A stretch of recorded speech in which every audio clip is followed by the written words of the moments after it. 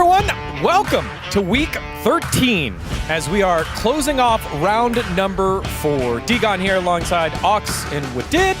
We've got a big week ahead of us as the teams are starting to make their stand towards playoffs and play-ins. I feel like it's a critical one. I feel like a lot of teams, their fate is starting to get a little bit more locked in. Really important matches. If you want to keep your hopes alive, keep your direction going positive, you need some important wins now. So many good games here, and I feel like especially I'm waiting for like KT Rolster matchup as well. Like there's so many good matchups this week, so I'm looking forward to it. All right, well, let's take a look at the standings because what you might see might deceive you a little bit. We've got 2 groups of 5, the Legend group, the Rise group. We do have a couple of teams that have locked in their position already. Playoffs already for Gen G, Hanwha, and T1. Play-ins already for D+, Kia. And not denoted on there, but you know it, you love it. The DN Automotive Freaks will not make it to play-ins. But we wanted to clarify it for you real quick because actually, it seems like in rounds 3, 4, and 5, Gen G and T1 have been in a class of their own. So we could kind of swap the T1 and Hanwha group right here. They are a big group of 3, but clearly T1 has been a little bit better. Then you're kind of stuck with KT and Nongshim, who've done a lot of losing here in the Legend group. And then you've got D+ and BNK Fear X starting to separate themselves in the Rise group. So they're kind of in a clump of their own after this big gap between the top 3.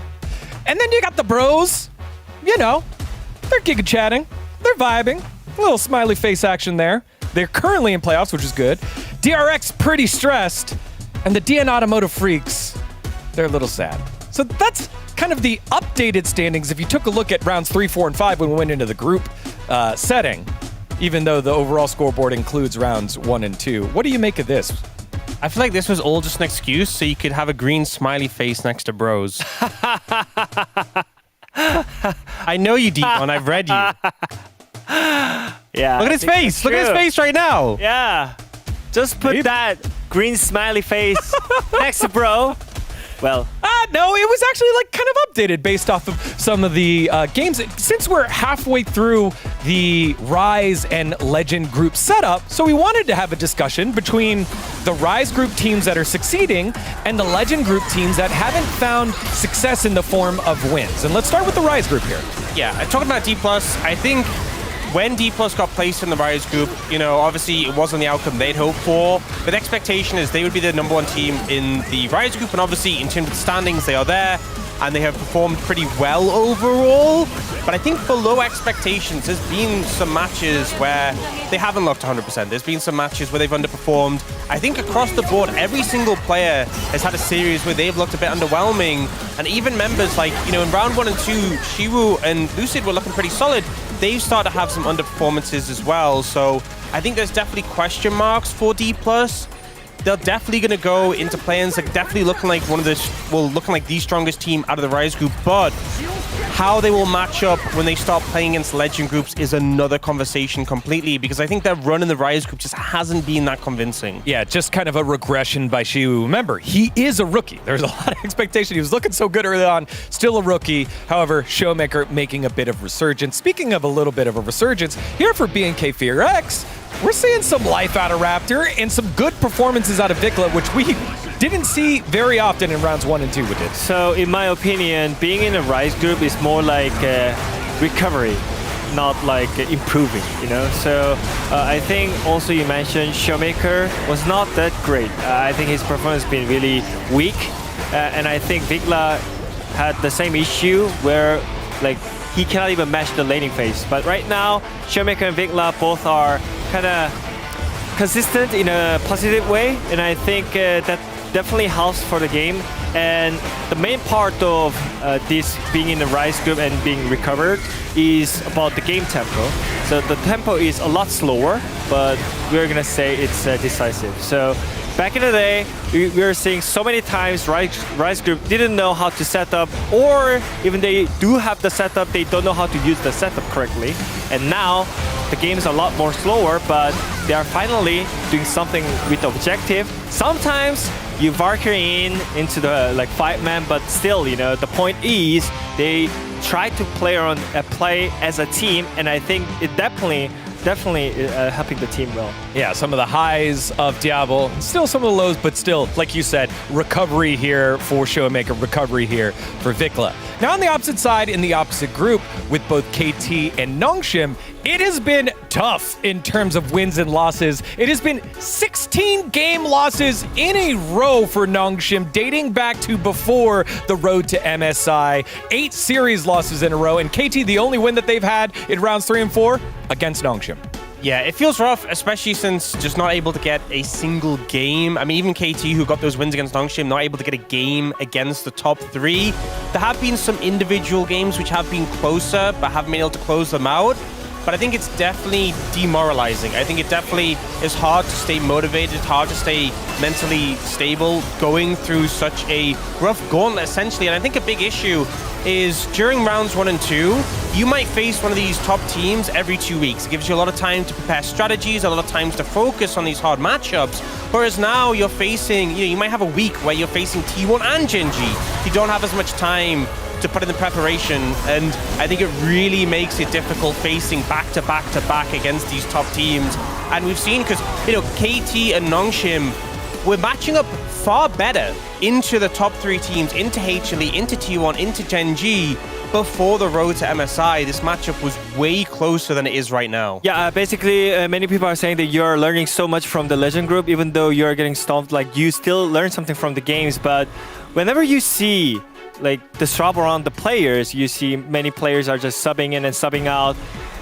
I don't think it's clear enough for the team that they have the plan for the recovery, or they have the clear plan for the winning. Right now, they're just like testing out some options, but it's definitely not working out. So I wonder if it's actually helping being in the Legend group and losing, or is it better to be in a Rise group to get the momentum back? And that's the question we wanted to know earlier in the year. Who would win? Is it the teams that are at the bottom of the Legend group, or is it the teams that are at the top of the Rise group? Let's start with you, Ox. I, despite everything, would still go KT, and in particular KT, but KT and Nongshim, because the thing with D+ and BNK FearX is if they had dominated the Rise group and were really, especially D+ had really been on top of the Rise group, they'd won all the matches, I think there'd be a very strong argument for them being stronger than their counterparts in the Legend group. The thing is, they haven't. It's been messy. The play hasn't been super clean. They've dropped matches to teams in the Rise group. It hasn't been clear that they've been just the strongest team consistently there. And there's been question marks about the play. So yes, although we've seen KT and Nongshim lose, it's been to extremely strong opponents. KT have still had some close individual games and still managed to beat out Nongshim. So I think KT definitely are stronger than D+ and BNK FearX. I think Nongshim, it's harder to say because we haven't seen them even get a single game win. But I still rank them, I think, it's just hard to judge when we see them losing, but you got to remember, the teams they're losing to are so strong. We did?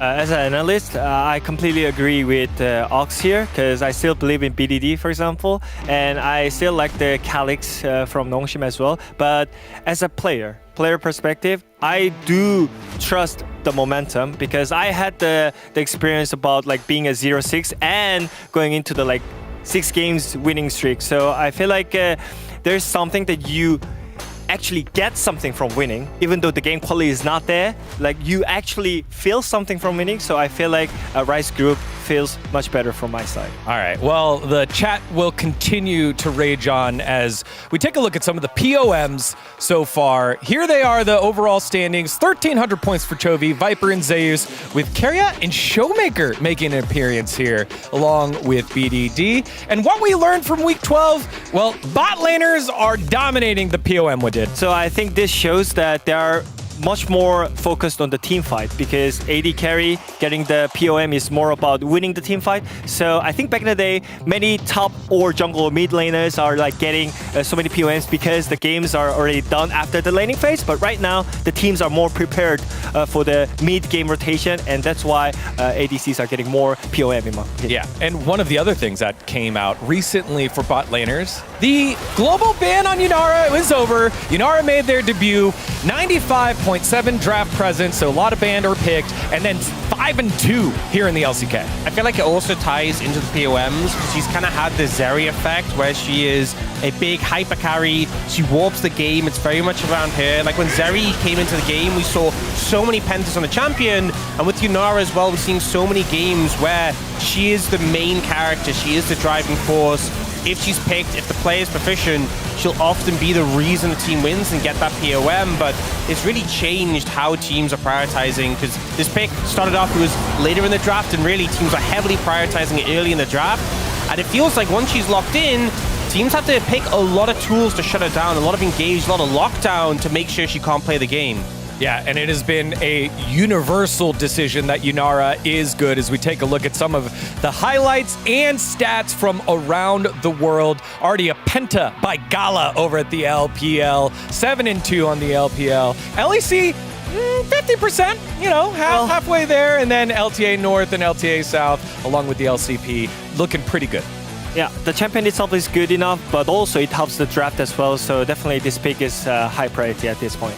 All right, well, we'll continue to see some Yunara all throughout the LCK, at least the draft presence. So we take a look at some of the predictions that we've had so far from last week. It was a little bit more straightforward, but Wolf slowly climbing his way out of the Wolf pit.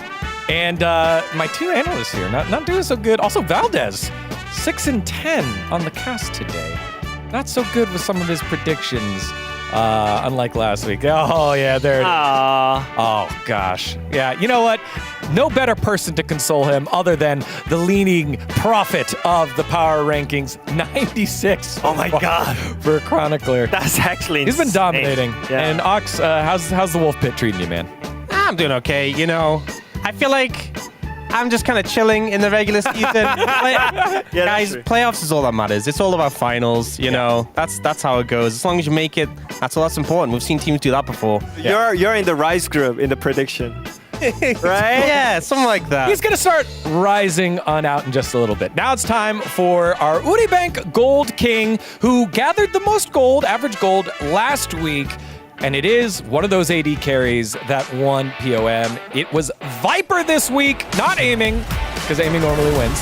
Viper picking this one up after huge performances last week. Yeah, even though the team, HLE, is struggling at this point, I think Viper is the one, most consistent player in HLE. And I think some people are just rating him as a first AD carry in LCK. I mean, I kind of agree in some part of how he plays, because he's good hyper carry, and also he can play some lane dominance champions as well. So he helps the team, but he also carries the team as well as a hyper carry. And I think it's the perfect storm when it comes to Gold King, because if your team is struggling, but you're playing exceptionally, you get the longer games, you get all that gold. That's how you cash in. We kind of saw that with Aiming as well, That's the winning strategy. Viper Life Esports, as it was nicknamed for a while. Thanks to our friends over at Uribank for making that one happen. And now it's time for Play the Music. What music? Oh, music. That's right. It's the new and improved Degon's Fact of the Week.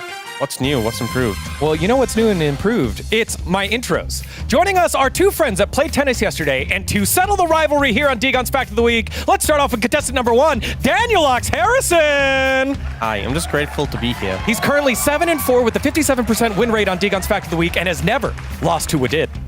It's true. Joining us, the challenger who has never beaten Daniel Ox Harrison and is on a 3-4 game losing streak in Degon's Fact of the Week. It's Wadid, who with an 18% win rate. DNF Wadid? No! All right, here's this week's question. Well, the Gold King was also the highest KDA of Yunara in the world with a KDA of 20. Who had the second highest KDA of Yunara in round number 4 here in the LCK? Was it A, Ruler, B, Berserker, C, Teddy, D, Diablo, E, Gumyushi, or F, Dukdom? And for tiebreaker points, what was the KDA? You've got 10 seconds. I'm going to go with A, and KDA, I'm going to go with 7. I don't know. I think when I see Berserker, I have to pick it because you said DNF. And then what's the KDA? I think it's 10. All right. Well, the KDA was wrong, but for the first time ever, what did win Sneak Out's Fact of the Week against Nox? It was Berserker with a KDA of 18. He has the second highest KDA on Yunara in the world. Oh my god. I mean, I said DNF we did, right? Yeah, I didn't say DNF, he did, but somehow he got it right. Ruler was third with the KDA of, I think, 16 or 14. Speech we did? I mean, you can get better next time. I mean, just learn some lessons from my side and yeah, study some stats for LCK, you know? 3 and 9, little bro. 3 and 9. Well, I won the last match, so 3 and 9, There little bro. we 3 go, and here we 9. go. They'll go ahead and solve that one after we get to the break. But of course, we got to take a look at this week's matchup. It all starts off with the match coming up in just a little bit. The second telecom war of round 3, 4, and 5. T1 versus KT. Then we have B&K Firax versus the DN Automotive Freaks. The Saturday showdown, Nongshim versus KT. And then Valdez's pick and my pick both involve Hanwha Life Esports. Hanwha Life versus T1, and then HLE versus Gen G. I think the Saturday Showdown is a big banger because I feel like with how close Nongshim and KT are, the line between them separates playoffs and play-ins. Nongshim need that win to kind of close that gap since they're struggling to get wins of any other team in the group, trying to get revenge for that matchup at the start of the season. So Yeah. I'm excited for that matchup. I mean, I'm kind of surprised that D-Gun didn't pick the Bro versus DK matchup here because this matchup is going to decide if Bro is in or not. No, that we get to play them, you know, the bros will get to play them again later. All right, let's see what everyone predicted here. Pretty much all the way through, I've got some faith in an upset here for DRX over D plus Kia. Oh. I'm alone. And then we're only split between Bro and D plus at the end of the week. Everyone else picking the same things. Is this the same thing on the Korean side? Crazy. No one feeling adventurous? I mean, I think this week is about if you want to gamble or not, but I felt a lot risky. I think it was a lot risky here. So I think everyone is just going for the just safe pick here, I would say. All right, let's take a look at the Korean broadcast side. What do you mean, Prince? Prince just picking T1 all the way through. So is he T1 actually... Prince. No one picked Bro against D+? That's crazy. All right. Well, those are some of our predictions. All right. We just got the update. Prince's one was wrong, obviously. I mean, he did pick T1 against KT here in the next matchup. We will see you after game number 1. You're watching the LCK. See you in a bit.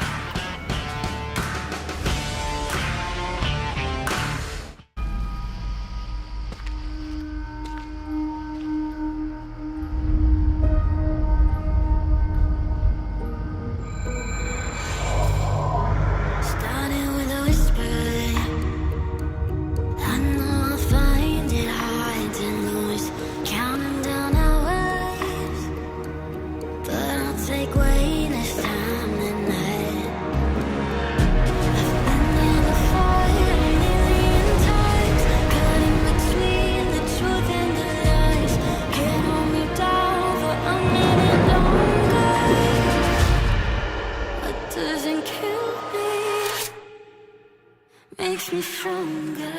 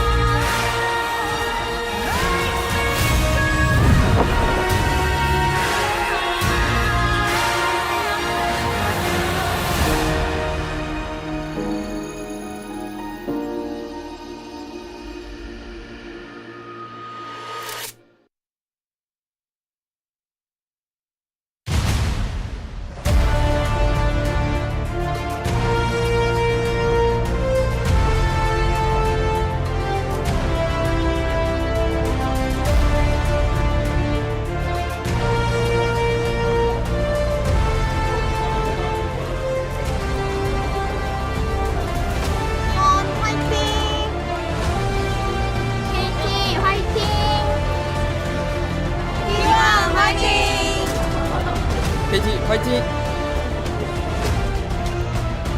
Hello and welcome back to the LCK. I am Valdez, with me is Chronicler. We're casting T1 up against KT. The telecom war here going to be a lot of fun. How are you doing today, Chronicler? I'm doing wonderful. I got here without being hit by the downpour. I just had like a small window where there was no rain because it's been crazy out here, thunderstorms. Actually, the internet at my place is down right now. So if I wasn't here, I don't have the data to watch. You know? I'm very happy I'm here and I can actually watch the games. Yes, we do have a lot of people filling in, of course, for this telecom war. Definitely one of the more storied matchups we have for just esports in general, and especially here in Korea. Always a lot of fun. Great to see it filling out. But yeah, going to see the standings here. T1 going up against KT. As our space did mention, KT and Nongshim doing a lot of losing in the Legend group, whereas T1 in great form nowadays. Yeah, many would say, and I think we're including that T1 currently, at worst, second best, is contending with Gen G when it comes to form for the best team in the group right now. Also 1-1, can't wait to see what that final series between those two is going to be. Then Hanwha Life in a league of their own, not quite up to Gen G T1's level right now, but definitely better than Nongshim and KT. And KT has looked better. They haven't really won more than Nongshim, but except, of course, in the head-to-head against Nongshim. And I'm worried that today that trend is kind of going to continue. I think for KT, even getting a single game win would be a really big victory. Anything to try and make that gap between you and Nongshim just a little bit bigger. KT on an 8-match losing streak against T1 since 2024 summer. Can they take down T1 as they push for higher standings? I think most people's money is on no, and it would be very exciting if KT could pull off an upset of even one game, as you mentioned. But will it happen tonight? I'm not so sure. The form of T1 is just insane. It does feel like everybody is really turning all their cylinders at the same time. And Faker closing in on historic 700th win at the LCK. Just one more. Will he do it? Yes. Yes, he will. Yes. Although it would be the most KT fin to suddenly 2-0 out of nowhere. I don't think that's very likely. Faker almost approaching 700. What a list as well, right? Like looking at the other players there, Peanut, who of course is still kicking plate with Faker as well. Chovy, the rivalry between these two players right now I think is at the core of the LCK. As taking a look at some of the champions as well. To this day, the Azir is still, I think, one of the champions that we see banned against him most as well. I'm glad Corki mid is mostly gone. You know, there's some glimpses there, but I'd much prefer. The Orianna, I think, is actually one that we've seen the team prioritize very highly to the point where it's also getting banned pretty consistently. As at the bottom there, top 10 opponents, I saw you, Deft. On number 1. He was number 1, yeah. And which, come on. Makes sense. I mean, the two of them, didn't they go to the same high school together as well? Like, they have so much history, it's insane. And number 2 was BDD. Yeah. Who he's facing up against here today. He is. I think that should be the most hype matchup here of this one. Just based on the form of KT, I would say, because honestly, for T1, you could choose a lot of different roles to look for the hype matchup. But at the moment, it feels like it's kind of just BDD, so... I also think it's the only matchup where you can argue that KT has an advantage. And it doesn't really have that much to do with the form of Faker. I think that he has definitely stepped up his consistency and is just in decent form compared to where he was in spring, where I think he wasn't necessarily contending for a toss-up. Right now, I think he's there. But BDD, there's a reason why the narrative around him is as strong as it is. And unfortunately, in eras past, this would have been a really hype matchup. I think right now, it is true that Kuz needs to step it up. Because Owner has been in great form. Had a couple of funny games, some Nocturne overextensions, but by and large still incredibly strong jungler individually. He was feeling too many tempo vibes, you know? Yes. He was like, I'm just feeling it. I feel the tempo vibes. I'm gonna send it, and he sent it. It didn't work. There's no way they can kill me at these Krugs. Yeah. Which Doran of all people should be telling him like, the Krugs alone, very dangerous. That's not a matchup as we get to zoom in on them.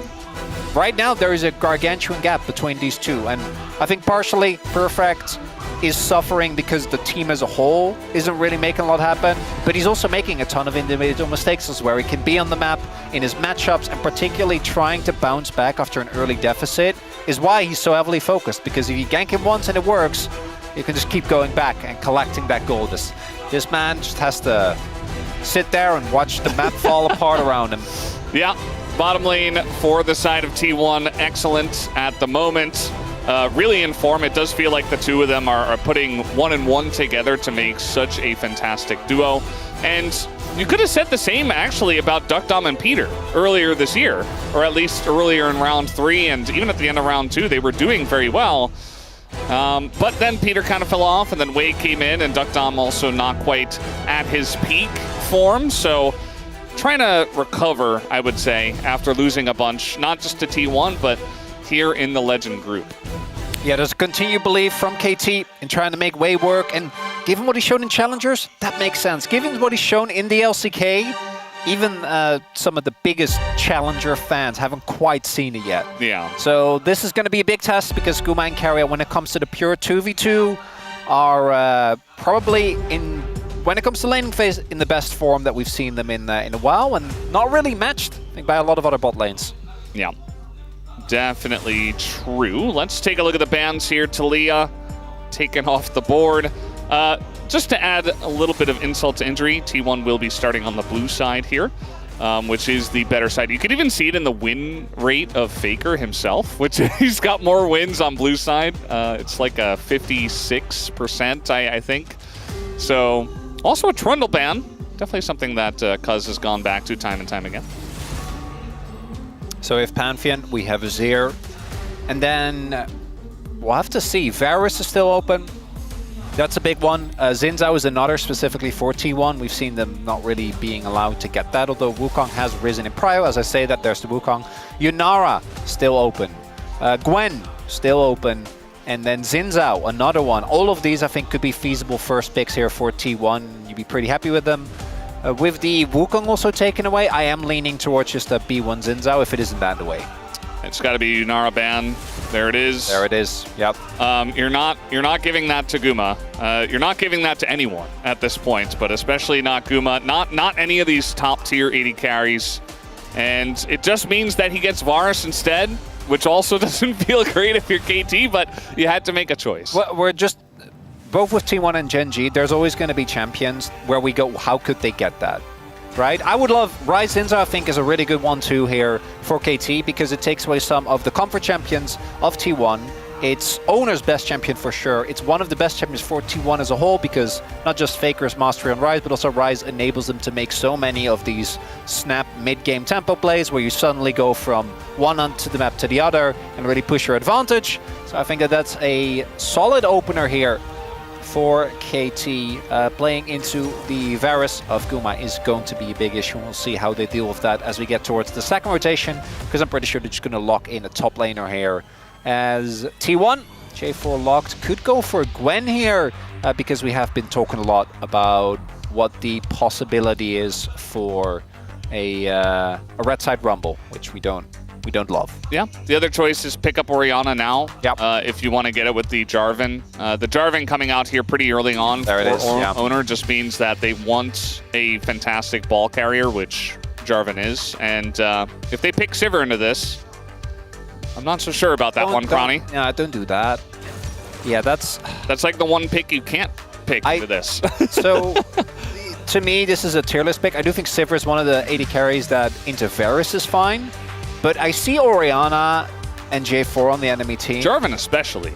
No, I know. Just yes. rocks Sivir. Yeah, because if you have Flash, no you don't, because he can literally just ult on you, and then from that point on the game becomes very hard to play. I like the Jarvan, Ori specifically. The fact that you pick up Jarvan also means that you are not tied to carry up picking an engage support. Might still end up going towards that, right? But now if you end up with Carrier on something that is a lot more teamfight or roaming focused, Bard is obviously the golden standard.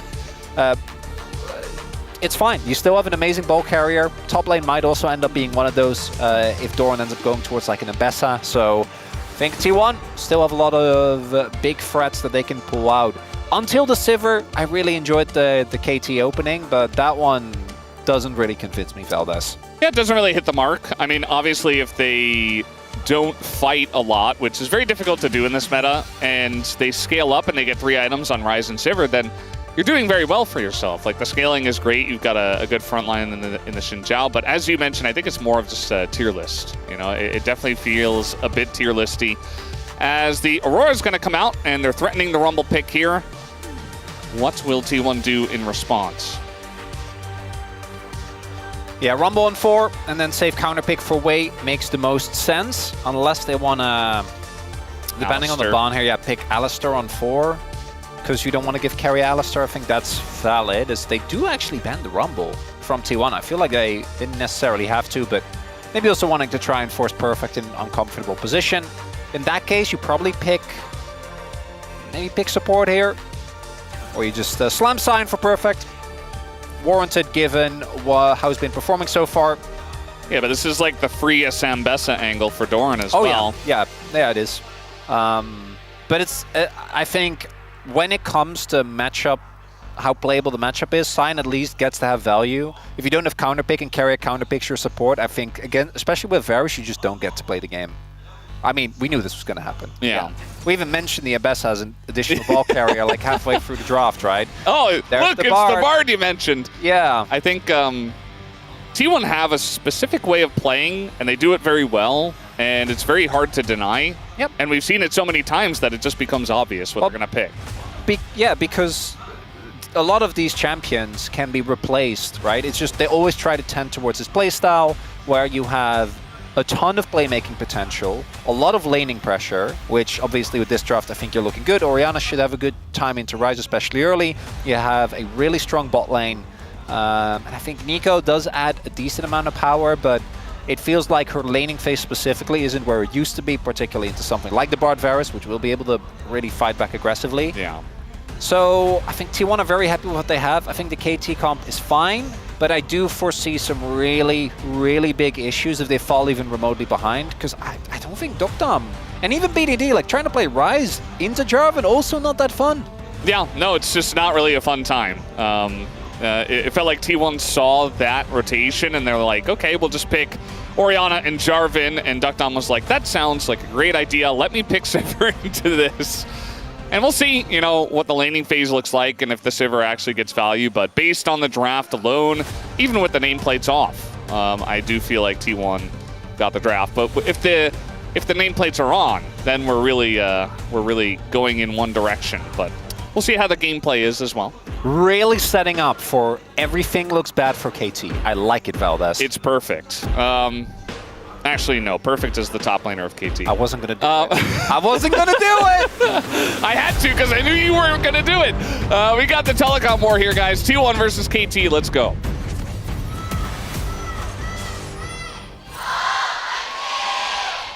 소환사의 협곡에 오신 것을 환영합니다.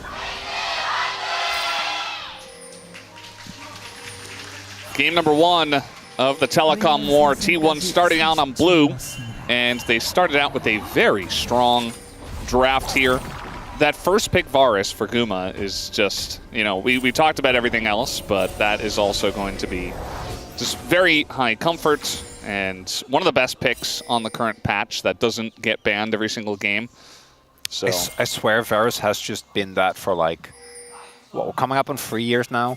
Yeah. He's just a pro play staple. Hard to really punish in lane, because his laning phase is so strong, can build in different ways. Lethality has been kind of the go-to, but you do always have pivot potential.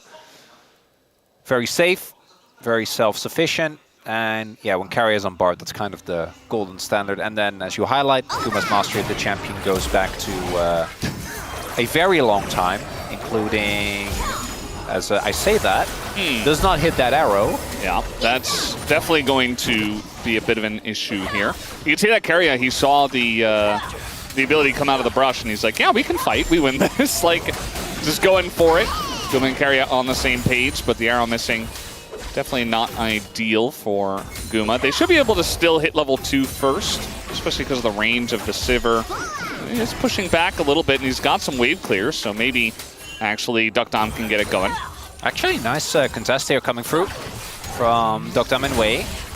Although that trade a little rough. Heals have been used as you highlight, but Guma is down a barrier as actually ended up missing some XP. So still seeing L1, so really nice early laning phase here for Dokdam and Wei.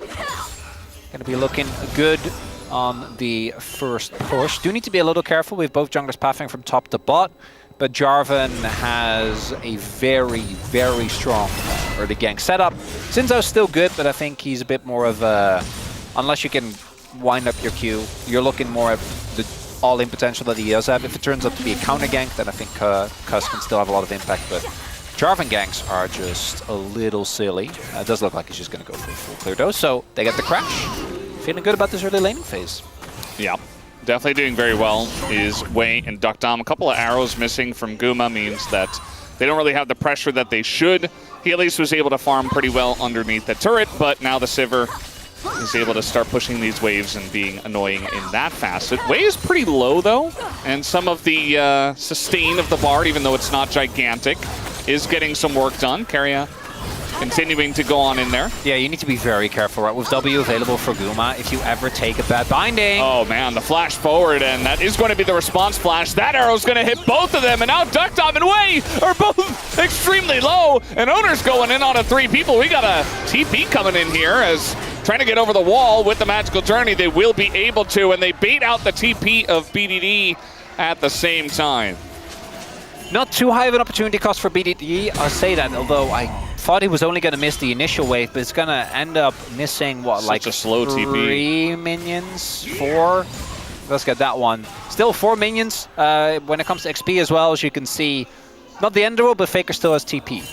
So Faker is going to be feeling good, going to be able to cash that advantage in later. As I say, that does finish it now, but will be able to maintain prio on that wave. As yeah, we see Keria as highlighted. When you have W available, the amount of damage that can be done there is crazy. Dokdam very happy that he still has barrier, otherwise might have died. And then Owner oversteps here because the moment those sums come in, you're good.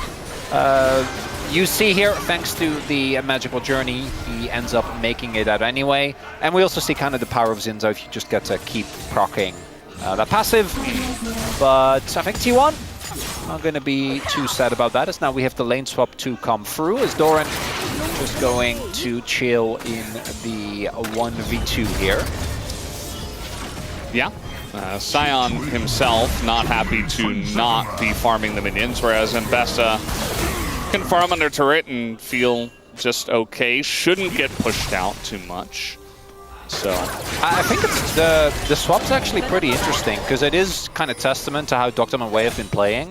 Because I think normally you'd rather have the Mbessa in a situation where she's not really pressured in lane and just against the Sion you both farm, and that's kind of what you sign up for. And Sion, I think, is harder to punish and actually deny than if they set up a 4-man dive of Ryze and Xin towards bot. Like, Doran will just die and not be able to get the wave, right? With passive, I think you always have a decent amount of stuff that you can do. The benefit of this is that it does free up Keria. So we'll see if he's able to utilize the fact that he can just leave Guma alone completely. Doran's kind of just going in and taking trades against Dokdam. And it's good timing because Wei was out of the lane, but also Doran is going to get a bit low. In the current era of Doran, I'm like, he's setting up for something. There's been times in Doran where you're like, oh, Doran, I don't know about that. And guess what? Kind of setting up for it. I don't know why Owner's going in, though. He did set that up, yes. Fine, they're not going to suffer, but that was a... Just showing him who's boss. Level 6 here for Doran, but he's going to take a bunch of damage. Can't they just... Yeah, I was about to say. They get this redive. Meanwhile, that top lane looks totally fine. And Cuz is not left. And there is a ward that spotted him. TP immediately going to be utilized here from Keria, coming in from the top lane. And really all that does is just say, get away from my top laner, and keeps Doran safe. I'll see if T1 is going to try and use that tempo here. Ooh. They heal that from Wei. Oh, the flash comes in from Doran, and he lines it up perfectly. Wei is just free food, and it's first blood going over as Cuz going to utilize the disengage cone and survive there. Doesn't have to use his flash to get away from Faker. All the lanes are going in the direction of T1 Chronicler.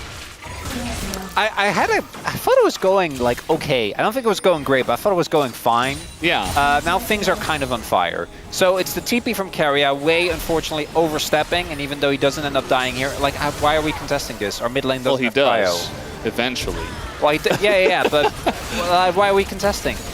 Mid lane doesn't have cryo. Orianna is ahead of the roam on Ryze, and my jungler isn't there. So Faker is basically 1v2ing, because in BDD, Kuz also doesn't have his ult. So, big overstep from KT, and the moment you make mistakes like that, T1 will pounce. As we highlight, really nice follow-up from Doran.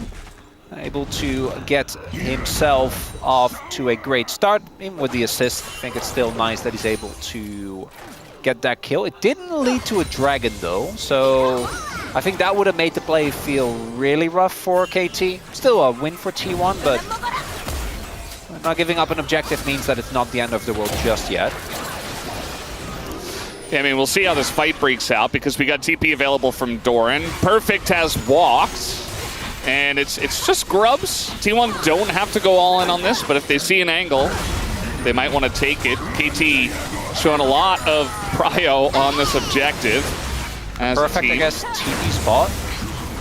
Once he's out, I mean, we're fighting. If he's out, yeah, we got to fight him. We got the Chains of Corruption, and everybody's just kind of stuck here from KT. They're going to have to run eventually, as even the Realm Warp just to get out. And the TP comes out from Perfect to go bot. So finally an answer there. But because of that contest from T1, Owner. Hey, he wants to get a bit more. He's going to go in onto Kuz. Not scared to take. The Xin Zhao forces out the flash. And ooh, the damage coming out from Guma. Gonna force them way back. As T1, if they can fight, they will. And they're making that known as they are sticking around here up on the top side. Faker around, and he's got a shockwave and his flash. Duckdom and Wei maybe in a bit of trouble, but at least BDD is making his way over. BDD is there. Also, with Kuz running as fast as he can. Guma just running straight into Duckdom. Keria comes in, misses the binding. And I think the two of them just trying a little bit too hard to make things happen before the time was right. Yeah, okay, we got the TP coming in. Yeah, cool guys don't look at explosions. You know, you try to be nonchalant about it, but they did kind of get, you know, you get like hit. Yeah. Like, ooh. T1, that was a little bit too telegraphed. I don't think they end up giving too much, but I actually really like their bot or their Crux contest because it actually allowed them to get a full wave and I think one, possibly two plates in bot. So they actually built up the gold lead to like 700-800 gold. But then because of the play they did just now, gold lead went back to like 500-400. We'll see what it ends up being, if it ends up stabilizing or not. These are tiny things. Neither team is really giving up too much for it. But that play did feel a little overforced there from T1. And also, yeah, Keria trying to clip farm. And, I mean, I mean, that's fair. Like, you're playing Bard, he's just doing Bard things. He's Spellbook, right? He does have Spellbook. He's got Ghost now. He's going to be gliding around very fast. I know, I'm next to a Bard enthusiast. Oh, I was going to say a first-minute Keria fan, but that's okay. A first minute? Yeah. A first second. Okay. Oh wait, so my bad, Valdez. No, I mean... Apologies. It was actually more like first minute, I think. Back when he was on DRX, and yeah, good times. And then T1 was just like, that guy's really good, we should get him. And then they did. And you were like, I knew it all along. I was a knower. Some world champs later. Well, we did have the year where he was, you know, where they were still rotating. Yeah. 2021. What a time. What a time. What a time. Not the best year in terms of just years in general. No, well, I mean, I know I joined the LCK back then, but that's a little mean, Val. That's like, come on now. Yeah, I just... the tempo vibes were totally off after that. Yeah. Trying to make a play here onto BDD. They know he's got flash. Here. So just waiting for the opportunity. That's the engage coming in from Wei. But no damage follow-up as now we got from downtown, Keria trying to help. It's not really going to help. Zones them a little bit, I guess. Nice ult from Wei, but he doesn't actually get anything out of it. So he uses his sums, and it doesn't get anything, but Owner's Flash, which I think is less valuable because of the mobility that Jarvan has anyway with Flag and Dragon ult. So, attempt from KT there. I don't think quite working out, but BDD didn't die. In the early game, so far, I think KT is actually matching the blows pretty well. When it comes to scaling, because we haven't really had the discussion, because this early game has been pretty action-packed, the first dragon, the fall of 12 minutes, which is kind of insane. KT have a strong team fighting comp. Like, I think when it comes to pure 5v5, if they can avoid having too many people get hit by that owner and faker setup, and if they can enable Duck Dom, I think this comp is actually really dangerous, right? They have 3 big threats in Zinzao, Ryze, and Sivir. And then obviously Nico adds a good amount of damage as well as Faker. Gank Faker, a strat as old as time. They're really trying to do enough here as the flash comes out. The Realm Orb is in, but the binding keeps him alive. And Keria keeping his brother alive here is great. The chains are going to be dodged, actually, but still a ton of damage coming forward, and Faker's rejoining as KT did go pretty deep for this one, but they got the follow-up here from Duck Dom. Is it enough, though? I wonder. T1 continuing to go forward. They'll pick up the Nico as well. And Duck Dom says, well, I'm not going to take the 1v3, so sorry, guys. Goodbye. Yet another victim of the Faker taunt there as he lived. Even if he dies, I think that play ends up, because of the collapse from T1, maybe even possibly advantageous for T1. Instead, it's a blowout, right? As we take a look here, Faker just walks up, knows he's not going to die on the initial combo, and then even with the Realm Warp, BDD not quite able to get him thanks to the stun from Keria, blocking that final bit of damage which would have killed Faker. And if you look at how relatively close that's been, I think if Faker dies, doesn't give more shielding value, Dokta might actually be able to clean up here, right? There's still a decent amount of threat that comes. He still has barrier here as well. These health bars are pretty low. They can't go for it. And T1, these type of mid-game skirmishes are kind of their bread and butter. And now what was pretty manageable, like 500-600 gold, it's 2k Valdez.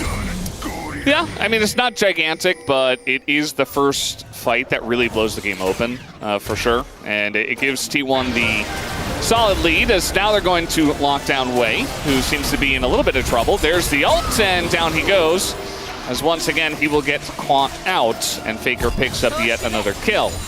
So, I mean, that's what you want out of your Bard, and I suppose your Orianna that the Bard is going to.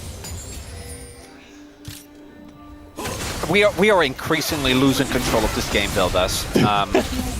As it felt like it was still pretty poking and prodding from T1. But this is exactly the type of mid-game accelerations we talk about with this team. Something that they have perfected over the last, what, like 4 years. Yeah. It's just finding these skirmishes again and again, and there's always a T1 member that shows up a couple of seconds before you expect them. For KT, I think we're, as you highlighted, it's a decent lead for T1. It's not, oh, Doctor, that's the second one. It's not done just yet. But we are getting to the point where one more of those and you're actually out of the game. Like, you don't get to play anymore. Yeah. So they need to be very deliberate about the next setup. If they can get the shutdown here on Faker, that would be big. Carrier's in the area, but no ult. No ult, no flash here for Faker. The flash comes in from Wei, and the burst damage should be enough, cause, ooh, he's barely gonna live. As TP coming in, Doran looking for the angle, and he is Zambessa, so I don't think you're getting away from that. He's just trying to line it up here. As, no, he's just gonna flash on in instead. And now he's gonna ult in, catches BDD right in front of the Scion, does not care at all. And now the rest of the team is looking to collapse. Here comes Owner. And the magical journey into everybody, they just do not care. As the Sealed Fate does come in. And yeah, everybody's just caught and everybody is trapped. This game, Chronicler, might just be over right here. Might be looking at highlight 2 in this one as Guma gonna pick up the triple kill and picks up his 4th of the contest. Just one play! Is that too much for KT? Come on, just one, man! Just one! Let him have one fit. No, can't have a thing. They kill things. This speaks to the desperation of the state of the game. They're diving without a wave just because they identified a timing window and they get one. Feels okay, but Doran's so snappy on the response, is already there, and then Keria, of course, being Bard, was already in the top quadrant. If only Cuz dies, this really is, I think, manageable, but it's the amount of damage that comes through. Even though Guma with Steel, it doesn't matter. Doran already picking up 2, and then right here, like, oh, come on. One time. how do they get away with taking that? It's because the cancel comes through. They're not isn't actually able to stay alive for much longer. And then Dokdam is, again, a Sivir. So he just kind of stands there and has to take it as he gets engaged on. And now it's a almost 4.5k gold lead. We're encroaching on 5. And that spike right there, I always talk about when it comes to T1. It's just the mid-game acceleration, and now they're going to get Dragon, they're going to get Herald. The outer ring of turrets is going to be gone. And yeah, that's kind of the state of the game as Doran's going in on a 3. He doesn't care. He knows he's pretty much unkillable, especially with the Bard nearby. The redemption comes through. It's just not fair. As the Relmorph at least is going to get BDD out, but it's not going to help Wei.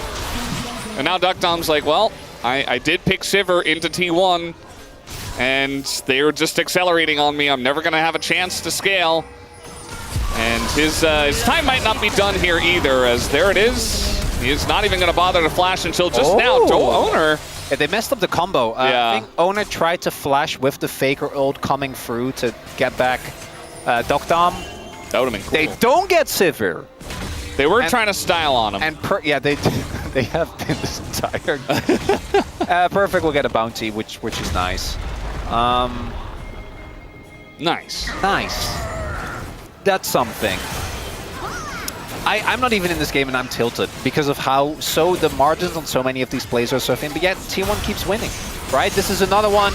They're taking a 2v3, knowing that the sustain of Nambessa, the game state that Doran is currently in, plus the fact that Carrias there means that they can just get away with that. Just not enough damage on the enemy team. And then Dokdam, bless him, trying to help. He was like, guys, I'm in the air. Oh, no, the play's done.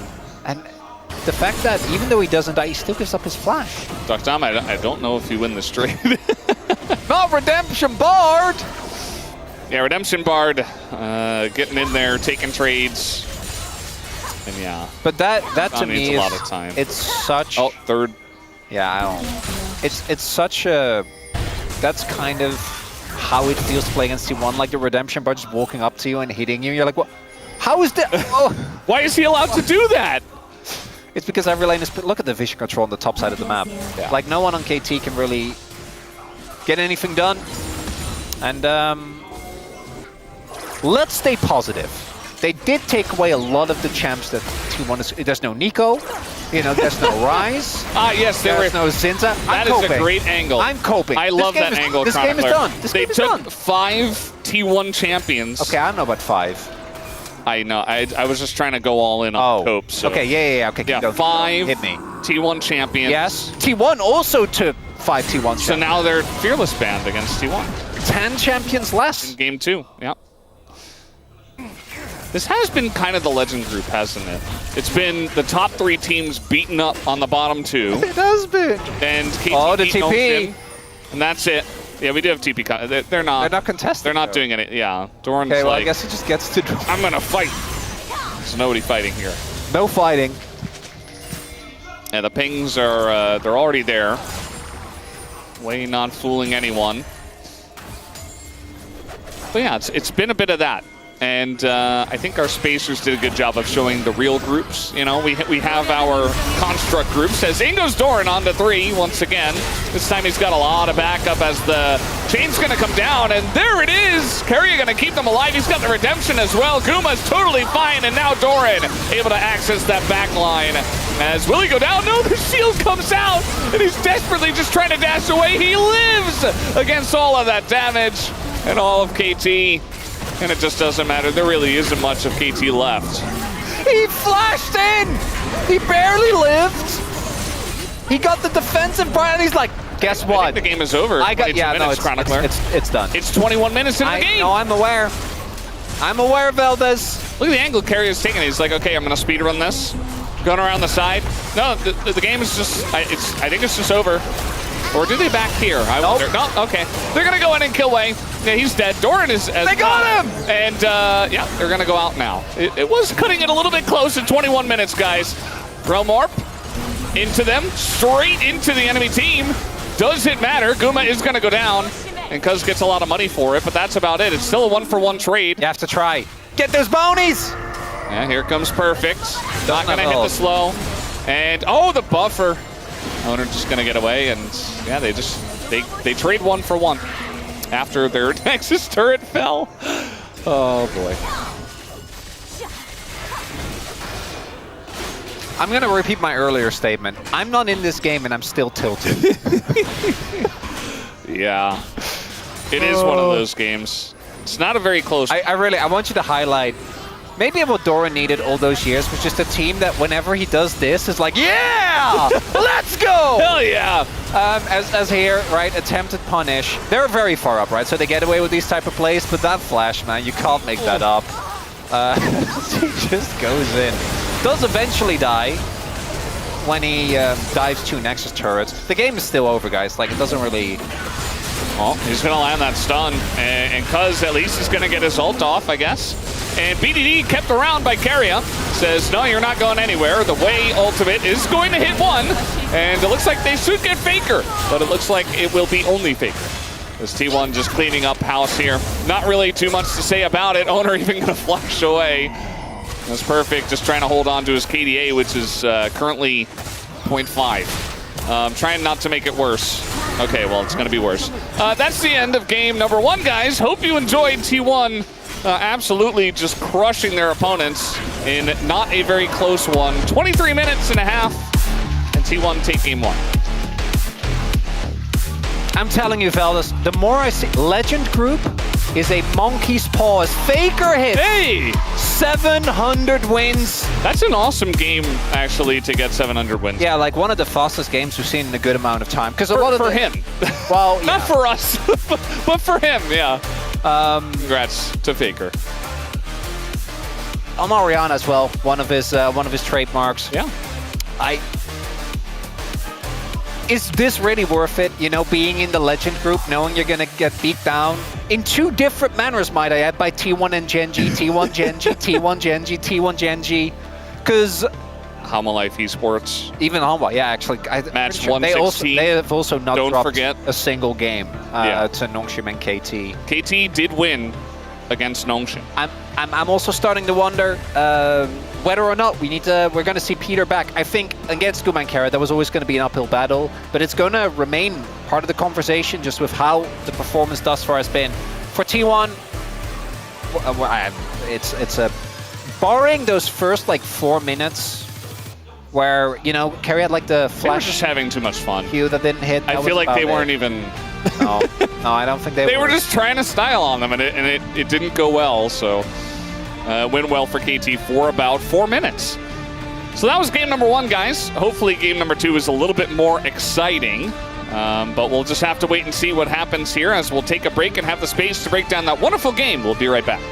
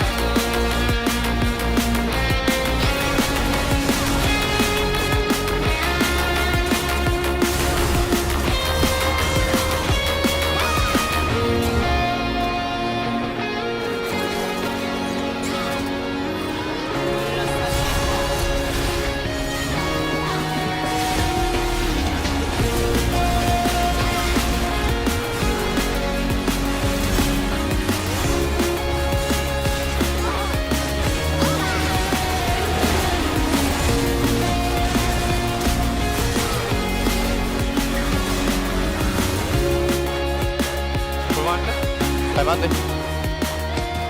나 4초 걸려봐. 니코 여기야, 니코 여기. 3초. 니코 8부터. 라이즈 도플, 라이즈 도플. 오케이. 서니언 동 아래서.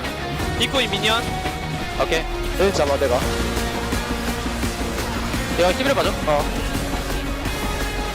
뚜레 오픈. 미드 가자. 미드. 과연 미드 웨이브 있어. 미드. 내자.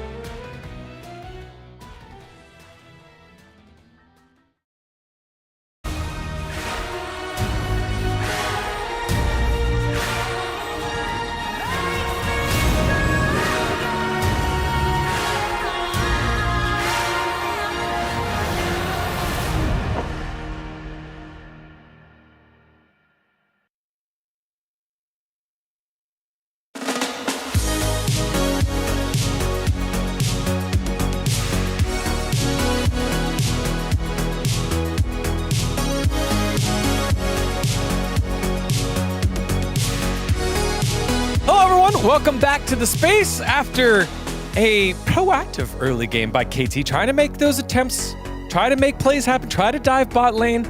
You don't do that against new and improved Doran. He made them pay. T1 take a 1-0 lead here in this edition of the Telecom War. Dagon alongside Ox and Wadid. KT are trying stuff early. They sub in Wei. This is Wei's first Telecom War. They just can't get anything to stick here, Wadid. Well, I just didn't like the draft at the beginning because you're playing Sivir and Ryze against Jarvan. And you're kind of short range against Orianna and Varus as well. So at the beginning, it was not a good start. And also in-game play-wise, it was such a mess from the KT side as well. Yeah, I think giving over Varus Bard to Guma Carrier is never going to be illegal. Yeah. That's all? All right. Well, let's see exactly why here. As it starts off with Faker kind of getting caught out. Wei in the right spot at the right time, but look at this binding. Oh, man. They almost got Faker here, but best support in the world. Still able to hold him in place. Ult goes a little wide there, but that's okay because the rest of the team's ready to follow on up. The thing is, you know, Faker's able to provide a bit of support from the outside here because he survived. This play could have still gone pretty favorably if he had died. The fact he survives there, such a tilt for KT. It's clutch plays like that that really make the difference, allow them to turn it around and find that favor. And yeah, Carrier's win rate on Bard, pretty insane on a 5-win streak now. So yeah, why not ban the Bard? That's my question. Why you are not banning Bard and Varus? And what are you getting from the draft, you know? Like, you're not getting anything from the draft. So, like, that's why I mentioned that the draft was bad, but also, like, they're, like, hard forcing on the plays on the top lane, which makes the game even harder. So we're gonna see it on the highlight too as well. Yeah, exactly. Let's take a look at it here. Again, another chase on to Faker. And look, this is not a new lesson, okay? This probably looks real appetizing. You see Faker walking up to the tower, you're like, look, we can set a trap there. How many times have we seen this situation before? No, this is a mistake. Don't do this. This looks really inviting. It's a lone mid laner. You go to play, immediately the TP's coming in. Look at the minimap. Look at everyone moving over. Look at Carrier. Look how low already Cuz is in this situation. And the response is immediate. How many times have we seen this before from T1? It's the Faker in the side lane play. You pay for trying to punish him. And in the follow-up play, look how much they end up getting. Guma being able to be here as well. He ends up getting a triple kill in the extended play. The Bard portal over the wall. Such, I would say, even a risky play to all slide in there, but the ult buys them time. The cleanup comes through, and T1 just handled this so well. So yeah, we call this play like calculated. So I think the reason why Faker stepped on that turret is because, oh yeah, even if I die here, my team can clean up. So there is definitely a reason why I step up here. So I just want to explain that like T1 is always planning even further up. So like even though they look like they're just getting caught, it was already like talked about like the plans, and you can actually cover the top lane as well. Like it's all about the communication. Well, the thing is, if T1 are, you know, maybe 3, 4, 5 seconds later on responding to that play, KT just walk out. It's that simple. But the fact that the TP was very fast, Doran coming in, Carry is in position to sort of corral them in and slow them down, because they're there in time and they were clearly ready for the play. That is why it became such a big turning point and really ended KT's chances in the game. And that's the part that I think fascinates me the most. It's not that, hey, Faker orchestrated this and then, you know, stepped up on this wave. When you think about when other teams try to do this, or maybe in your own games at home, usually it's like, okay, I'm going to do this, you guys are going to come, right? And it's like, well, I got to finish farming bot lane and I got to get my item first. We've seen it before. I think it was aiming trying to finish to go get a GA when the rest of the team was going to Dragon. But T1 ready to go on a moment's notice because Faker called it out, planned it out correctly, and then the team knows what to do. They're able to dive on in to the back of the rest of KT. That man on the Ambessa had himself a great game despite absorbing so much pressure early on. I mean, his Ambassador's been so good. Really one of his top picks. And I think Doran has been, you know, especially considering the start when he came onto this roster was a bit, you know, hit or miss. Now he's just been putting banger after banger and has such a wide range of picks on which he can carry on. I mean, I think still KT had the great plan about the early game, so I just want to see more of the champions that it can have the early priority, so it can help the KT rotation in the mid game, because when they had the bot priority, it felt great with the Silver Nico. Just the team fight and skirmish was not on point. So I feel like even though they failed in the game 1, I think they should keep up the same idea about the draft, that it gives free priority in the early game, and I think KT still has a chance about it. And I think the most important part is that BDD gets the favorite matchup on the mid lane. And I think that's just most important thing in this matchup. I mean, you saw it there in the player cam. I was like, is the camera broken? Like, Duckers isn't moving at all. But that's kind of what's happening here with KT. Again, haven't won since they beat Nongshim. They're trying to get something going here against T1. Get a good early game. Let's see if they're able to do it here in game number 2. Let's head it back on over to Valdez and Chronicler. Thank you, guys, as Guma has assumed the shape of a fish as we are going into game number 2. Is there a joke I missed? Like, is that a reference to something? So we're getting the Chisan explanation. So that's why we're pausing for a little bit. And Brendan is now going to give you the explanation. Okay, so there's a fish that's really delicious in fall, and Guma always pops off in fall, so they nicknamed him after that fish, which is Jono. So Jono Yushi is the combination. I just love the Guma face on fish. It just works. It was the perfect face as well. It was good. Very if you were a aggro. fish, what fish would you be? Or do we not know enough about fish to do this? I'd probably be like a minnow. I don't know why I asked this. I don't know a lot of what would you fish be? Names. Well, I don't know about fish. Tuna fish. If I was a sea creature, I'd be a turtle. Okay, that's fair. I'd be an octopus. Oh, I can see that. Yeah. Yeah. That makes sense. Definitely. I don't make the choices, you know, it's just what it would be. So we do have a lot of the stuff that we had banned in game 1 should be banned away here, although they've swapped sides, and of course with fearless bans, the comps are going to look different, so maybe we get some new stuff, but Pantheon and Yunara are not allowed at the LCK. If it doesn't get banned, I'm expecting I think it should be a B1 Gwen. I'm worried it will be B1 Rumble, which I think is still fine.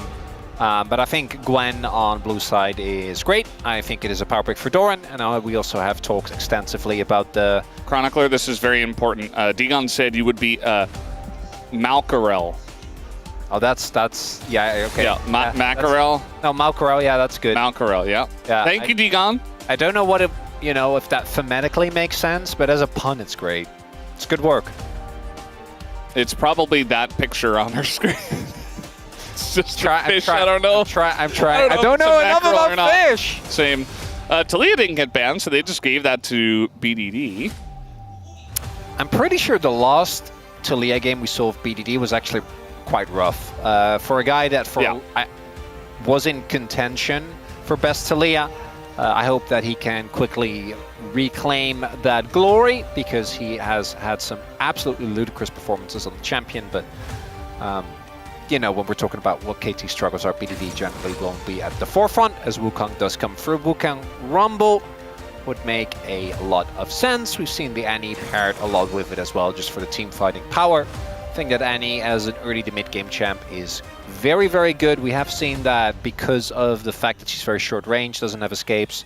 Once we get to mid to late game, she often ends up falling behind naturally, because you have to drop waves, you have to be very slow on the uptake. Yeah. Because you don't actually get to walk up to them, because if they collapse on you, you just kind of die. As the Rumble, I think, makes a ton of sense. Can go like Rumble, Trundle. I'm like triple checking. Trundle is still open. Yep. It was banned in game 1, but it's available now. That is most likely, I think. Unless Cuz wants to do something crazy. You ever notice that Wukong and Annie both have green eyes? And a very similar color scheme. They do. Almost they also exactly the same. Would both, I think, qualify as... Do they both... Is Annie a circle champ? I feel like Tibbers is a circle, but... I don't think so. Not really. No, I don't think so. Wukong obviously is. Yes. Yeah. He does spin Oh, a circle. Skarner instead. No, just kidding. No, back to Trundle. Okay. So Gwen here for Doran then? Seems to fit, I would say. If you don't pick top laner here, you're definitely going to have it banned away. Yeah, there it is. You want to match the tier of the Rumble. And then it's going to be R for Jhin if it's not banned away, so it probably will be. But they can't play Jhin Bard anymore. I don't think it matters. I think, but I think KT will ban it, so I think it's fine. What else? We got, what, Jhin Lucian bans from KT? Or do you try to ban stuff away from Keria? No, I think you Jhin Lucian and just accept that Keria is going to be not fun to deal with. I think that might be inevitable. But the Jhin to me is both, I'd argue, Gumayusi's best champion, and it also is a champion that T1 plays around better than any other team in the LCK. Right? They basically use him, and I know that technically he has a semi-global, but like they actually play around his W as if it's semi-global. Not going to be the case though. It's going to be the Rakan ban instead. I mean, Wukong Rakan is so yeah, we're pretty broken, but you are giving Guma his best champ. Is it his best champ? I would say so. Yeah, Ferris I think is also high up there, but to me, I think Jhin is his best. I think Jhin for me is like the perfect mix of Guma's mastery plus how T1 plays around it. Yeah, I think he's the best Jhin in the LCK. So this, yeah, kind of a no-brainer. And again, it's also bolstered by the fact that how T1 plays around it, which I'm sure we'll see in this game as well. So we're gonna have to see KT really utilize the value of the Talia to impact the side lanes. You can go what, like Corki Rel to not give them Rel. Nautilus is an option as well. Would be what I would be looking towards. I'm not really thinking of anything else that's too major. Poppy would be cool, but it's banned. Yep. So Poppy would be great. Rel. Yeah, Corki Rel. I do think they need big AoE CC, right? They have a Rumble, they have a Talia, any form of CC is good. They only had really single target CC is... There's no way he's playing Blitzcrank. Right? I mean... It is kind into Rel, Trundle, and Corki? If you hook anyone that isn't Corki, they do just instantly die. Like, there isn't really a bad hook target. I mean, if you're ahead... We'll see. Yeah, yeah, it's just going to be locked. Okay. I mean, they're just having a little bit of fun tonight. They had to, right? Because before we had Duro pick Karia's Pike, so now Karia picks Duro's Blitzcrank. Obviously, if this was last year, it would have been Lahenza's Blitzcrank, but yeah. You know, the title always shifts. Of course. Yeah, the amount of single pick potential that the T1 comp have is frankly not okay. When it comes to the 5v5, though, I think KT have a real shot. It really will just be about, can you navigate mid to early and not fall behind 3-4K gold? Didn't you say the same exact thing in game one? Like, yes. I think you may have said the same line. Ad verbatim, yeah, probably did. Like word for word. Yeah, which is that would make sense. What ad verbatim means. Yes. Yeah, okay, but I should keep it accessible. You should translate for us. That's my bad. Us normies out here. I mean, you did that, so I don't have to. That's true. Thank you, Brandon Velvet. She believes in KT. Any KT believers out there still believing in KT? There are dozens of them. There are tons. I mean, to be honest, you know, they could get battered all Legend group and still make a run. That's kind of the fun of it. So we'll see how it goes for this team. Definitely a decent chance with this comp. And we'll see if they can disengage against the wrath that is T1 today and seemingly every other day. Let's see what happens as we hop into the rift for game number 2.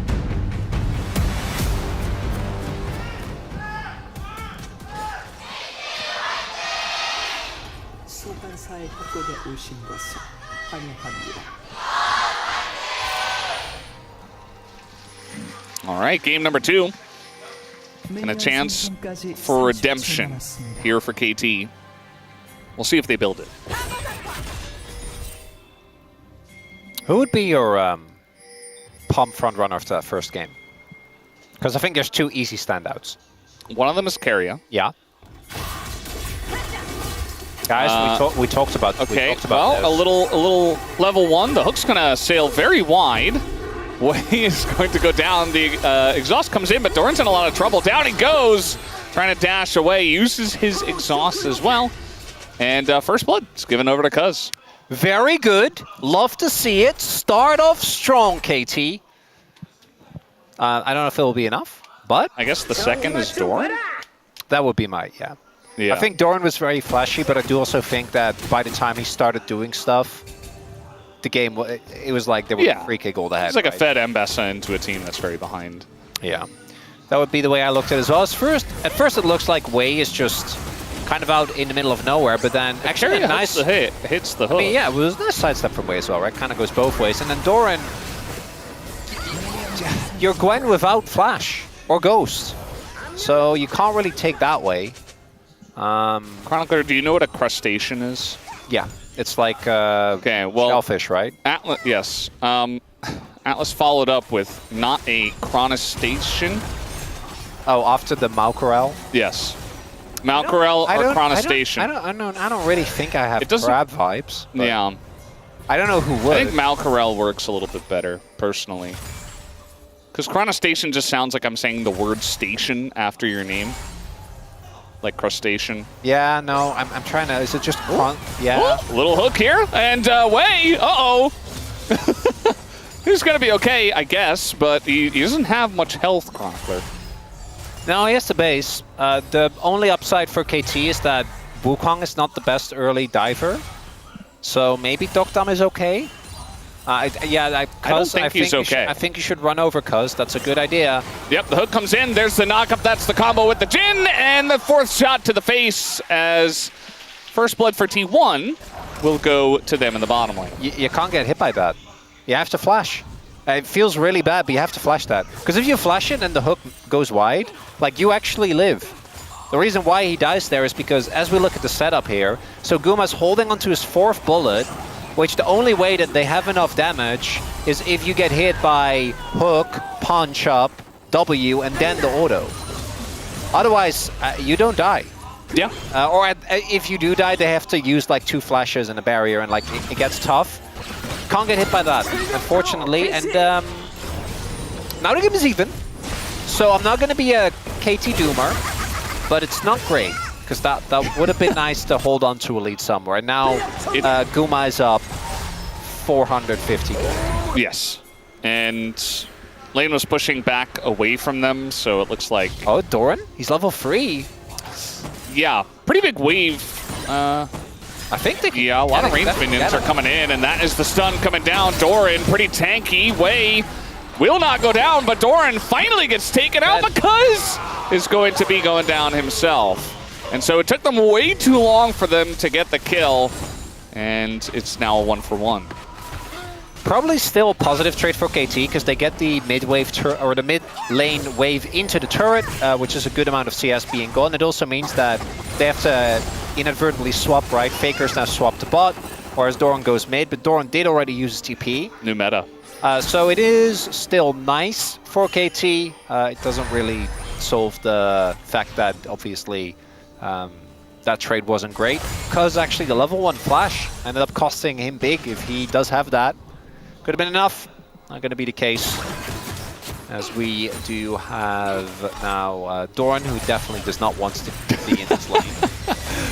Well, it's all according to the plans, the new meta. Gwen into Talia in the mid lane. He has not even half of the CS that BDD has, by the way. Yes. Not his fault, like, due to how the game has played out so far. But.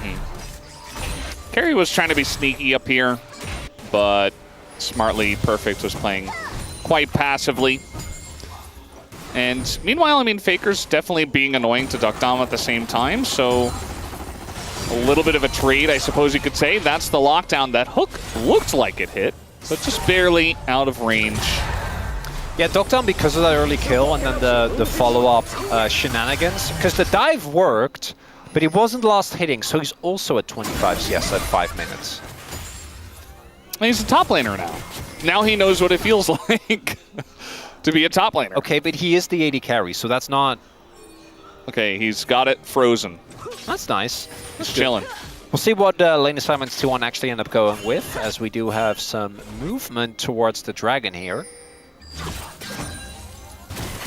Dokdam. Oh, okay, nice knockup to get the combo a little bit slower, but still a lot of harass damage onto BDD, who looks like he just wants to push and back. Junglers getting in there. The hook is going to land onto the Rel. Although you see T1 immediately backing away. They know they don't quite have the damage. 50 gold given over to Cuz as he takes down Tibbers. Always going to feel nice as Exhaust comes down. Doran wants it with a flash over from Duckdom, who immediately regrets his decision. As now Carry is coming over. Does he have Valkyrie? No, he does not. 7 seconds. And Carry's just running at him. Oh, predicts the walk back. Not going to happen. We do have Owner down there at the same time. Can he finish the base? Can he finish the base? If he can, he's out. Yes. I don't know. I could see Carry. I just like flash auto and heal and walk off, because then you could dive him. But not going to do it, which I do think is the right call, to be clear. Yeah, there's been a lot of weird wave states. Now we also have like a freeze being set up here towards top for Guma, because every lane has been in so much flux due to the wonky way that the early game played out. But it's T1 really reaping the most benefits, because Guma is almost at double the CS of his opponent, and Doran is kind of caught up. And then, you know, Faker's just, he's Annie. Yeah. He's going to do his job. He's going to do what Annie does. Press R. Yes. And flash first. Sometimes. Yeah. Generally. Yeah. Well, into the KT Cup for sure. Yeah, if you just walk up, you just get... And build Malignance. Very true. And then not care about other items. And then spam E. You know, it's a big shield. Once you get some AP, it's nice. It also charges up your stun. Very true. Looking for the hook. Gonna get the Valkyrie. Level 6 is Owner with flash, so that is actually a bit scary if he doesn't get out of there. So good response this time from Duckdom. Duckdom's not afraid. Kind of like that. Just keeps going in for these trades. Needs to be careful though, because Carrier's in the area as Owner gets one grub. Probably gonna have to walk it off after that as Faker. There's going into BDD. Ooh, Owner saw an opening there, and it might still go. Yeah, he's going to catch two. He's got the Jin for the follow-up. The damage not quite there just yet, but the health bars are still melting. The flash in from Carrier, going to catch BDD. And Faker just wants to kill the Rel. He will be able to get way down. That's a very nice lockdown from Guma on top of it. And already the game is opened wide. I was really hoping for a little more with that start. I was not believing, mind you. Yeah, you weren't getting excited. I would never, but I was daring to dream. I was daring to. Oh no! Wait, they're just diving him. Oh, okay, nice wave comes through. Good job, wave. Keeping things interesting, minion wave. That's the angle. That's where we're at. We're cheering for the minion. We're cheering for the minion wave. That's like me going, oh no, it's fine. It's fearless. The champions are banned, Veldas. They can't pick them again. It's okay. It's good. No, it's not good. Things are not good. Maybe a kill on Doran would be nice. He does have the needlework. All right, let's see if they have enough damage this time around. You got the Rumble in there with the Equalizer. It's pretty huge, but Wei is still going to go down. And it's just another trade back. Still a trade up for KT. They're going to get a bunch of plates here and deny some farm. But kind of sucks that every time they go for a dive, they lose one. This one is better, though, because you do deny the wave to the Gwen, and you also get a good amount of plates. As we take another look here, it's again, I want you to really look at both how quick Carrier is to arrive at this play and the way that they use the Jin for setup. Owner goes in, setup's there, and like BDD is already taken out of the fight because of Faker. So BDD can't really join, and then that play from Carrier, knocking BDD immediately, the currents are called. And yeah, what can you do? I mean, you know you're not going to be able to do it out there, but it's 1 in 100 that you live. And then here, wait, you definitely could have lived there. Even if you don't use flash, I'm fairly certain that you should be able to just get out. That's Challengers, baby? No, because Wayne Challengers was actually very clean, which you also, you know. That is true. Hype and Wei. Any knowers? Yeah. Any understanders? Realizers? Man, yeah, that roster, Zinni is, Zinni's still out there. One day we're trying to kill Doran again. I mean, yeah, but Carrier's here, and also Guma, I'm telling you, he's running up. Yeah, we got Exhaust here as well. It's a ton of damage into Doran, but once again, Wei's just tanking it up. The hook comes through, but actually it's going to be Duckdom who goes down. As no, Jin's here. Yeah, and immediately in a lot of trouble. The lockdown is going to miss, but the curtains are called. There's one. There's 3. He is going to pick up the second kill with that 3rd shot. And Guma just cleans up and says, thank you very much for the dive. I don't envy KT because you're trying to do something and you're like, okay, we can't kill Faker. We know that. We tried that in game 1. So what if we kill Doran instead? And he is still ahead in gold. He's up 200 He's gold! down 30 CS. It doesn't matter. Because they keep getting these kills as Wei level down here. So he doesn't have the ults. Maybe if he has that, they can kill Doran a little bit faster. Carry out with that hook. Doesn't end up mattering immediately, but it's again the arrival of Guma. And this is, I think, T1's biggest strength, is that there's always a T1 member on the way. Whenever a fight is breaking out, they are so quick to rotate. It's like a magnet. Yep. Just pulls them all over. And it's very annoying to deal with because they always seem to get there first. It is really like you're playing solo queue in that, like, you're like, how is their teammate already here? Yeah. Except, you know, you've watched a lot of VODs of it happening, and you know it's going to happen, and you're trying to plan for it, and yet you can't do anything about it. All right, here we go. We got a Hex Flash over the wall. BDD is going to dodge it. And Carrier is going to miss, but he throws out a little Bard ultimate, looks like. I think it was Bard. Like an emote? Yeah. Oh, nice. I didn't see. And we're diving. Okay, again. We're doing it again. Again! And this time, you know, it might just work. He's trying to get on in. The Valkyrie used for damage as, ooh, last shot. Oh, do quite a bunch. And cut the tape! Cut the tape! Here's the whole team! The whole team is here, and the damage is actually pretty good from the Blitzcrank even. A nice wall is going to deny, but it's still a double kill now as the equalizer is going to just barely scrape Gumiusi's toe. Bro, okay. He's got flash. He's out. He's out. Okay. He's out. It's okay, so now, Chronicler. Now it's okay. Now it's just gold neutral. Doran has died 5 times. The only guy on the team to die. But it's so understandable. Like, that's his job, you know, to absorb this pressure, I guess. Let's look at this mini-map. There's literally 4 people already running up top. As these dives from KT, just not that clean. Carrier shows up. The hooks, the accuracy on the hooks has not necessarily been anything to write home about, but he's where he needs to be. So this extended play still ends up going in the favor. It's 2 for 1 here for T1, but then some trades are also great as... He's like those rascals. Those rapscallions. Pretty much. Yeah. Scoundrels. As they just keep diving in. And now, Luke's going to go wide once again, but with the follow-up of the Jhin, it might not matter. As, ooh, 4th shot just barely going to miss. And, yeah, that's Bard. The emote. Yeah, no, he's Blitzcrank. Is it his own emote? I did not, again, pay attention to the emote. Probably. From, like, the T1 Bard skin. He's, like, playing a little trumpet. I think that's all Bards. Well, we got a little lockdown here. This time it's KT that responds fast. Okay. But phase rush, pretty good. A chance here. The stun only going to hit 1, and they get his flash. They did it. They got Faker's flash. I don't even think they're going to pay on the cross map. Nice. Is this what it's come down to? Just any win for KT. We're on board. Duckdown? Oh, he's going to barrier, and now Guma.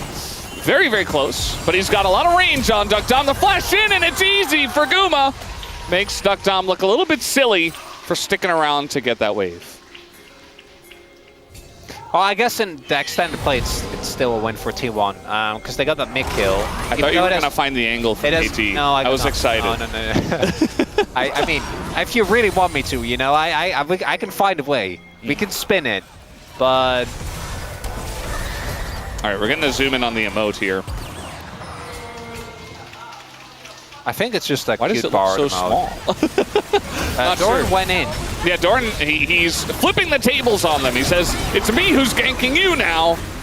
Instead, he just gets exhausted, and both teams show up. And he's not allowed to have his moment. Not yet. Oh? No, perchance. Yeah, it's rough. It's rough, Feldas. Yes. Gold lead just keeps on growing. And KT's going to contest this Drake, and I need to see an actual good 5v5. We need to see a multi-man combo from Wei. We need to see a possible pick. Oh, they're trying to get a pick. It's not going to work, though. Guma just walks away. They're trying to get Keria here, but he's just going to go into the Rift Herald of all things, and now he's the one engaging onto them. Oh, it's not fair. Owner, though, is going to be taken out, but that is the only angle that KT have. As, well, maybe able to take that. No, not going to happen. Meanwhile, Keria just slams into the mid turret because why not? Yeah, this game is over, guys. 16 minutes in. I don't know what to say. So sidestep there on the grenade. I think he asked if he has flash. Gets the auto, but as you highlighted, Dokdam's able to barrier that one, and then right here. His flash after the W, Q auto, gets him. Oh my. This is the 4th best team in the LCK. Very clearly, by the way, KT. Yes. Like, Nongshim isn't close. What? Look how close this is! You can sense the desperation. BDD is flashing, just trying to get on top of this Jhin. They know he doesn't have flash. It's kind of like mentally... You don't even get the Blitzcrank, man. Yeah.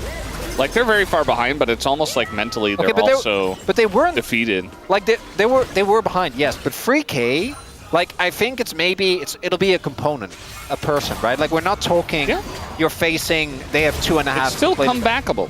Yeah, well, not anymore, but... Yes. Yeah. Not anymore. But before that fight, it was definitely comebackable, but they were kind of playing like it wasn't. Theoretically, yeah. Theoretically. Maybe not literally. Perhaps figuratively. But I'm not sure on that one. I do really appreciate that between T1 and Gen.G, they both give us the different flavors of, oh my god, it's so over. Where with T1, it's just these fights where they're like, oh, you got what? No, you didn't get anyone. It's like the claw machine when it's like, it's grabbing and you're like, oh, and then it's like, oh, They literally have a Blitzcrank, Mal. Yes. A little bit on the nose. Okay, well, it's not the best analogy. And then with Gen.G, it's like, in the chess, you make your second move, like, oh, it's over. Oh, it's already done. Yeah, actually, you've lost. Yeah. Oh, he beat me in 4 moves. Oh, crap. Like, I guess I'm just dead. Speaking of which, Wei is, well, he's going to go down. And a little redemption action from KT, both supports having it. Get him, Doran! I thought he was going to dash over the wall. Harry's looking for more. Because why not? They don't have the Rift Herald this time, so they can't actually break down a Nexus turret at 21 minutes, so that's an angle. I found an angle here for KT. A little bit less map pressure. What do you mean? Elaborate. Why do I? It's very obvious what I said. No. I need you to further elaborate. Well, take it away, Chronicler. Break down this fight. Yeah, T1 6k gold up. So we've gotten to the point where you can just take these fights. They also are very aware that everyone is here because they have full control of top side and their top wave is pushed in, mid lane was relatively pushed in. And now we do get to the point where we're going to have 2 item finishers versus 1. So none of these fights are going to be particularly close. And do they gank Doran again? Might as well try. He's holding the wave. Yeah, They're just killing the turret. Oh no! There's no turret to keep him safe. Poor Doran. He wants to kill though. He's got the needles out. And the flash is going to deny him a kill, but they're still running away. Get him, Doran! He wants his revenge. Oh, he's going to do a ton of damage there. The redemption does come forward. Oh, the stun on the rocks is going to deny him. And BDD will shut him down. Meanwhile, don't look at the rest of the map. T1's just, busy winning the game. You know those movies where it's like someone just keeps getting punched and then it builds up to this really satisfying revenge? Yeah. That was that right there. Yeah, really, for peak cinema, I would have had to get the second kill as well. But that still was pretty cathartic. Yeah. I enjoyed it thoroughly. It was fun. As Owner is soloing Otacon! Oh, perfect. Oh, no, you just saw them go over there. And I think the mental's out the window here for KT. Soloing the Otacon. I mean, he's legendary now for a couple of kills.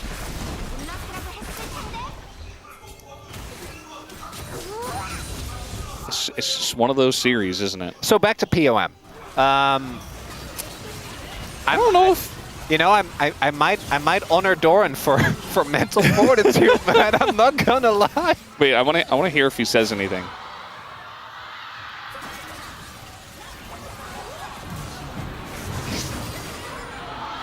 아, 아깝다. Oh, so close. 개 화났네. 와. You're so mad.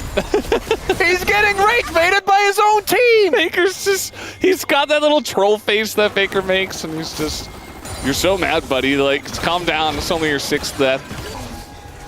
You got the 1 kill. I've voted metaphorically for Dundon when he was 0 and 7.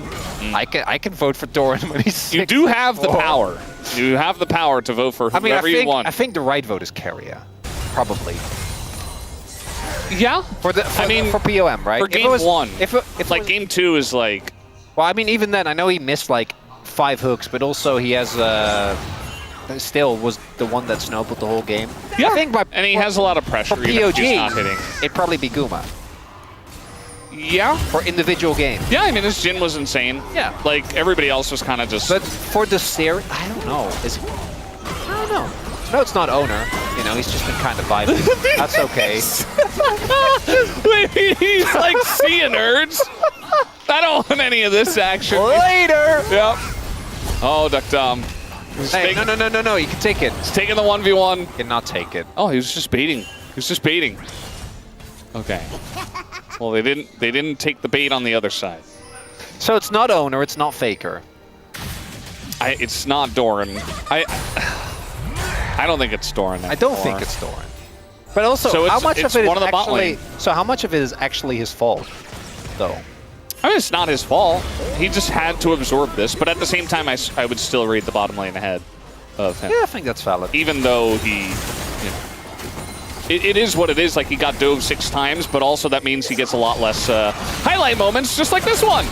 As you were talking about it, you were alluding to it in the draft, which is if you hook anyone, they die. I think anyone except Corki, but also at this point it doesn't really matter, right? Like, yes, the game ended. But especially now, they 7 minutes 100% ago. die. Let's get a few snips on the turret. This game, I called it over at 16.5 minutes. I think maybe that was a little bit late. Keria's going in. He's not going to hit the hook once again. Maybe Guma just gets it. I'm not 100% sure. He's going to pick up his 10th kill either way, as Wei is in there, trying to zone away. Guma, it's not really going to work, though. It's perfect. Oh, that's another kill, making a triple. The angle for the Penta is there, technically, until Faker steals it away. And now 12 kills for Guma, as this game is... it's been long done, guys. And really, just the question is, when are T1 going to put them out of their misery? Oh, not the knockback into hook. That's just dirty. You didn't have to do it to them, Keria. But he did. Trying to end it here. I think it's a little bit early, actually, so they're going to back away. And, well, the game won't end just yet.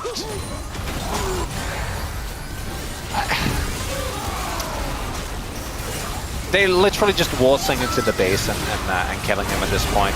Yeah, no, I'm still kind of torn. I'm gonna do some more contemplating about this, because I think for both POGs they would be very obvious.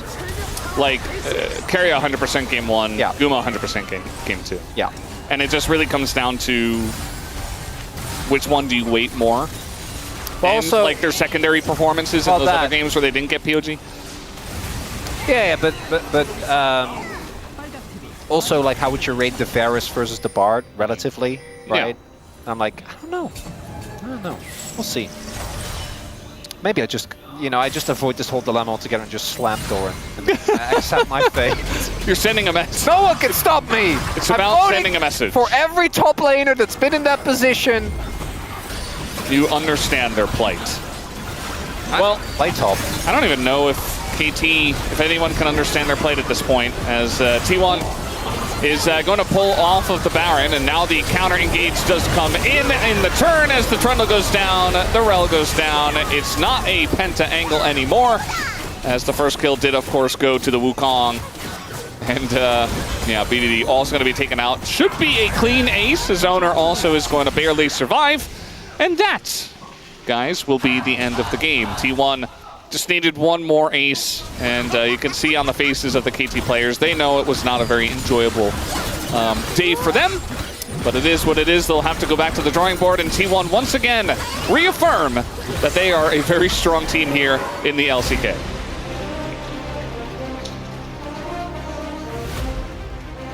And KT, despite their best efforts, just doesn't quite match up. And we kind of knew that this was the expected outcome of the day, but there was always that little hope, that belief that maybe today's the day that KT gets it done. As, You've got a big dilemma on your hands. Yeah, I really don't know. I think my vote would be Guma.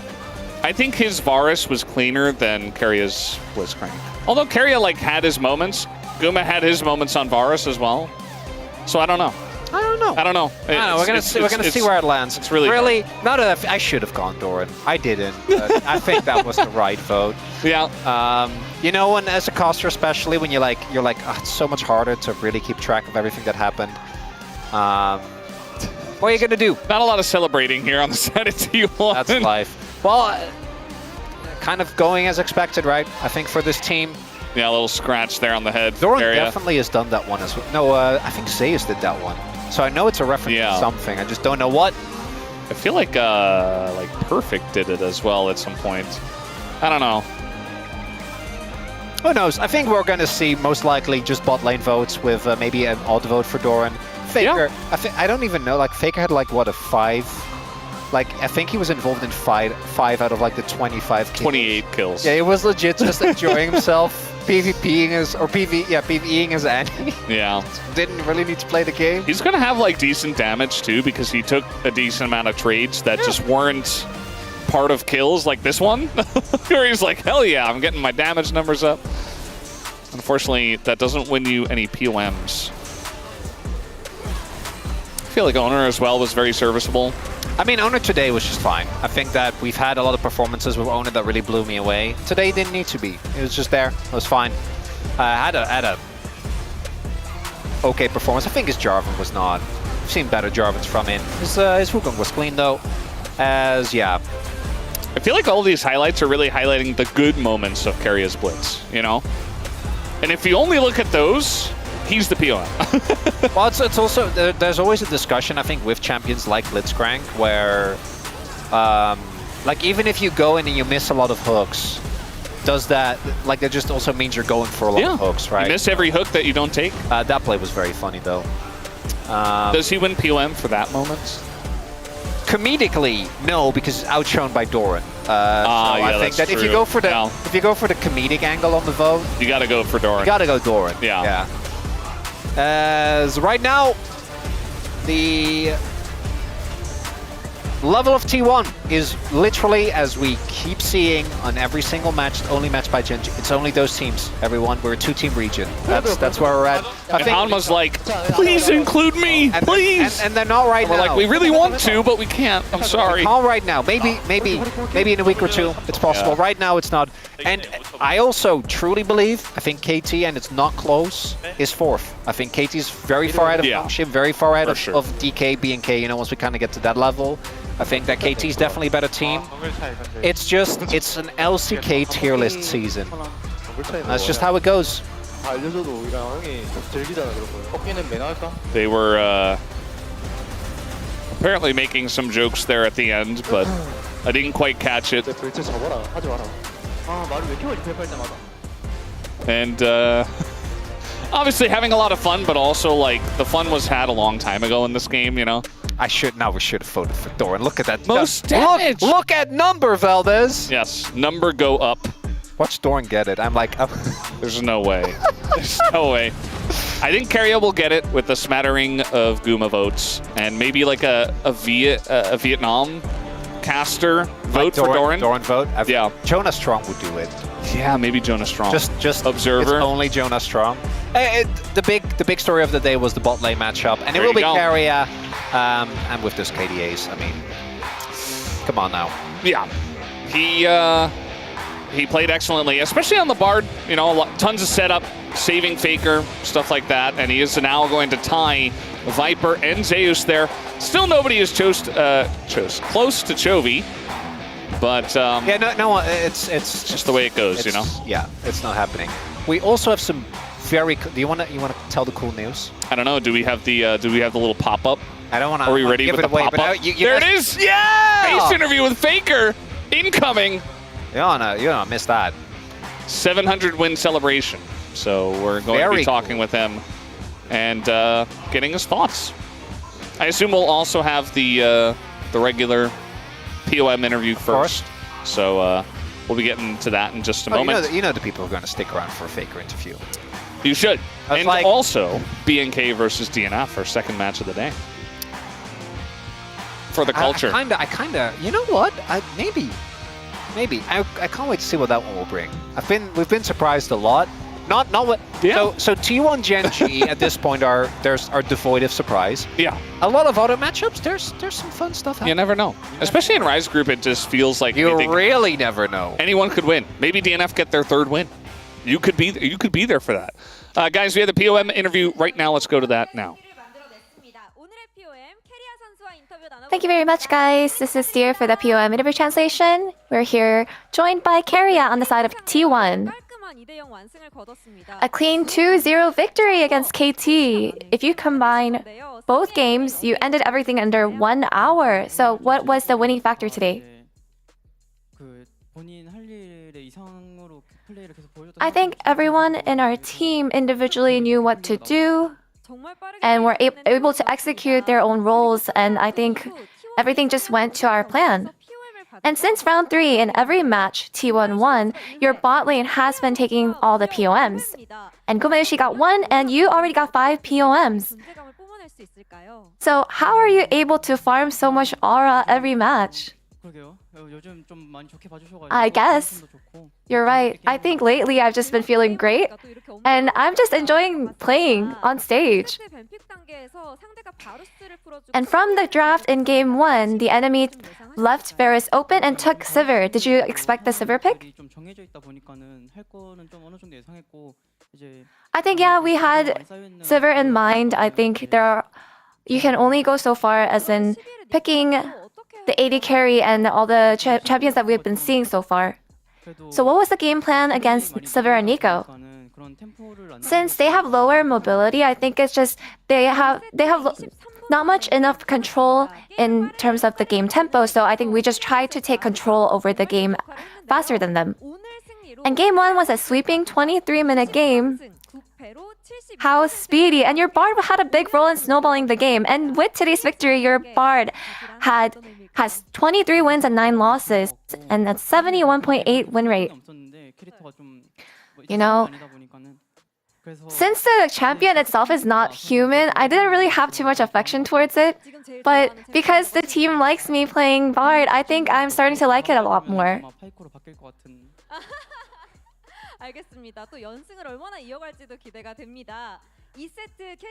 So we're looking forward to you continuing the winning streak with Bard.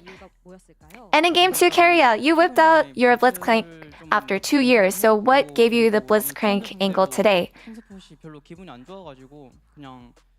You know, I think against Trundle, I think Blitz really completed our comp, and I think we had been practicing Blitzcrank as well, so it was a good moment to whip him out. What is T1's secret to team fighting? I feel like we are generally a really good team regarding team fighting, and I think the team synergy matters a lot, and I feel like that's something that we're just naturally good at right now. And there's a moment to celebrate, which was Faker reaching 700 wins. So would you like to congratulate him? You know, it just feels like I haven't even played 700 games, but it's really cool. You know, I genuinely want to congratulate you. Congratulations, Faker. I hope that you can take even more wins. And your next opponent is Hana Life Esports, who you're contesting the second place spot for. This match will be quite crucial. So, what is your mindset into that match? I think we have to beat Hana Life Esports to secure that second place spot. And I feel like we can definitely win. It's going to be a winnable match, so we'll make sure that we're prepared and do our best in that match. And that's the end of the interview with Keria. Congratulations again, and back to the space. Thank you.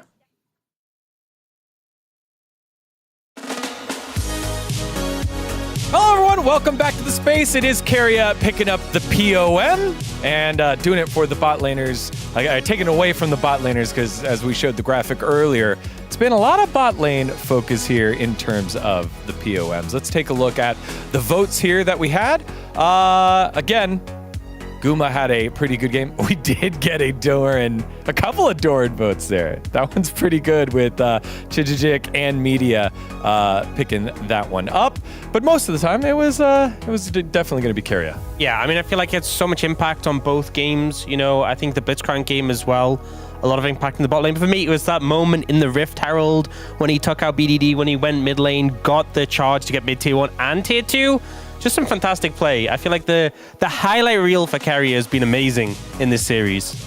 I mean, I just warned the solo queue players that this is not the support that you should play in solo queue, because you cannot copy this. I know how the Blitz works. I know how the Bard works. I don't know, like this player is just bringing 200% of abilities of that champion. So just don't try this at home, okay? Don't try this in solo queue. No, Yeah. never. That's Especially the header part as well. Don't try that in solo queue. I don't know. It seems like a pretty good idea. All right, let's take a look at some of the other votes that we had from the Korean side. Gogo saying, my eyes are glued to you, Keria. He's been making plays non-stop, Ox. It's been just so fun to watch. Helios going with Keria, or I guess. All caps with an exclamation point. As an exclamation point, yeah. Yeah. And then finally, let's see what we got here. Kronny, my only issue with the Jhin is your KDA can't be divided by 4. No notes otherwise. Jhin game was pretty fantastic. The Varus too, so yeah, you know, fair enough. Yeah, Kronny going with the Guma vote there. All right. Well, with that, as we said earlier, we have the opportunity joining us after 700 wins in the LCK. Joining us is the GOAT. Faker to the space. Please, global broadcast, please welcome Faker. 안녕하세요, Faker 선수. There he is. 안녕하세요. 반갑습니다. Wow. Faker with the global desk. I know. Welcome to the space. We're so happy to have you here. Please say hello to the English-speaking fans, to the global broadcast. Hello, global fans. Hi. All right. Thank you. All right. To start everything off, congratulations on your huge milestone. 700 victories in the LCK. We just want to know, how do you feel on achieving 700 wins? 먼저 정말 큰 업적을 달성하신 걸 다시 한번 축하드립니다. LCK 경기 출전 700회가 아니라 700승. 정말 전설적인 그런 업적인데 이 대기록을 달성한 소감이 개인적으로 어떠십니까? 뭔가 이제 또 잊을만 하면은 기록이 항상 세워지고 있는데 좀 항상 또 잊고 있다가 되게 기록이 생길 때쯤이면은 오래 했구나라는 생각이 좀 들고 또 많은 분들이 축하해 주셔서 감사하다는 생각이 듭니다. So I didn't think about the record, but whenever I try to do something, it always comes up with the record. So I feel like oh wow, I'm being played for so long, and now I realize that I'm playing for so long. Yeah. Well, Wadid had a specific question about how you improve, Wadid. So I personally learn both micro and macro plays from your game. So you're my teacher and my senpai. But I just wonder, where do you learn the idea, or where do you learn the game? Because you are the one that it gives me idea. So I just wonder, what you learned from it. So 개인적으로 저는 이제 페이커 선수의 플레이를 보면서 T1의 경기 같은 걸 좀 보면서 게임에 대한 운영이나 전체적인 지식들을 좀 늘려나가는 편인데, 그런 부분에 대해서 선수님은 그럼 도대체 어디서 그 게임에 대한 지식이나 아이디어를 얻는지 좀 궁금해요. 보통은 이제 저는 저 스스로 좀 생각을 많이 하는 편이고, 게임에 대해서 뭔가 그냥 가끔씩 또 생각이 떠오를 때도 있고, 어떻게 플레이하는 게 좋을지 예전에는 많이 좀 스스로 연구하는 게 많은데, 요즘에는 그래도 프로 게이머 그 씬도 많이 커지고 다른 경기들을 보면은 어떻게 플레이를 하는지 그런 걸 보다 보면 좀 영감이 생긴 것 같아서 좀 이곳저곳에서 많이 얻는 것 같습니다. So mostly I mainly think about myself. So about my self-development. normally it randomly pops up about the idea, but right now, so the scene got a lot bigger, the pre-gamer scene a lot bigger, so I try to check the other region, other games as well, so it helps me a lot as well. Do you, just a quick follow-up, do you have examples of recently who you have watched? 최근에 좀 눈여겨본 그런 경기나 지역이 있습니까? 최근에 뭐 그래도 LPL 지역은 그래도 많이 챙겨보는 편이고 그리고 가끔씩 그 LEC도 챙겨보기는 하는데 네, 그 LEC의 경기에서도 좀 되게 영감이 있는 경기들이 좀 많아가지고 그런 경기들 종종 챙겨보고 있습니다. So mostly LPL, but also some LEC games as well. Some of inspiration is there, so yeah. All right, Ox had a question. In the Legend group, you're facing high-level opponents a lot more often compared to the earlier rounds. How have you dealt with preparing against more frequent, difficult matchups? And do you think this intense schedule has benefited T1? 레전드 그룹 하시면서 이전 라운드보다 훨씬 더 자주 높은 수준의 상대와 맞붙게 되었는데 이런 어려운 매치업이 잦아진 상황에서 좀 어떻게 준비하고 계십니까? 그러니까 이런 강도 높은 일정이 T1에게 긍정적인 영향을 주고 있다고 생각하세요? 일정으로 치면 사실 좀 더 강팀을 많이 만나는 게 어려울 거라고는 할 수 있는데 근데 사실 경기 날짜나 스케줄 같은 거는 좀 계속 일정하게 좀 1, 2라운드랑 크게 다른 점이 없기 때문에 그런 부분에 대해서는 그렇게 어렵진 않은 것 같고 오히려 이제 좀 강팀들과 경기를 많이 하다 보니까 또 배울 점도 많고 발전할 기회가 많아서 좋은 것 같습니다. So when you think about the matchup, it looks a lot harder, but the schedule is still same. You know, the amount of we play is still the same, so it's not that hard. But also, when you play against better teams frequently, it gives a lot of great idea when you think about the games. So it definitely helps to the team to develop ourselves as well. So we wanted to know, what have you been working on recently as an individual? Has it been team fighting? Has it been macro, laning phase? What is your main focus nowadays? 이번에는 선수 개인적으로, 페이커 선수 개인적으로 좀 최근 집중해서 연구하고 있거나 연습하고 있는 파트가 있나요?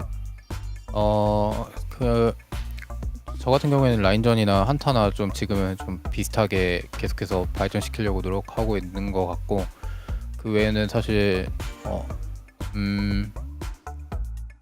일단 이제 곧 월즈가 또 있기 때문에 월즈를 대비해서 좀 스스로 뭐 자세나 그런 게임 할 때 좀 신경 쓰이는 부분들을 좀 최대한 개선하려고 하고 있습니다.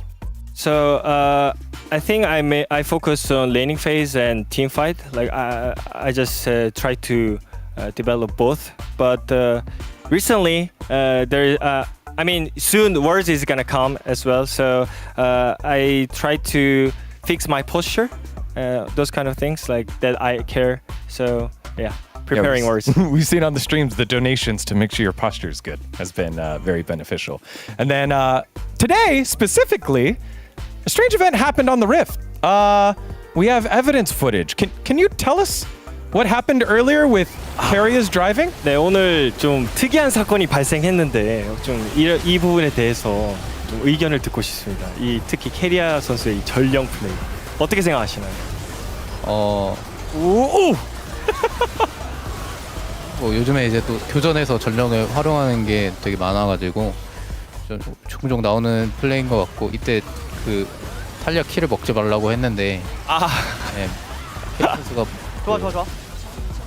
운전 미스해가지고 Okay, so it's kind of normal that we have headered in fight, but you know what? I actually said to Keria to do not take the kill, for the Talia kill, but he took it, so he's really not good at driving, I think.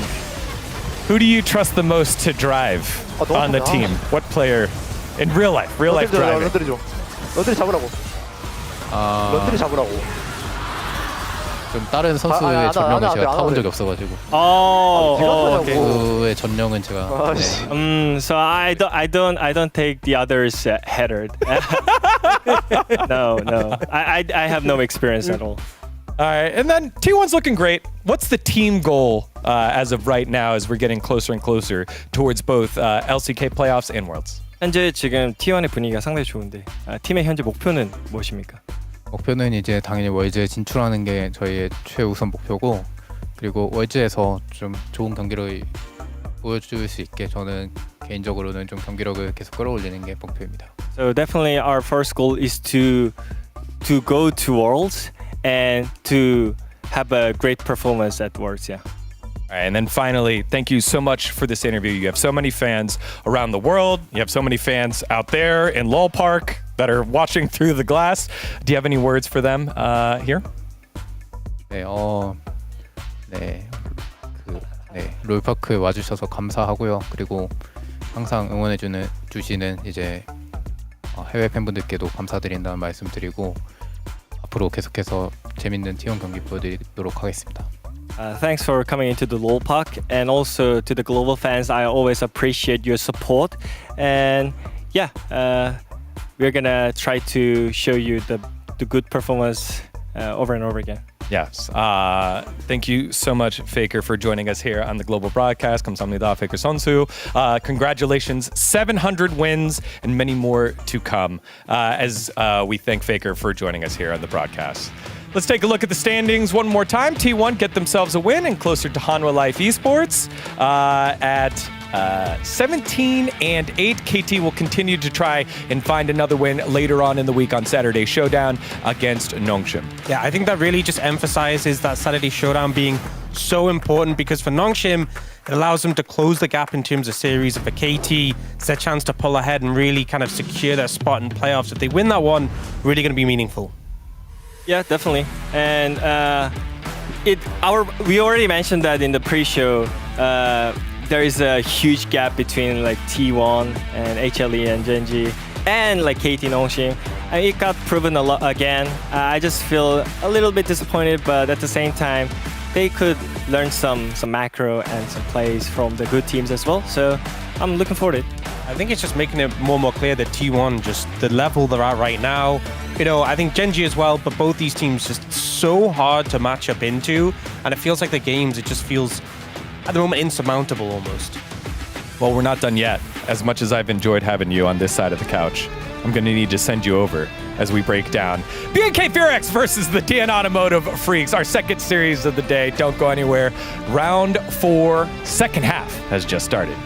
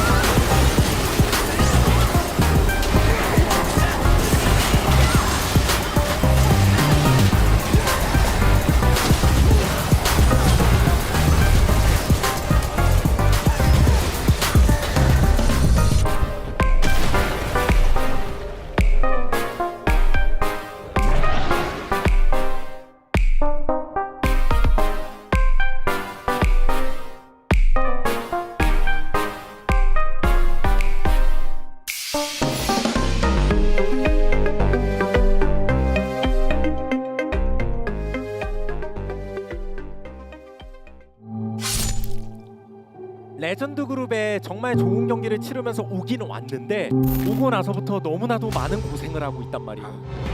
너무 정확하게 노렸고 연달아 또 갑니다. 헤이트가 꽂아버립니다. 멋진 레드버스 다시 88 끓입니다. 이게 레전드 그룹의 또 4위와 5위의 대결이기 때문에 어떤 뜨거운 경기로 오늘의 마무리 장식을 할지 기대가 되네요. What doesn't kill me makes me stronger.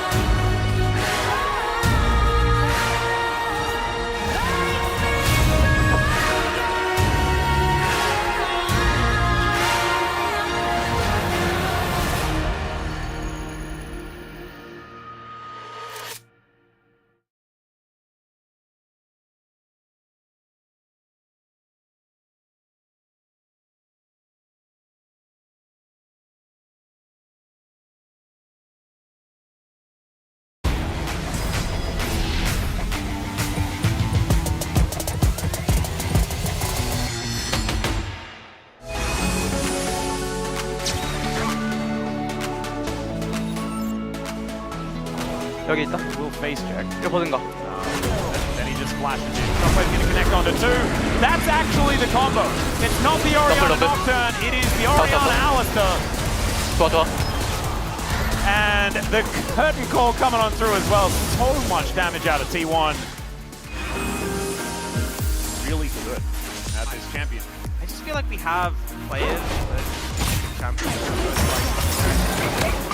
like how live. Matter. Keen Sante. Yeah. Come on, Vesta.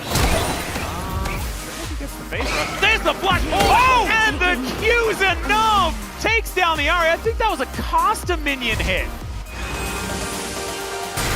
Factor that in. Forgetting. Forgot about the wolves. Yeah. It wasn't 2 for 2 as well, I guess. It's alright, we're walling.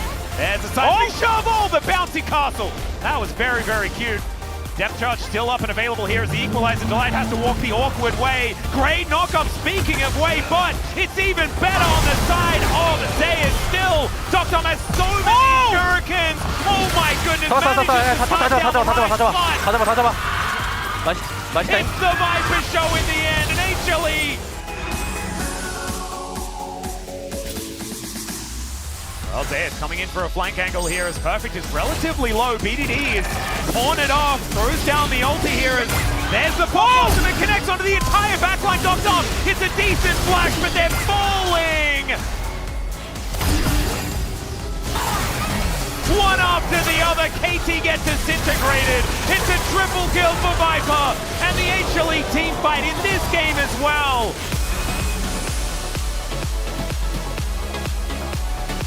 You do get 1 kill, but you die anyways. You get 2 over here, you get Baker over, and Jovi's just showing up because he's like, oh. You guys are having some trouble down. We're gonna have to look at this top fight. Thorn's in a lot of trouble. He's trying to run to his jungler. I think he should sniff this one out, but he's still gonna go in, gets the kill. So now Redemption is coming down here. Gonna help out the side of T1. It's going to miss a bunch here on the Keen. He's still going in. Owner doesn't quite have the damage. Gonna miss the flag and drag. Back in goes Keen. Not scared of these guys. Takes him down again. And meanwhile, it's mid.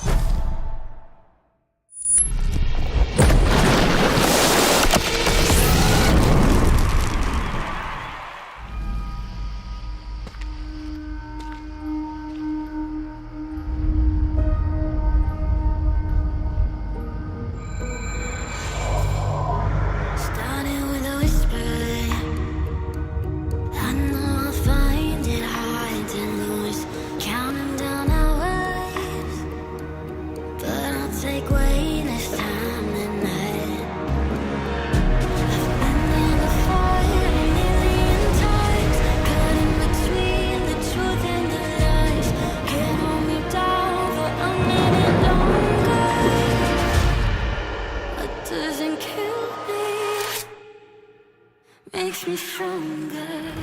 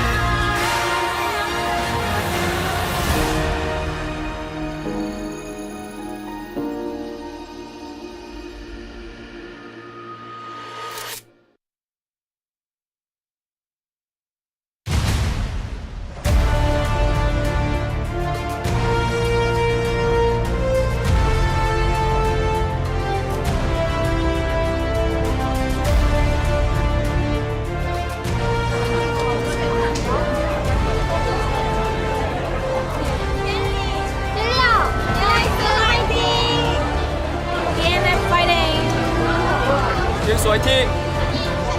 BFX 화이팅! Hello and welcome back to the LCK as we're getting into BNK FearX versus the DM Freaks. I say welcome back because yes, we did have a first series which didn't last very long. If you missed that, I would say probably don't watch it, maybe just look at the results. But now we have one that might have some actual gaming in it, Chronicler. What do you think about this matchup here? If I introduced it like that, you would immediately be like, how could you? How could you curse it already? But I guess that only goes for me. Yeah. You don't have any power. I don't have as much power. You're not I have the power, but I don't have as much. You're not a mage? I'm like how else are you gonna cast somebody who curses uses if you're not a magic mage? as like a secondary, you know? Oh, okay. I'm like a battle mage, maybe. Ah, like something, got you know, like a paladin. You know, I've got like healing power or something. Oh, that makes sense. That makes sense. Checks out to me. Caster blessings more than caster curses. Yeah, stuff like that. I am nefarious. Yeah, absolutely. At my very core. Yeah. Yep, we have BNK. Possibly, and it's hard to make these statements because every single team in this group is a roller coaster. Possibly the best team in this group right now when it comes to power level. When it comes to how clean, and I can't believe I'm saying this about BNK, they've looked. Because they've looked clean, Feldes. Yeah. It feels wrong, but that is kind of where we're at right now. Is DNF, unfortunately, not able to get themselves out of the eliminated stage, right? They're not going to be able to surpass Bro no matter what, but they could still end up 9th, which that in of itself, I think, would be a bit of a victory for this team that has struggled so much. Yeah, they lost to DK on Sunday, and it was a 2-0, and they had to get a win. They had to win the match, so they do not make it into plans. BNK have high momentum after ending an 11-loss streak against DK. So definitely very different results up against D plus Kia. As the... You get this. Quen. Yup. Quen? secures a solo kill with Fierce Laning versus Dubessa. I want to say that combination of letters is like, I don't know if it's Irish or Welsh. I'm not close enough, but I know it's Gaelic? one of the. Yeah, it's like one of those two. That combination, I wouldn't be able to pronounce it either. It does. Quen. Yeah. Yeah. Yeah. That was perfect. There you go. Yeah. Of course, in your case. Yes. Very Irish over here. As we have a DNF that I do think, even though the results might not have shown it, they've looked so much better. Round 3 and onwards, I think round 1 to 2, we were really just in the depths of despair. I do know that in round 3, there was still a lot of despair because I was involved in that when they lost to Bro after 10k gold lead. But they have actually looked better. I think we're starting to see, particularly Pioshik, go back to the form of what, like 2 years ago when he wasn't in world champion form, but he was a lot better. And then we also have Berserker, I think, kind of coming back to the Berserker that we saw at the start of the year. And then Quantum has been doing some gaming as well, which you love to see. Yeah, it's great to see a new player coming in. And, I mean, he's been here before, but he's returning player, I guess I should say. We're going to be looking at the mid lane matchup here. Vikla has been having a nice glow up himself, returning to his form in the past, which won him the Rookie of the Year. Always love to throw that out whenever I'm casting with Chronicler. And up against his opponent's Bulldog, who, you know... His stats actually looked good, which... Yeah. Because I feel like he still hasn't passed the eye test for me, and that's coming as someone that was really, really a big fan of Bulldog when it came to the 2023 season, when he came in, when he debuted, and I... Really, even though then he was inconsistent, I saw glimpses of a player that I thought could be, at the very least, a mid-tier LCK mid laner. We haven't seen that for like the last year and a half, right? I think that he's really struggled with every aspect of the game. I think previously his laning phase was his big weak point, but he did have big impact afterwards. Not really seen any of that. This man, though, for me, has been at the heart of the resurgence that DNF have seen. Resurgence, again, is of course relative. But if BNK just get another clean 2-0, I feel like we can slowly start towards actually accurately rating them. But with any Rise Group team, I'm so apprehensive. You just never know. Because I feel like with particularly Legend Group, we know so well. I think we have every team on lock. Know exactly where they are. Except like T1 Gen G is obviously, that's close, but everything else.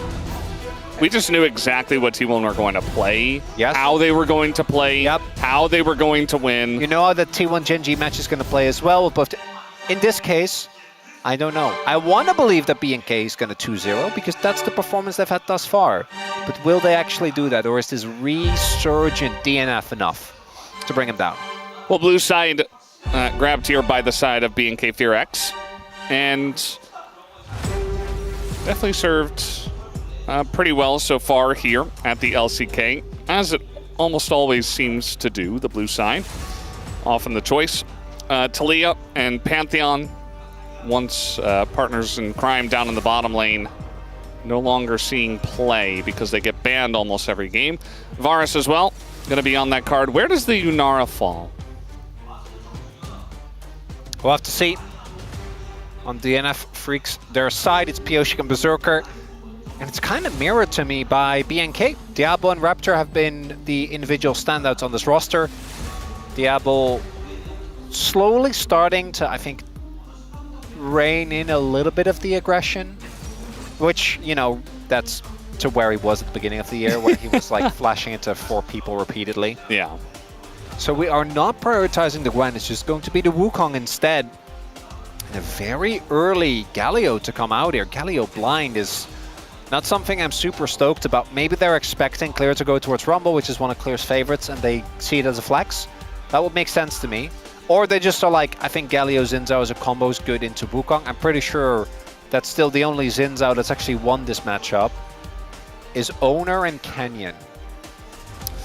Which, that's not... Nameplates are on. Yeah, nameplates are very on. You can see the names, they're right there, you're like, whoa.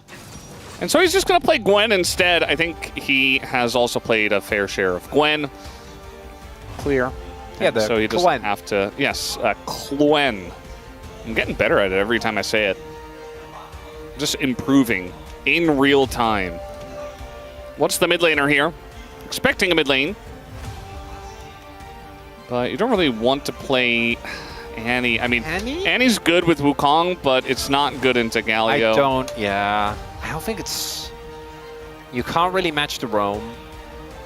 Obviously, you... Oh my god, I think the DNF draft thus far.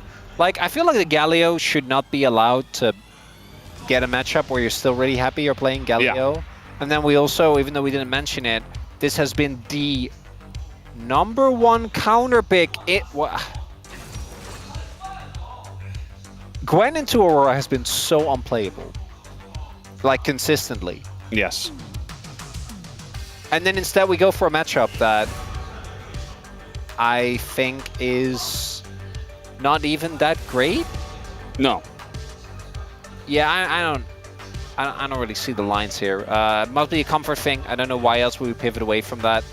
The Dubessa was mentioned, as one of that must be why he's going for the Cloen versus Dubessa matchup. Going for the narrative matchup, but for me, Aurora, at this point, you need to be able to play it, right? Because it is the one thing that Gwen just has never stood up to, both in lane and out of lane. And Aurora is just one of the top tier picks right now on the patch, as is. But let's move on, as the bot lanes are about to be locked in. You can go towards, either side could go towards Jhin here. Lucian is still up as well, which is something that is a little bit safer into the amount of dive that's already available. I would say Xayah, actually not that. I think it's better for Diablo than it would be for Berserker. We'll see. It's going to be Lucian. Lucian Braum is a possibility here, and there isn't really a way you can fully deny the Braum. You can go like Rel, who I think out of the engage support struggles the least into him. Or you could just pick it away. Yeah, but I guess the Nico's away. But then it kind of depends how good is Quantum when it comes to champion pool, right? Because there are a lot of picks that if you pick Braum and they pick him. Well, I'd be on board with that because I don't think he's gonna slam Sona. No, but like that's not gonna happen. But that's what you'd want, right? If they blind Braum, maybe. Zeri Lulu. I like that. Lucian Nami, Zeri Lulu. It's not Lucian Nami though. It's Lucian Braum. Almost definitely. Quantum, now you gotta. Now you have to play Nami. Well, I was gonna say Blitzcrank, but I guess no. They can't keep getting away with this. Thoughts. They can't keep getting away with this. No, I can't accept it. No, play Braum. I don't think you should pick Braum into Lulu for what it's worth. I know you don't. Yes, I know, but yeah. Well, it's fine. It's fine. It's fine. You know, we haven't seen it in a long while, actually. True. Lucian, Nami, Zeri, Lulu. So it's nice to kind of like get a callback. This is like retro now, you know?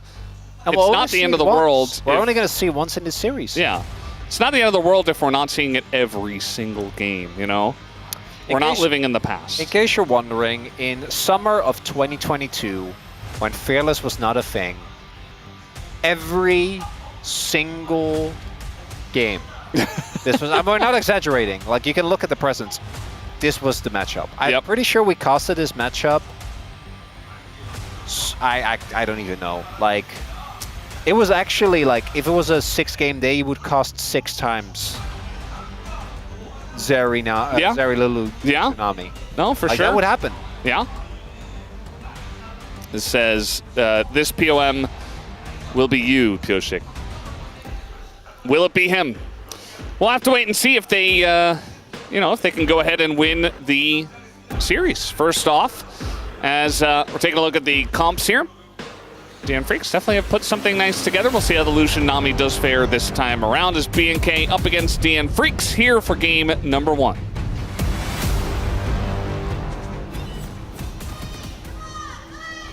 소환사의 학교에 오신 것을 환영합니다.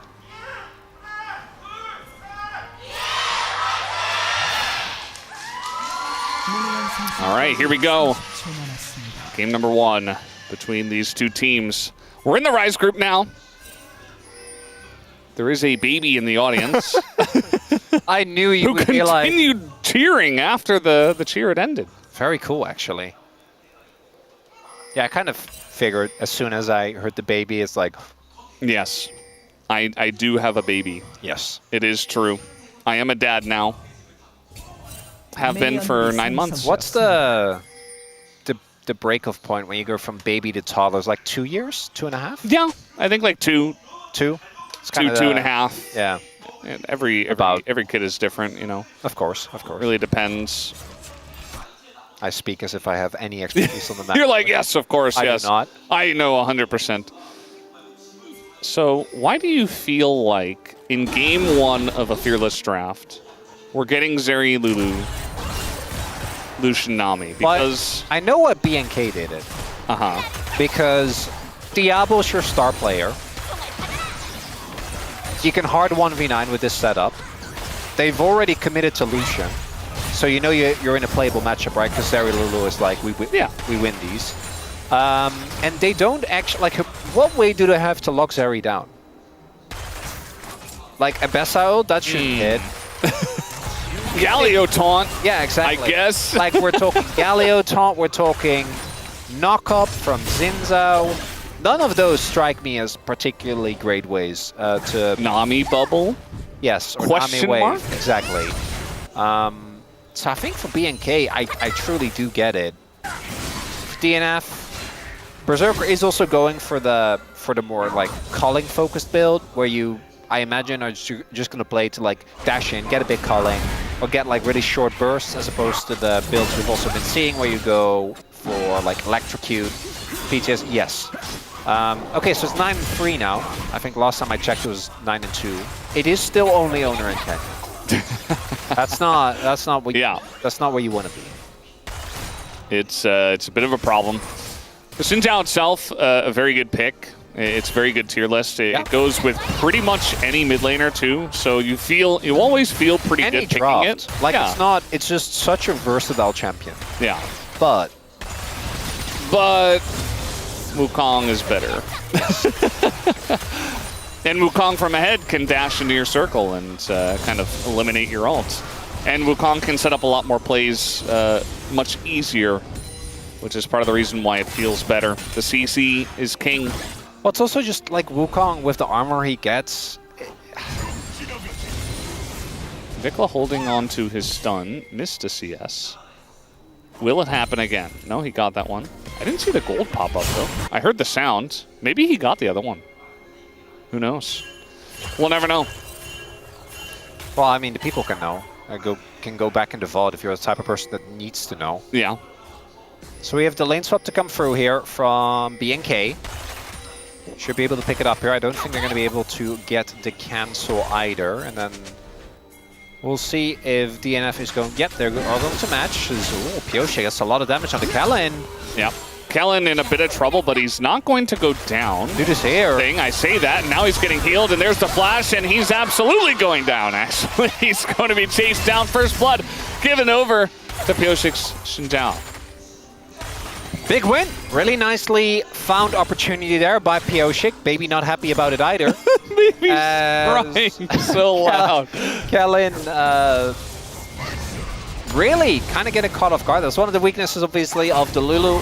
If they do actually get on top of you, you don't have any escapes besides running as fast as you can, which in this case didn't work. I also really like the fact that Dudu canceled his base there, because I think that they were making the read that the cancel had come through. And early lead for DNF. Love to see it. With, for a team that struggled as much as this, I think that is a big win. Yeah. I mean, that's the thing about DNF, is that they're generally okay in the early games. Oh, yeah. Not always super dominant, but they get wins. It's more about capitalizing after the fact. Good trades there from Dudu at the end. And we always say we never know what's, what to expect, what's going to happen in the Rise group. What if DN freaks just come out of nowhere and have like a banger evening? I could see it. Wouldn't surprise me at this point. Yeah. Because we know that they have the skill. As Pioshik just nicely done a good punish onto Kellen. And then Dudu again. Actually waiting in the brush for a good amount of time there to show himself. Because I think if he shows himself too early, then Kellen would just flash over the wall.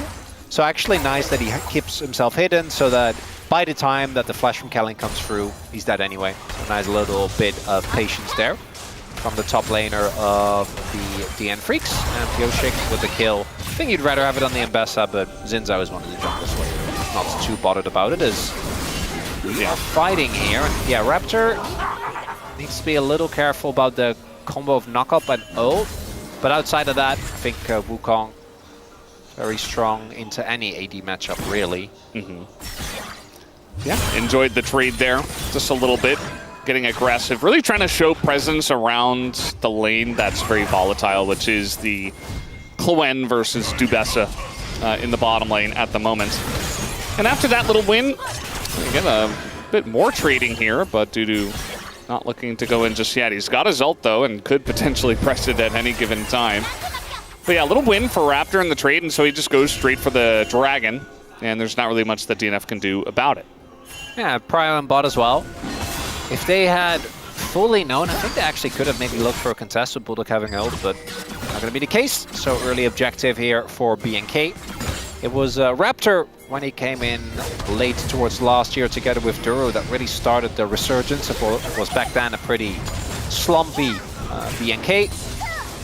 And I think he has mostly maintained that form. Is Yoshik looking for the invade? We do see Raptor spot here, but he doesn't have Prio in either top or mid, so he needs to be a little careful. And he's also like, yeah. He went in the brush. There's a control ward there too. He's like, no. Do I get to do anything? The answer is absolutely not. And he did the right thing. Because if you force the engage there, you probably just die. You don't have the lanes to help you out. Well, it's even if you do, like Galio is always going to be there earlier, right, before the Annie, but he definitely also did not have the Prio. So. Early leads building here for DNF, and this has never really been their issue. Even against some of our top tier teams, we've seen them get these laning leads. Yeah. It's always been conversion. Like, where do we go from here? That's where I got a little scared, Valdez. It's a very important part of the game, so... I've been burned by this team. I think DNF need to figure it out at some point or another. As Kellen, I think he saw the Xinjiao there. Diablo in a little bit of trouble. Heal comes out. And so does the Glitter Lance. The culling went very wide. Meanwhile, we got an ult here as the needles are out. And Dudu just taxis his way to safety. Raptor trying to go up towards the top here. Berserker taking a ton of damage. Now they're trying to turn on to Pioshik, but actually a big taunt does come in from Bulldog. Raptor getting very low. Flash stun comes in from Vikla. And Diablo's never really able to get any kills here. DNF getting away with very low health, but now the chase is on. And a big bubble comes out from Quantum, and the escape Still here. going! They're still going! Diablo just trying to frontline. The flash hit is not going to work for Berserker. Oh, and the Winds of War as well, just barely going to miss. Wow, DNF barely come out ahead. You're going to enjoy watching that replay. Diablo, because he knows if he gets a double, there the game is over. Yeah. I want you to look at the movement there, like both the fact that he's willing to go in there with the... Oh, possible play onto Vikla here. But as nice the movement was, credit to DNF. Actually, a fight where they're all on the same... the DNF of round 2 could have never. Because it actually is Bulldog going in really nicely on the follow-up of Pioshik. As we take a look here, so Vikla's trying to set up.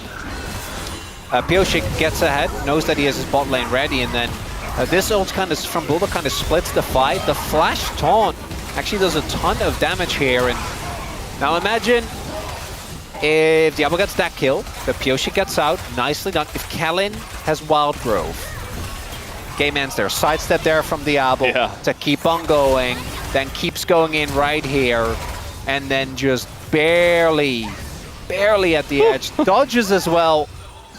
The Winds of War, but it doesn't get kills. So BF actually navigated nicely, and we'll be able to get a kill. You know, getting a kill to Bulldog. It's not bad. They got a kill. They got out. I was looking at the grubs. They didn't actually get any of those. As always have to be careful with Gwen. Be deceptively not low when it comes to the ability to sustain half her health bar back in a matter of seconds. Doesn't TP though, so I think he just bases it. Yeah. Close of the day. Pioshik is here. TP's coming in. And Pioshik looks to be completing his back as they call off the dive onto a Gwen that's full health with Flash. Probably a good idea. Clear did not go for exhaust this game. So not going to have that a little bit later on. Actually, don't have any exhaust for the Ambessa. Which, you know, it's not generally a thing you bring, but sometimes with the Gwen, we do see her picking it up, but not Gwen. It's very different. As yeah, this matchup was really just neither of them really should ever have kill threat on the other, so they're just throwing spells at each other. And Vikla is able to gain prio as he should. Do wonder if you want to at least swap, your Annie to mid lane for the time being. We'll have to see. It's a lot easier to contest prio with the Lulu and the Zeri, but I do think in a longer lane in particular, Annie becomes a lot more susceptible to just getting taken out. You don't have flash, and Galio has the setup, so you need to be pretty respectful. And that's, I think, why we see Vikla playing very chill. You know, very relaxed. And this is new era BNK. They're just a lot more chill. And it's also new era. It's also new era DNF. Where look at this, getting objective setups. Love to see it. Yeah. You know, they're setting up for early stuff. Yeah, you can't contest this because Vikla TP top, so nice. Call there by DNF. Yeah. Oh, he's like Infernal Soul coming through, so definitely gonna have some fighting over that. Dudu is still winning in this lane. It's, you know, it's a little bit close to the Gwen and her ult, but at the same time, you can feel the pressure, you can feel the tempo going in favor of Dudu. It's also because Dudu has a Eclipse done, and Clear doesn't have a first item yet, so the spike is very unfun for the Gwen to play into. As he bought boots, he bought a refillable, so not quite going to be on the same pace there, and DNF just slowly keep building this lead. But I do think that even though there are some parts of that composition, most notably the Mbessa that scale well, and I think their 1-for-1 remains pretty strong. I don't think you win late game fights against BNK, because while Annie is like kind of whatever, the combination of Wukong, Lulu, Gwen, and Zeri is and then Annie stuns people. Yes. That's her job. Dashing in as Berserker, immediately going to somewhat regret that decision. But he's just fine. He's still got his ultimate ability, so perhaps just a little beat. But no objective at this point in time, so mostly just a trade. A little disappointed that Diablo dodged that bubble by going back. That's not... He should have gone forward. Should have. Right? I always go forward. Yeah. Come on, Diablo. Not my Diablo. Yeah. Week 2 Diablo would have actually flashed into them. He's like, I get a kill here. Doesn't matter what happens to me. Oh my god, Dudu. If we actually get a Dudu resurgence, it'll make me very happy. I feel like we still haven't seen the heights of like 2023, 2022 Dudu. Yeah. That kid was crazy. The struggle last year, I think, he still hasn't fully shaken off, but it will be nice to see if the form continues for DNF here. This game is dead even, Dallas. Nice. Look at this. Yeah, they're just kind of hanging out. The biggest thing that worries me is the slight gold lead for the Zeri. Yeah. I do think that just picking Lucian can be dangerous for reasons like this, where if you're not getting a lot of early plays, if you're not chunking people out, like, we know that Lucian isn't just like a one-item guy who falls off from there anymore, but at the same time, he's going into one of the biggest hyper carries that we have, which is basically just kind of budget Yunara at this point. Like, I wonder if he's just playing Zeri because he's like, well, I wanted to play Yunara, but I couldn't. Here's the engage. We got the stun coming in, but that's what the Galio is for. The immediate turn comes in, and Raptor getting extremely low. The Wild Growth used on him, but he can't get away from the Mbessa. And that'll be the end of the Wukong. It's DNF's turn. Very nice. Pretty good turn there from Diablo. He's doing the thing! He's doing the thing. He's pressing forward. He just keeps going forward. He's going to have to flash away, as now he's got a Xin Zhao on his back. And, well, he's dead. He did the thing, and he got punished for it. It looks like Kellen will have to flash himself. As I was waiting, seeing if anyone else ended up going down, but what a play there from DNF. They were so ready to absorb that punch there from BNK. Biggest difference is they were playing 5 versus 4 for most of that fight, as they had everyone there. Look at this again. So they already, I think they saw this play coming, because look at how quick Mbessa joins. Because Galio is always going to be earlier, right? Or be quick to respond. The pick right here. But what really is telling to me is that if Diablo waits until Gwen is here, I think that this play that follows up, which we're not going to be able to see, that might work. Because Gwen then is snipping around, right? Like Maker's done. But instead, like, Diablo just goes in and dies. Really good punish from DNF. Really good immediate response to that very aggressive attempted play. And that's now a 2k gold lead here for the DN Freaks.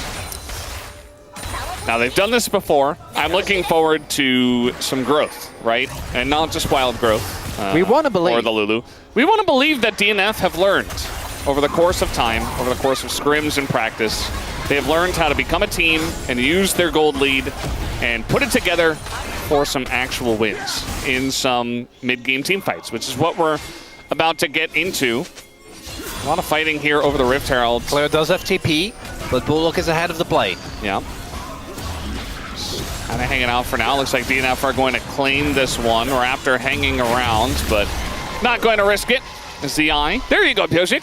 Picks it up. And clears this in bottom lane. Looks like the call from BNK was just to let them have it. And my guess would be that they're going to be trying and looking to aggressively contest Dragon instead. Looking at the spikes, I feel like they could have looked for a contest. The sum situation for them is a lot worse, though. There's no sums or no flash on Diablo, on Vikla, on Khaled, and on Raptor. So maybe the call was, okay, we should just let this go. It's just a Herald. Doesn't mean the end of the world. It's definitely going to get dropped in mid, I would expect, and is going to get the turret there. But that's a big macro error. Just giving over the first turret blood for free there, I think, is a bit of a whiff here from DNF. If Pyosik, instead of clearing his camps, just throws down that Herald mid immediately. Like, you might have gotten 2, and they don't get the free trade. You get possible feats. Yeah, I mean, I could see that there were a lot of pings in mid from the red team. So clearly, for DNF, they wanted to go mid, and they wanted to make a play happen, but maybe the push... Okay, he's going to get another crash here. Nicely done by Pyosik. But yeah, maybe the push in topside kind of just caught them off guard, and they were like, oh, well, I guess we just lose first turn. But then... They have a really good setup, though. Yeah, so Clear's going to have to respond with TP, which means that they should get Drake. Because now Clear's going to catch this wave, and Dudu can base, possibly buy, and then just... They get the Dragon here as well. Yeah. DNF actually fully out-rotating BNK in this early to mid-game. Yeah, BNK got that first Dragon, and since then, they have been kind of just behind the play. I don't know if you noticed the apprehension that's still in my... No, same for me. I have noticed, yes. I just want everyone to be aware of why that is. In case you missed it. Atlas What happened, Chronicler? Atlas and I went through a very, very painful experience where DNF, and we wanted them to win very badly. And they were against Bro, that says a lot. Even the audience was on the DNF side. They were up 10k gold, and they lost. Yes. And I just don't want to repeat that. So now I'm scared to truly believe. That's fair. One thing that might make you a little bit happier is that DNF, they actually got the feats of strength. So even though the first turret blood did go over to BNK, that helps. All the kills are in the favor of DNF, and of course they got 2 Dragons and the Rift Herald. So that will be 3 objectives for them. Only the 2 They will also, for BNK. I think, maintain a very, very strong power level relative to their opponent until Diablo hits free items. That's when I start to worry. Like, the 2-item spike for Berserker has been hit. 2-item for Bulldog is imminent. As, yeah, Raptor, good call. Does dip there. And once Pyosik, Bulldog, and again, Berserker has already hit that 2-item spike, I think you need to push hard. DNF's, Raptor's going in to try to kill a Nami, and it's not going to work. So it's a big team fight all gone. And it's the macro for DNF that's just straight up better. Like, BNK keeps looking for these plays, and then DNF just shove wave, get advantage. They've done this like 5 or 6 times now where they're just like, yeah, we're not going to fight you. Shove wave, get advantage. Yeah, which is why it's not just the kills, they're up 3k gold. I'm very surprised about going all in onto the Nami. He didn't even have to flash. Nope. And now you don't have Cyclone for the fight. Well, they're gonna fight, because Zeri's the 2 items. So, Godspeed Diablo if you're a BNK fan. That's the game plan. DNF are trying to pull this a little bit. Diablo taking a ton of damage already. The healer's going to help out immensely there. The flash comes in, gets the cleanse and the flash out of Berserker. That's big. It's a very broken up fight as Dudu trying to isolate Raptor. It's not really going to work, and he chunks him down. Now Pyosik going in, but he's alone up against Diablo, who gets ulted by the Ambassador, but it's a broken up fight, and it's going the way of BNK. Somehow, some way, they kill the top laner and the jungler. And all that gold that DNF had, it just doesn't matter as the TP tries to be utilized, but it's not going to work. And now Quantum goes down, and it's a clean ace to BNK. No! No, not again! I mean, this one wasn't as bad, admittedly. I'm not gonna completely lose my mind. We knew. And Diablo go kill. Who knew? Who knew it would have worked?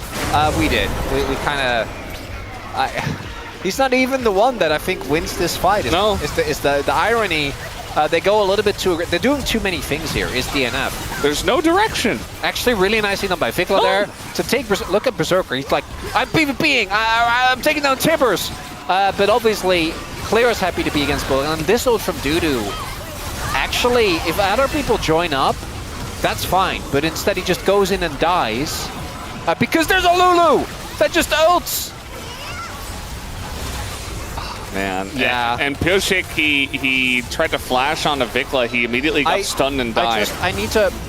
DNF, if you start Otacon, you need to then be ready to turn. Because I think starting Otacon there is honestly fine. You're ahead. You can turn. The sign says we shouldn't have... we shouldn't have gone for Otacon. But wait. That's an old-timer right there, Valdez. That's evergreen. Because it was probably the same guy who had the sign who was like, please do not start Otacon first. I don't know if it was like a bro game or... And this is where, gonna be very real. There are different evaluations, there are different guidelines. If you're a Legend team versus... If you're a Legend team, you start up Otacon, no problem. I trust that you'll be able to turn. The turn will be good. If you are a Rise team, just do it. Wait for them. Just wait give for it them. to them. Yeah. All right, well... Oh, don't do that. They're trying to do things now. They're going to knock in the Wukong. He is taking a ton of damage. The bubble was gigantic on top of it. As meanwhile, Diablo still chipping away at them. This is big. Drake is up in 30 seconds. Raptor will be down. If DNF can get Soul Point. Berserker. You can't do it. You can't do that. Berserker, no. Dashing into the Zeri. It's not going to work out. And now we got a TP coming through as Zambessa. Oh, the stun coming in. The taunt is huge. That's just going to catch everyone in the front line, and Diablo doesn't have a team anymore. DNF just running him down, and Quantum picks up the kill. DNF are back. They did a mental boom. They're still here. They're still playing the game, Valdez. That's going to be Soul Point to DNF. As truly, Rise Group never fails to deliver. This is the culture we were asking for. This is so peak. Oh, okay. So we have again the disengage and the turn from DNF has been beautiful. Pioshik getting the ult, knocking back Raptor into the team, and then the follow-up is there immediately. That was wonderful. Then it looks like BNK takes the lead. Berserker, for some inconceivable reason, takes like 60% of his health bar. And then here, watch Bulldog. Or actually, watch the bubble into Bulldog. So the bubble is crazy, but the fact that Bulldog then also hits too is insane. And now they got Soul Point. And guess what? That's another one. That's a rule of Rise Group. We really have to start like really codifying these. Rule of Rise Group, number 24. Soul Point is the same as Soul. They're not actually different in this group. At some point in this game, you will... DNF have Infernal Soul. Yes. Theoretically, at some point in this game, BNK are gonna make a call, and DNF is just gonna be like, "Oh, so we get Freeze Dragon?" Yeah. Like, they'll like push the top inner or something. I'm looking forward to it because I think it will happen. Virtually indistinguishable. Yeah. You know, because the laws of the Legend Group are just the laws of League. It's like if you're a League machine, how is this played out? Yes. We know. How do you function? Yes. If you say in theory X could happen, guess what? They'll do that. Yeah. Not in the Rise Group, baby. None of that. As again, it really is a team effort. It's Quantum that sets up the bubble, and Bulldog that then gets... I thought that he would have needed to flash, but doesn't even need to flash. Just walks up, gets a big taunt, takes down 2. They weren't believers until they were. And one of the top left is like, yes! I love the praying going on. Come on, DNF. Just stick the landing. One time. We have Berserker on a 3rd item. Everyone's rooting for you. And also, if DNF like 2-0 BNK, now it just means that the chaos continues. Yeah. which thematically I just love. Like, we actually, it's just another reminder, we have no idea about Rise Group. We just don't get it. Ooh. Yeah, that's some damage there. Woo! Yeah, IE's done. Some big crits. Berserker with first strike as well. Like, if he dash and gets a couple of autos off on you, like he double taps your head, you're gonna have a good time. Okay, now all we need is don't do the Baron throw. Just play for Dragon. DNF. Because you're now in the position where they do the Baron throw? No, don't. Don't what? Don't do the Baron throw. Do the Baron throw? No. Wait, fellas. I don't understand. Don't look at Baron. Don't touch Baron. Look at Baron? Wait for 2 minutes, and then if they do Baron, you don't care because you get Infernal Soul and you win. Now, I'm pretty sure I've seen more teams lose with Soul this split than any other one, and I don't have to. An unfortunate trend that has been happening here. Just a little bit. It's fine. It's fine. I think DNF. Just play it slow. For BNK, the win condition remains the same. As a Diablo actually felt obliged to go for Shield Bow, which will make him harder to kill. But that's a lot less damage than he would have otherwise had if he'd gone for either IE or gone for a Lord Doms, which I think is most likely in this scenario. I wouldn't even hate Executioners, actually. Moral reminder. The fact they don't have... And not only that, Serpent's Fang is kind of a crazy buy here. Ready for either side. Because you're either playing into Lulu, where it's kind of self-explanatory, and even Annie, or you're playing into Besta, who does a lot of shielding. Galio does a lot of shielding. But I guess in BNK's case, Executioners is better than the Serpent's Fang value. But for DNF, I wouldn't hate it. They ended up getting that. We got Dragon in a minute. Can they stick the landing? Can DNF pull it off? We'll see if, because if BNK are like, it's fine. We just trade Nash for teams have fought that. Yes. Many times. How often has that actually worked? I'm not even joking. It has to be a very specific part of the game. Like, it has to be close, and the Baron is enough to, like, have you push in and get enough of a map lead that leads you to win the game. Careful. We got a lot of people going on in, but the peel is great once again. Gonna catch Raptor, and the wave is gigantic. It catches the whole team, but lining up for the Gwen also not great. Diablo goes clear, just zoning everybody away, and Diablo gonna take away that front line. They finally get a kill. And look at everybody's health. They ran in a straight line How did no one die? Oh, they got Bulldog. No, I mean, how did no one die on BNK? Okay, it's a little overreach. No, it's fine. Just a little bit of an overreach. I need to stop saying it's fine. I feel like I'm focusing so hard about this. It's not fine. Everything is on fire. It's Infernal Rift. Very true. You just lose a Drake. It's not the end of the world. I want to see the damage, because I'm pretty sure that looked like it was a one-fight for being one fight for DNF. Oh my god, this game is frying my brain. It's game one. Like, what happens to Berserker? Is it legit just... Look at the needles. Okay. Yeah. They're in a line. They're in a straight line. God, the Quen! Yeah, Quen single-handedly, I think, saving that fight.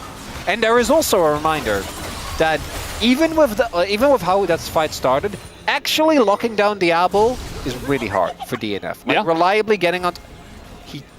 I swear he just bought BF Sword. He just built a full IE. He literally just built the BF Sword. No, I know. Before the last fight. Yeah. And now he has an IE. That's not normal. That's not okay. And you were saying 3 items. Now we got 4 items on the Zeri. The Quen only has basically 3, but it's not a finished third item. So now I kind of love it. If you just go Shadow Flame next as well. Yeah. It's like none of that Zanya's crap. I am murdering them because he knows all he has to do is damage. Even if Clear dies, if they focus Clear, Diablo kills everyone. That said, if DNF can stall and still get positioned in this game, I feel like Soul Point is so valuable for forcing these decisions. Oh, BNK, they've... You were saying?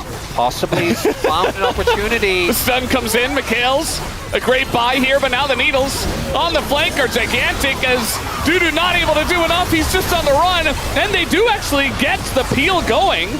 As, yeah, they got the kill, but now the flash timbers! The timing is perfect from Vikla! And that should be 2 kills here for the side of BNK. They get the advantage at the end of this fight. Oh, they get the Gwen, but as you highlight, as we said, Clear still does his job. He does so much damage, he draws so much attention. And now, oh, Dudu not going to be able to join this fight. It's just Pioshi, Berserker, and Quantum. I don't know if, I think this is gone. I don't think they can contest this. This is definitely gone. I think DNF know it as well. Oh, DNF. If this happens 2 minutes later and you get Drake, perfect. It doesn't matter. Good completely adequate. Now, because this, you know what the timer for this is going to be? For this Rebel Baron Power Play? Perfectly into the soul point for the enemy team. Yeah. As Bulldog, like Bulldog getting taken low is manageable, but it's right here. The combination of this TP, and you can just see the hesitation and DNF thinking, wait, they're not actually going to fully commit to this, right? Which being they don't know. They don't know. They're not aware. Actually, we've been really hard on Vikla, and I think justifiably so. I think this player has not been playing well for a large part of particularly round 1 and 2. But I think every time that he hits Tibbers in the last couple of fights, they hit hard. Yeah. He also was in range of the Galio to land his Q stun, right? Like he kind of got that going. Now they're going on to Clear when he's alone, but the whole team is running over at the same time. Like, yes, there's a tiny little turret here, but do BNK care? I don't think so. They're just going to send it. Quantum taking the brunt of the damage, but now the turn comes in. The Wild Growth on a Clear keeps him alive as Raptor goes in that backline, but there's nobody that gets any lineup on a Diablo. Wait, they're down 2. No, this is... oh, God. Yep, this is a very big Zeri and a very big Annie as well. Deathcap finished as Vikla just chopping people down. And, yeah, it's a very broken up fight. Even Jonah Strong had trouble with it. Had to zoom all the way out. Yeah, I BNK really win it. I thought that the BNK was down to 2 members, but the Lulu just caught me off guard, and I guess it caught DNF off guard as well.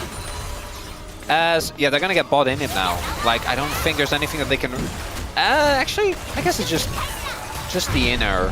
They can back, buy, and take the Drake. Oh, the Drake's gone. Yeah, we knew that the moment the Baron went down, right? Yeah, Diablo's going to be full build. Vikla has Death Cap. We have reached the... What's the opposite of the Promised Land?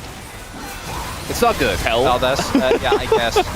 As even with how messy this fight is, look how long Clear stays alive, by the way. And yes, they're able to kill Raptor, but the damage is still done. Watch this. I know, very satisfying. Oh.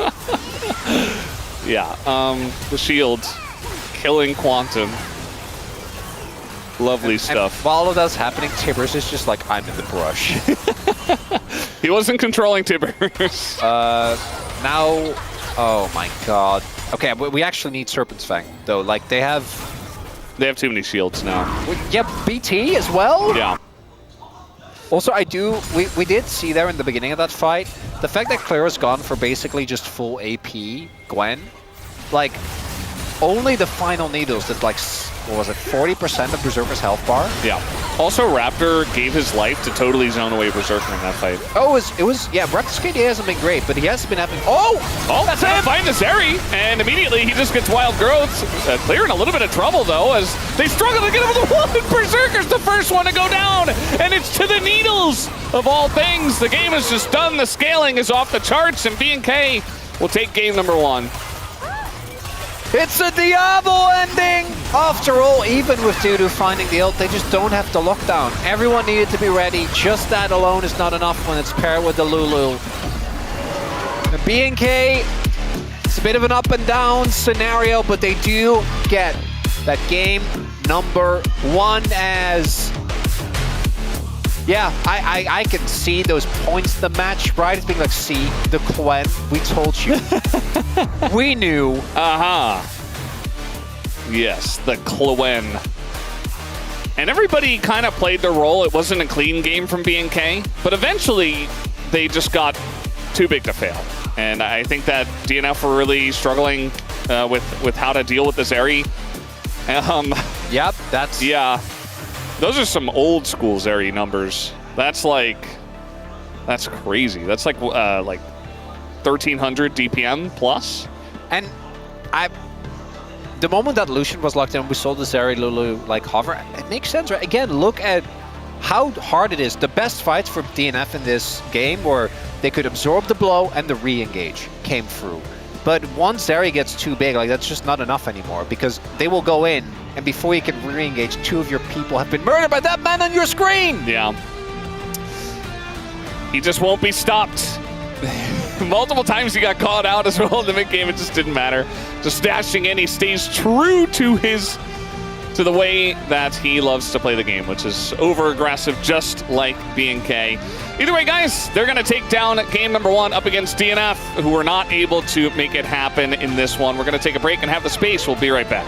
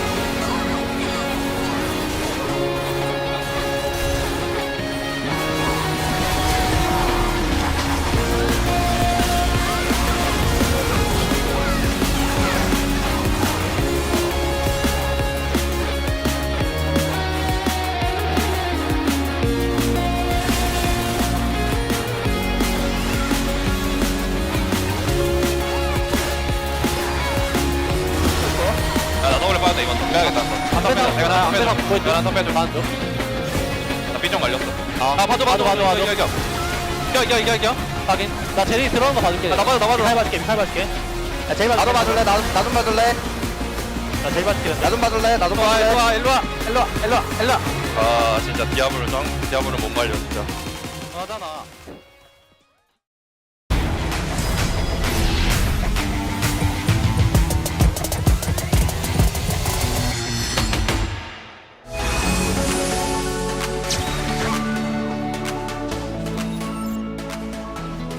여기 있다. We'll face check. 이거 보든가.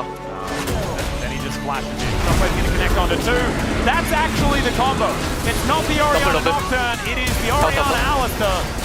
좋아. And the curtain call coming on through as well. So much damage out of T1. Really good at this champion. I just feel like we have players that champions how live. Matter. Keen Sante. Yeah.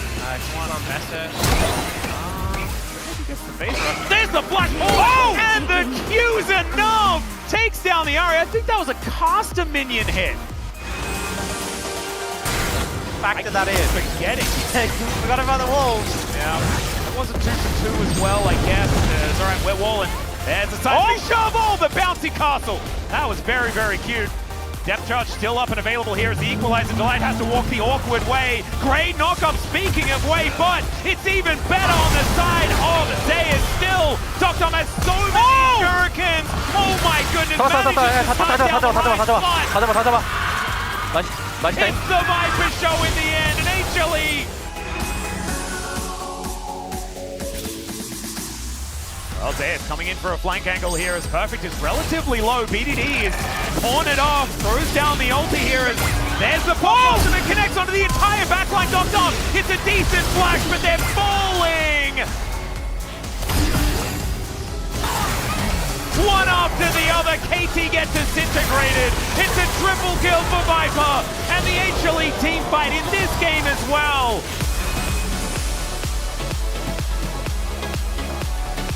You do get 1 kill, but you die anyways. You get 2 over here, you get Baker over, and Jovi's just showing up. He's like, oh. You guys are having some trouble down. We're gonna have to look at this top fight. Doran's in a lot of trouble. He's trying to run to his jungler. I think he should snip this one out, but he's still gonna go in, gets the kill. So now Redemption is coming down here. Gonna help out the side of T1. As going to miss a bunch here on the Keen. He's still going in. Owner doesn't quite have the damage. Gonna miss the flag and drag. Back in goes Keen. Not scared of these guys. Takes him down again. And meanwhile, at mid.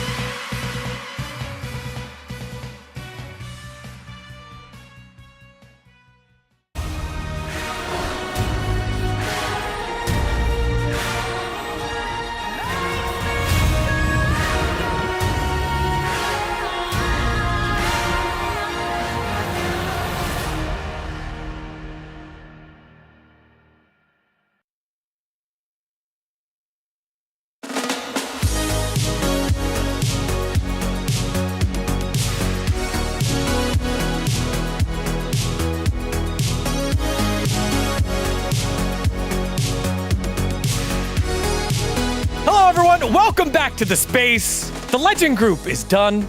That match is over. It's time for a little bit of Rise, where these two teams are trying to prove themselves and Rise!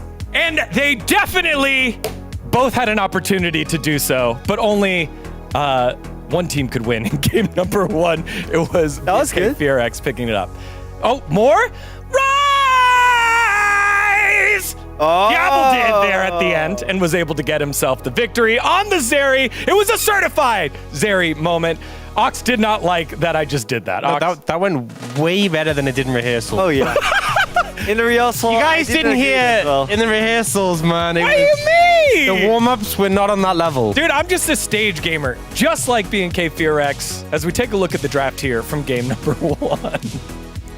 Oh, well, we still don't know why there is Lucian and Nami and Jerry and Lulu in game one, especially, because culture. Man of culture. All right, that's a culture for Rise Group, I guess. But anyways, they know who's the carry, and I like the idea from BNK because clearly Diablo is the one who performs the best out of those players, and I think this kind of concept is gonna help them to build up the team color, and it's definitely helping them. So even though they have had the rough early game, the reason why they could bounce back in the mid-late game is because they already know what's their concept works, and that's mainly from the Diablo. My concern here was a bit just the fact that when you're playing into a Zeri, if you don't have the setup, it can be really difficult to deal with it.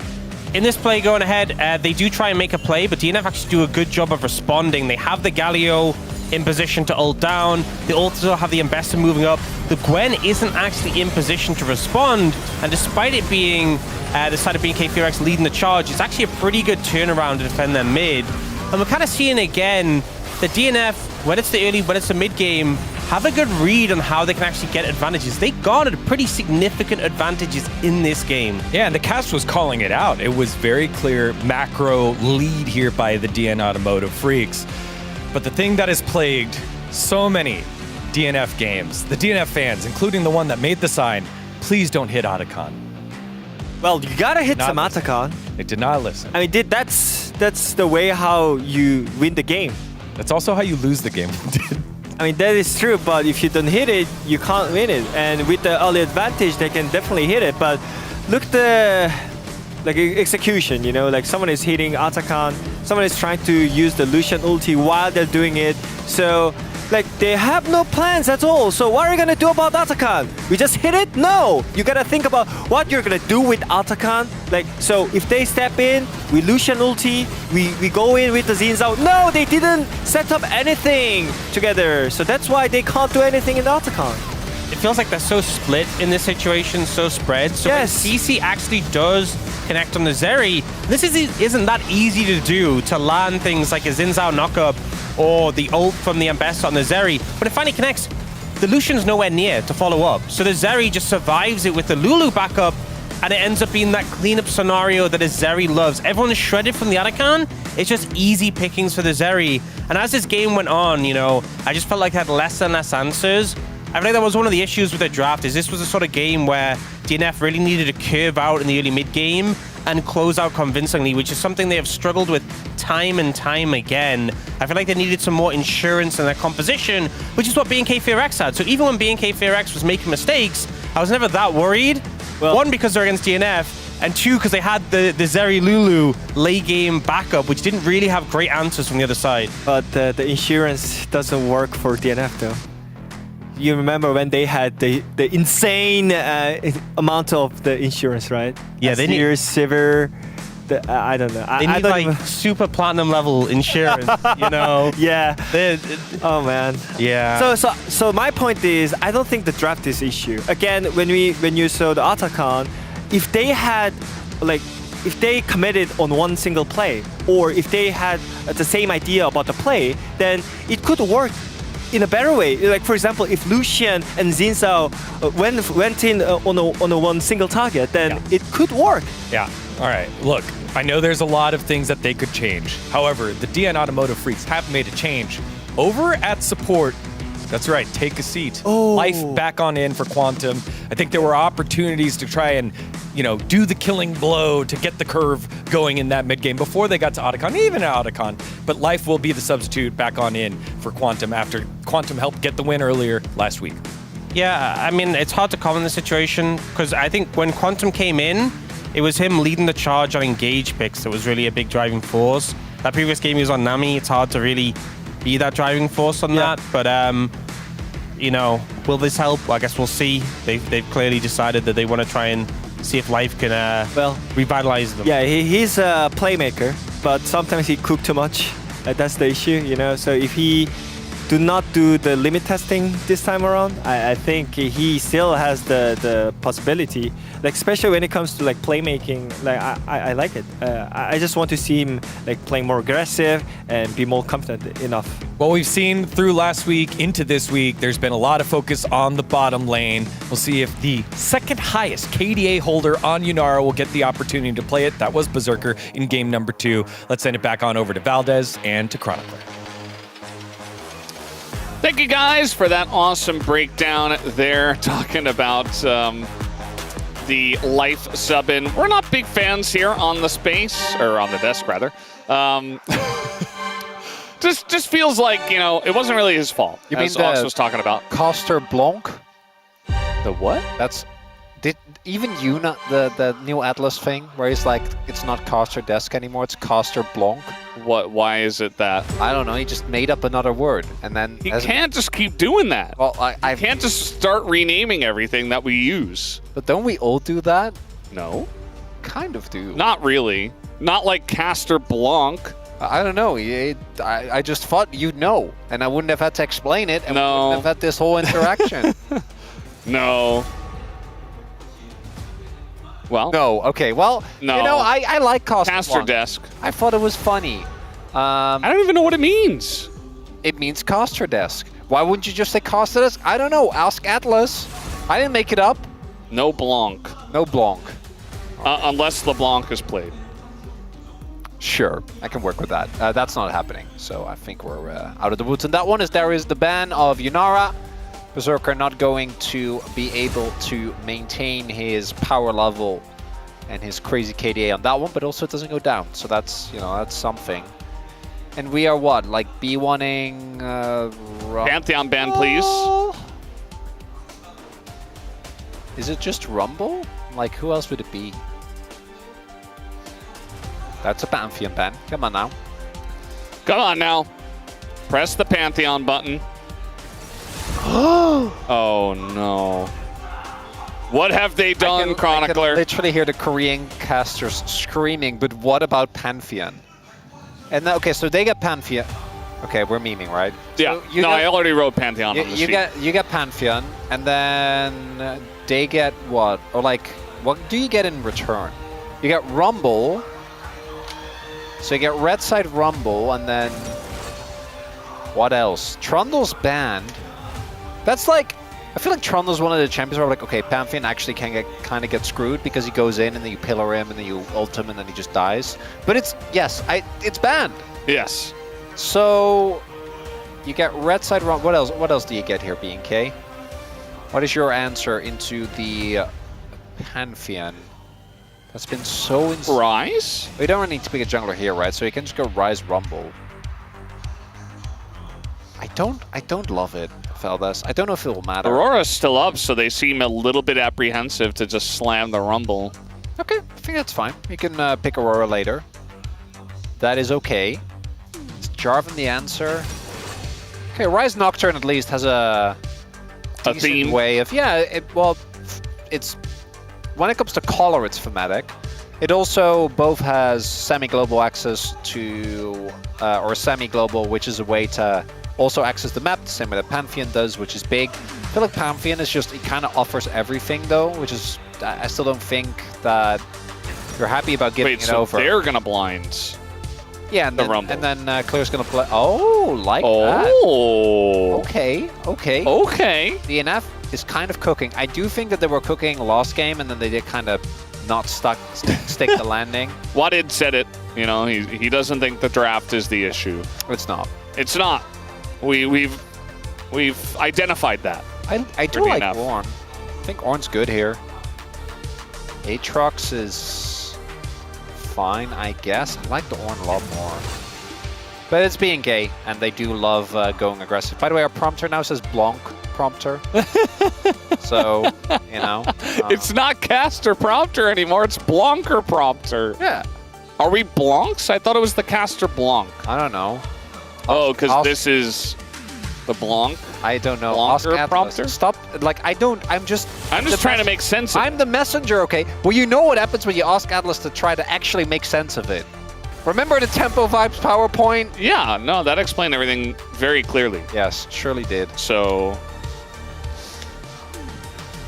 we need another PowerPoint, clearly, about the Blanc. Maybe we can just get an inner look into the workings of Atlas's mind. I don't think anyone's ever seen that before. No, that's why it would be a good PowerPoint. As the bar gets taken away as well, a lot of stationary targets on B&K that would really suffer. Also makes me wonder, like, are they gonna slam Jhin on 4 here? Works well with the rest of the team. Is always able to follow up. I do think Jhin into Rumble always feels a little bit bad because every time you set a build, he will also do so. Yeah. But it is a very strong pick. It does mean Diablo's not in the hyper carry, which is always a little sad. They could also play just Jinx. You get like resets and stuff, but you don't really have the Lulu, and it's probably not a good idea. Oh, we're keeping it hidden. That's kind of cool. So Rakan gets taken away. Does mean that they have a lot more team fights. Oh, it might be a Kai'Sa angle actually. Yeah. You don't want to blind Kai'Sa? Yeah, okay, I think that's what they're looking towards. So Diablo wants to play Kai'Sa, but doesn't want to blind Kai'Sa because then he gets blown up in seconds. So it's going to be what, like Sivir Leona? Leona is one of Life's favorites and something we've seen often. You know, I would actually love Maokai here. I think Maokai as a counter pick goes really hard into Rakan. And also it goes hard into the entire B&K comp. And it goes well with Rumble. And it goes well with Aurora. Yeah, they should pick Maokai here. They're not going to. Oh no, it's going to be Rel. It's Rel. But I'm glad you see the lines. Yeah. So this is Kai'Sa, right? Yeah. Kaiser Rakan, the lane is just kind of mid, but everything else is amazing. They synergize well, they have a ton of mobility, and the team fighting for BNK is very good. Not nearly as much of a protect the carry composition as it was before. And with any other team, I would look at this DN Freaks draft and be like, how could you allow this? Like, how do they have Pantheon, Rumble, and Aurora? Rumble and Rel, amazing combo. I think even the fact that everyone else can get them ready for Sivir to just clean them up, that's good. Sivir does have a really hard time in this game because of the amount of backlight dive that's there, but it's DNF. It's like, are we actually going to see the combo pulled off? Or are you just going to get into messy fights and then Diablo ults in and he kills everyone and that's just the game? And that's the end of the game, yeah. To be honest, you know, I feel bad for them, but it's kind of the expectation at this point, you know. It has to be, right, after everything we've seen this year? Yeah. It's unfortunate, but, you know, you got to get more wins and change the narrative, right, before we can begin to do that ourselves as casters. So, we'll see. We'll see what they can do. As certainly a very strong draft this time around. They got Pantheon for the second time in LCK round 3 through 5. We'll see what happens here as we're getting onto the Rift for game number 2 right now. 소환사의 협곡에 오신 것을 환영합니다. 안면 폭발 광사. 미니언 생성까지 30초. Yeah, I think it's actually the second time for the whole of LCK. Not 100% sure. I'm also pretty sure. Oh, no, it's just rounds. It's just rounds 3 I through do 5. remember, wasn't it like Canyon who got a Pantheon at some point? I'm pretty sure it was him playing it. Yeah. Yeah, that. It generally happens that way, though, because you're so scared of everything else that everyone else on this team can play that they're like, I guess we really have to ban Azir here. And then they do, and then it's like, well, then can't. I and it's just gonna win the distinctly game. remember, I forgot when this was. I don't know, I think this was 2021. And that was already, I'm pretty sure, this iteration of Pantheon. You know, this wasn't like the point and click spear Pantheon. Yeah. Where DK did the exact same thing, where it's like, Pantheon is supposed to be this champion that just like, you know, is really strong duelist, really strong ganks. So you just kind of just drop into lanes, kill people, and just keep repeating that. You fight everyone you see. But just like Gen G did, they would instead, like Showmaker would push out a lane, just so that Canyon could get like his third enemy Raptor camp. And he got like a 40 skill. I'm like, it's Pantheon! Yeah. Well, it's not Karthus! And I hope, for Pioshik's sake, that his team's gonna enable him the same way. Because DNF need, I know we've said they need a win, but they still need a win. Yeah, they still need another one. They need more wins. BNK, maybe one win is not so bad. Yeah, I mean, for BNK, they're trying to fight to overcome DK's spot, right? Which it's technically possible. It's probably not going to happen. It would require DK to lose most of their matches that they have left over, because they're like 4 series ahead of BNK. It's that. And a lot of games. That's the real thing. It's 13 games. Like, that is a big gap in game score. It's possible if, you know, BNK win a lot and DK lose a lot. But especially if BNK gets like, because I'm pretty sure they haven't faced off yet. So, do they face off this week? I'm double checking. No. They did already face off. Okay, and then I'm pretty sure BNK beat them handily. The last time they did face. Yeah, they did. It was a 2-0. For BNK, right? Yep. Yeah, Wolf predicted that one. I remember now. Yeah. If they get 2 more of those, or 1 more of those rather, that could make a big swing, but yeah, it's just not likely due to the fact that all the standings have carried over from last split. Uh-oh. Clear. Getting into a little bit of trouble due to silence, but he doesn't care. He's doing tons of damage. Gets the flash out of the Aatrox. And not exactly sure how that happened, but Clear, again, it was his choice to go for the Aatrox instead of the Ornn, which, you know, the Ornn generally very safe into the Rumble. And so far, the Aatrox is not. That's not what you want. It looks like Clear did, in fact, stick around So should be able to at least pick up that wave as Raptor. Nocturne is... What are you doing here? What is happening? We're just... Go back and farm your jungle. Well, I mean, neither of them have camps up, right? And Raptor got the bot There's crab. a Spittle Crab. Well, yeah, but he got the bot crabby. So, like, he doesn't He could have pushed him away and gotten the crabby, and now he's behind on... Or he's equal on tempo, right? Yeah, but he's just going to walk back. Claire's going to have a TP in. He has mid lane prio. He's going to be able to fight for this. Because Dudu wants the base, I'm pretty sure. Dudu could also just... What I hope he does is just help contest. Because Claire has to catch his wave. So we'll see. But I'm pretty sure Vikla and Raptor want to throw down. As we have the little look towards the top side there. Yeah, looks like Raptor just end up wasting a little bit of time. I don't mind not Now going. he's behind on his camps. Well, I mean, he's not. They're even. No, he's not there right when they spawn. Well, yeah, I guess. I mean, I didn't like the contest. But he could have been. Instead of chasing the Pantheon through his jungle for no reason. Well, okay, but he also doesn't gain a tempo lead on you, right? Like, I think going for the contest when it's clear your top lane can't follow was a mistake. But going for that play against Pantheon is fine, because if you delay him and then you can get like a 5-second lead on your clear if you just had gone to Krugs instead of contesting. I think the contest for me was the issue. I think the bot lane, like chasing him down, doesn't really matter too much. Because Nocturne is a shockingly strong duelist. It's just that if he's playing into multiple people, he just doesn't really do that much. But it's the extra AD from your Q. It's obviously the fear. It's the passive as well. The healing and the early conquer actually ends up doing a lot. But now they're basically just matched, which they're both just looking to get 6. Yoshi on the Pantheon, keeping up in farm against the Nocturne. Berserker trying to... Well, that was a nice little knock up into Escape. You can only do so much when you're playing Kai'Sa Rakan into Sivir. And so that's why Berserker's trying to do as much poke damage as possible, and also why a Cull was purchased pretty early on here for Diablo.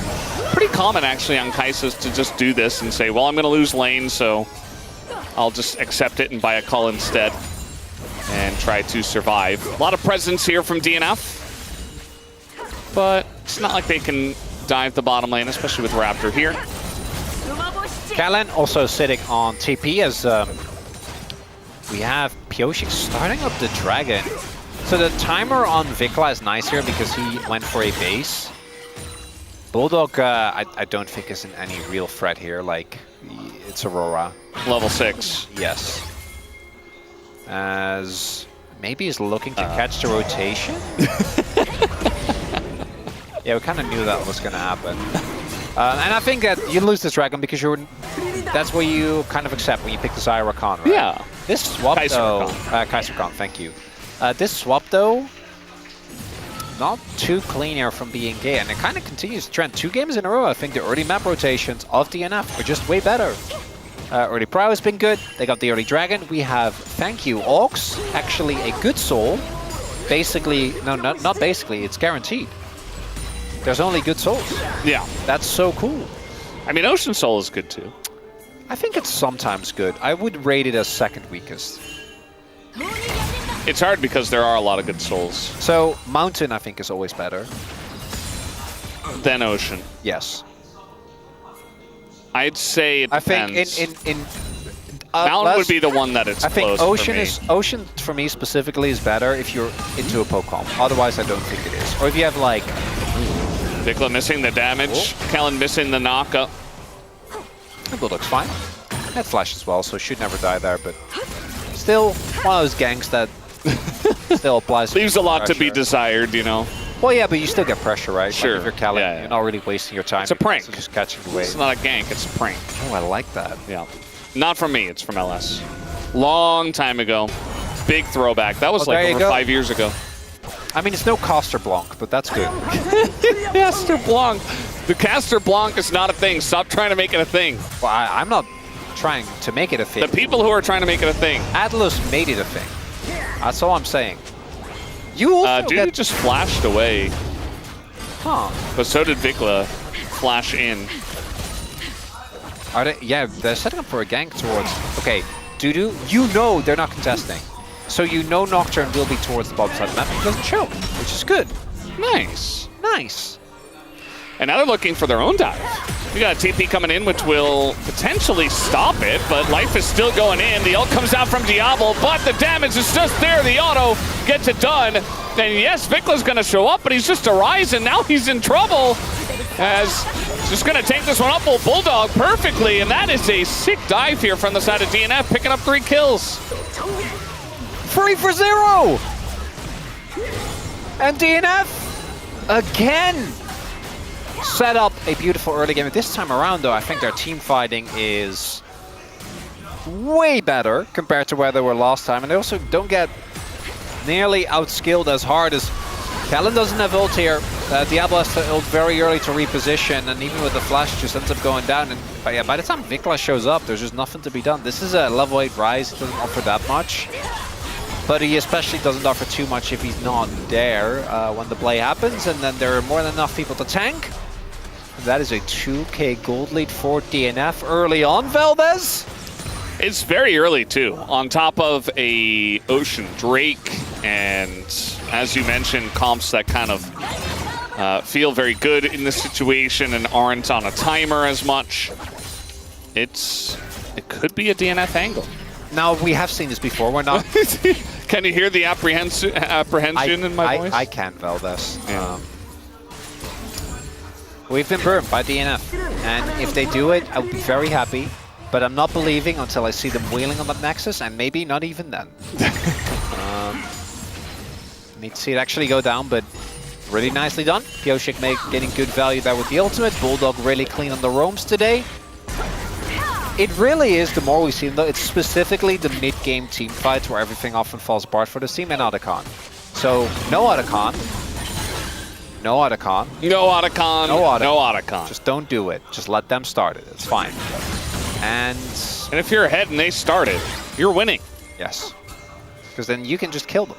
Yeah. Great engage. You have really good flank setups. You have incredible team fight damage, like just Rumble and Aurora ult alone. And I'm starting to believe that even with nameplates on, this draft on the left, it's making me happy, Valdez. It does feel better, doesn't it? They're trying to dive onto clear, it looks like. Raptors here. I don't know about this. Yeah, the whole team's coming in, and that is an Aatrox. They try to burst them down, but it's not quite going to work, and the turn is already coming through. That's the first kill. The Rumble ult doesn't hit anyone, but now the Aurora not quite going to miss as Bulldog able to help get the kill, but it is dicey. Not the cleanest dive. Looked nothing like the top lane dive. I think DNF should be very happy that they didn't just lose the game, or not lose the game there, but they didn't lose their full lead there, because that was very close to being a complete disaster. So let's take another look here. I think the target selection from BNK is also a little bit iffy here, because when this came through, I was really expecting him to just get multiple kills, but it really is only life that goes down, and then I don't know about this positioning from Clear. I think actually if he just gets another rotation of spells off onto Dudu or Bulldog, they die. Yeah. It also would set up a plasma stack, which would allow for Diablo to come in, which that would have been enough, I think, to turn the fight. That's not the case. So DNF, they just trade 1 for 1, and that'll be the end of it. And it's also just Rel going down, which is not the end of the world.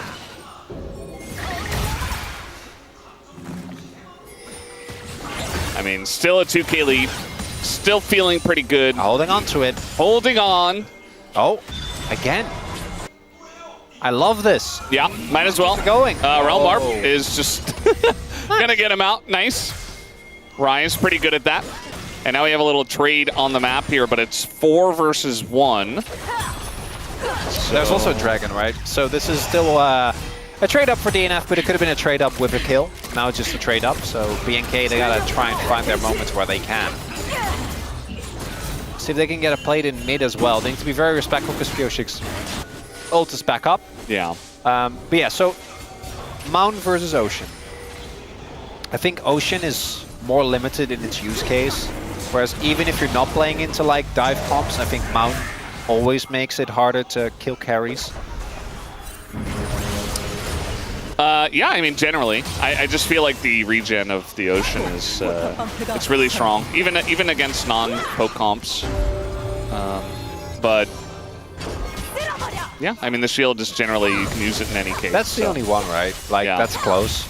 Infernal. Cloud is Hextech, definitely Cloud. better, and then Infernal and Hextech are S tier, obviously. Which, by the way, second Infernal, very fitting for a BNK series, I would say. Yeah, makes sense. For a DNF series, you know, not so sure. But they're up against BNK, so that feels pretty good. And we got to see them use their lead to get more objectives. That's really the name of the game. You know, you've got Feats of Strength, you've got the first 2 dragons, you have 2,000 gold on your opponents. So now your next sights are on that Infernal Dragon. Not on the Otacon that spawns a minute and a half after. Don't look at that. Just play for the slow ball. Nobody look at Otacon, okay? That doesn't exist. You want to snowball, but slow and steady. We're not gonna try and overforce. Yeah. We're not gonna do Otacon. We're just leisurely cruising towards that third Drake. And in my the last game, my soul point theory was proven very wrong. Yes. And I would like it to be proved right. We're just gonna ignore that data point and cherry pick. Sure. I mean, that's what we generally do. So it fits very well. All right, trying to set up a play here in top lane. Dudu might be in a little bit of trouble. He does have his flash, and so does Vikla. Raptor spotted at the same time, so they know he's here. Also, you know, if that you want to make up a word, you're also allowed to, right? Yeah, but I'm not just going to make it up just for the sake of making it up. Like, if I feel inspiration... I'm pretty sure that's what Atlas did, though. Yeah, well, he... I mean, I don't know. I don't remember. He's not following the rules. He's Australian. I don't know. Maybe they have different rules I don't remember the exact context. What do you mean? You're a New Yorker. You don't follow rules. That's true. I know the stereotypes. Yeah. But neither do Aussies. Very true. They are very much just going at their own pace, doing whatever they want. DNF start the Rift Herald. That's fine. Let's see if they go for a turn here. Looks like they want to. Life positioning pretty well. Takes a bunch of damage, and it looks like BNK say, well, that's a bit spooky. We're not going to go for that one. And so DNF get yet another objective. Probably going to be the mid lane turret as well, I would expect. So BNK just continuing the snowball. Interesting. I'm not going to believe until I've seen them win like an actual 5v5 Valdez. Yeah. That's fair. I'm not falling for it. Like, again, they had a 2,000 gold lead 9 minutes in. They still have a 2,000 gold lead here 16 and a half minutes in. So it's hard to get progress, but there are ways to set it up where maybe they could look for mid turret with the Rift Herald now, or maybe they could have like tried to look for a dive on top side, or like try to look for a counter gank on what is sure to be a Nocturne who's looking for an angle or something, you know, maybe try to bait something out. Instead, we're kind of just coasting, which is what you wanted. But at the same time, if we're at 2,000 gold lead in, 10 minutes, that's not going to matter at all. As Rift Herald dropped in mid, this should be going down 100%. Diablo not able to defend by himself, but it's traded for a little top lane turret as another charge is not going to happen. Raptor comes in and smites it away. Nicely done there by DNF. Still open up the map a lot more for them. Going to make fighting for mid lane probably a lot harder for Diablo, who obviously is a very sad and short range AD carry. Doesn't just get to walk up and delete the wave. We're also not anymore in... Remember the era when everyone built static Shiv and they just ordered the wave once and then then it was just gone. I mean, that was kind of dumb, so I'm glad we removed that. What was your... that also led to my favorite pause of all time. Yeah. The Doran static Shiv incident. In case you don't remember. Oh, man. Doran was playing Quintop. Yes. And he paused the game because his Shiv was not having the intended effect. Yeah. And he was like, clearly, admin, what's going on? This is a bug. My static Shiv isn't proccing on the wave. He hadn't bought it. Live? Well, I buy this engage as now the counter comes out. They're only going to get Kellen, but Raptor goes in by himself onto the back line.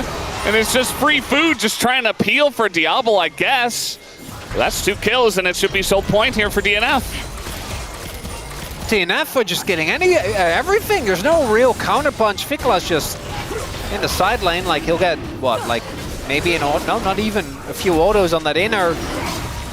As BNK, you knew they were going to be there. And Life, not a moment of weakness there, not a second wasted. Immediate flash engage the moment he sees those two in the brush.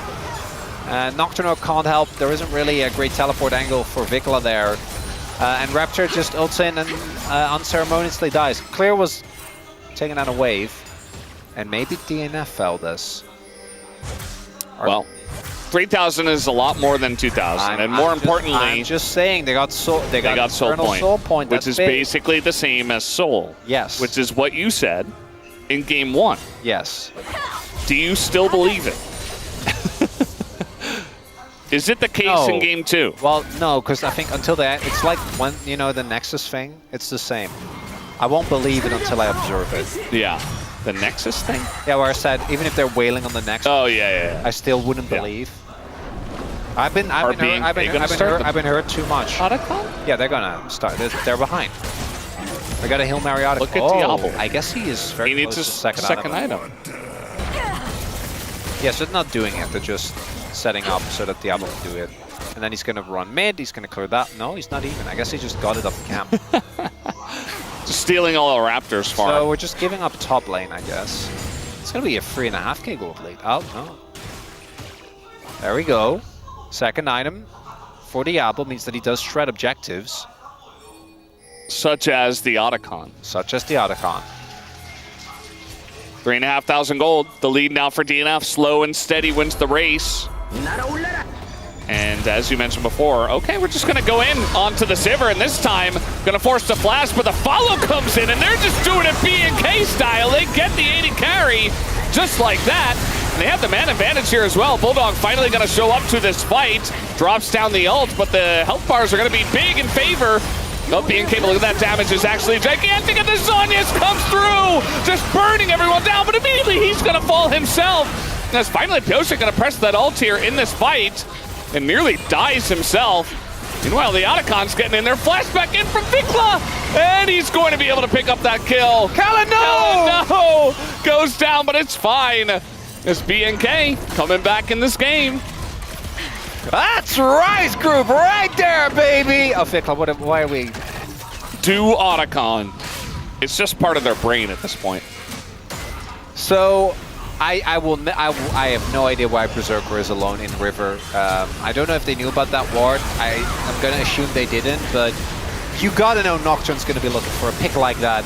Then Dudu almost salvages the fight, so BNK want to keep going. They have the health bar advantage. They go into this choke point against a point-blank Rumble and Aurora, so that doesn't go very well. Also, Clear, I think, didn't get the assist on the first kill, so he didn't actually get the extension on his ult, and then here Pyosik goes in, and then Life and Bulldog are like,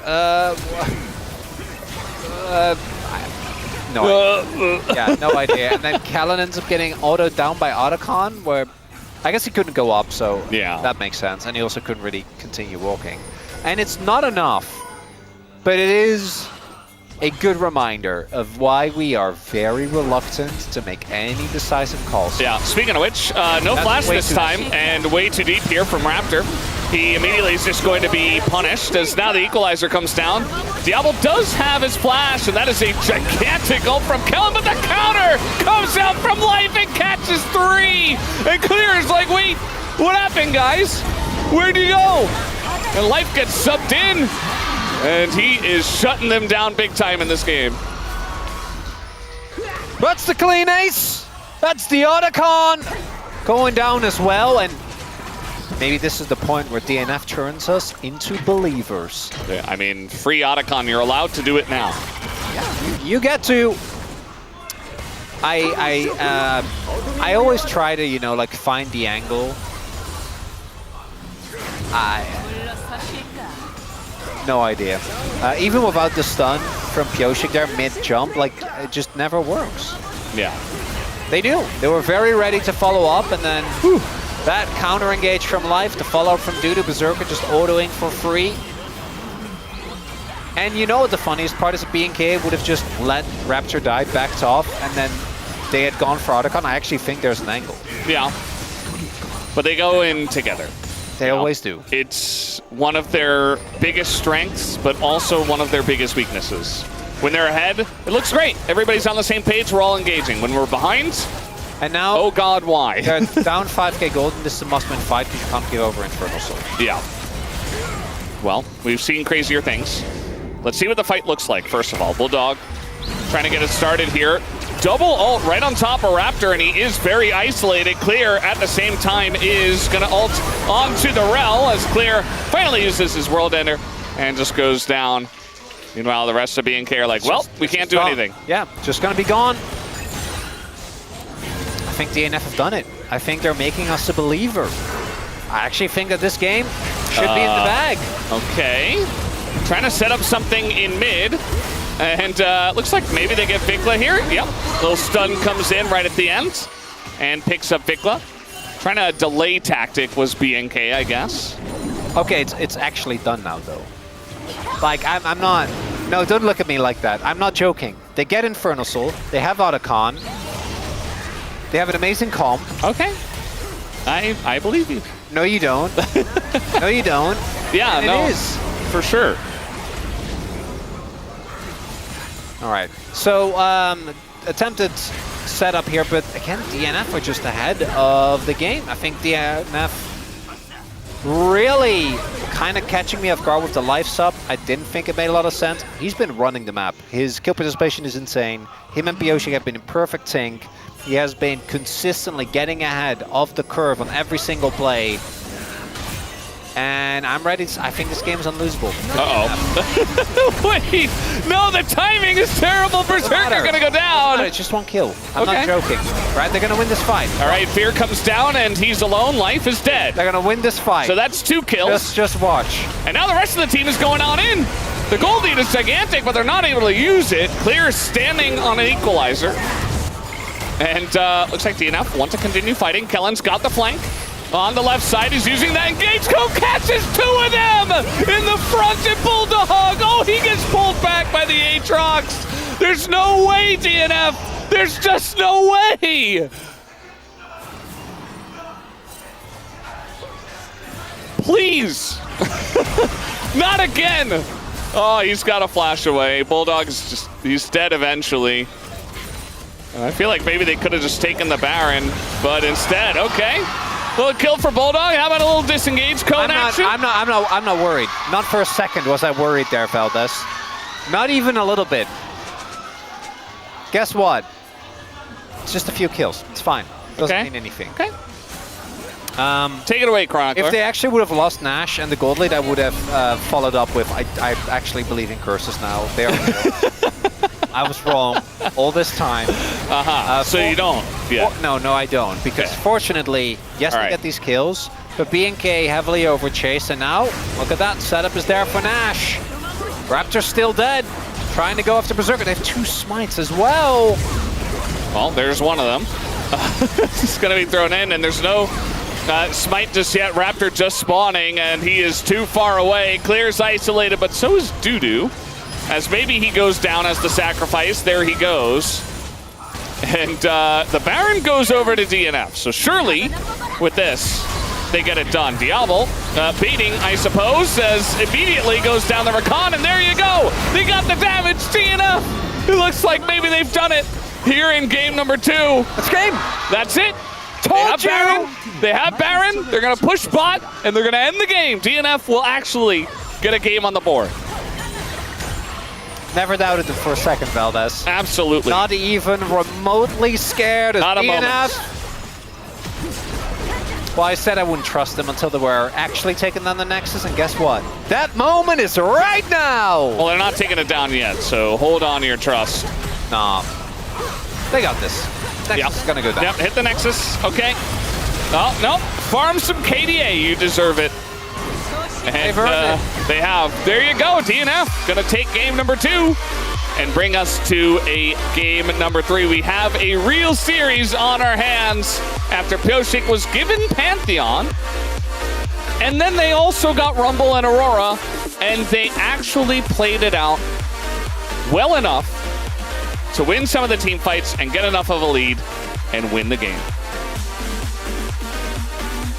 You'll love to see it, Valdez.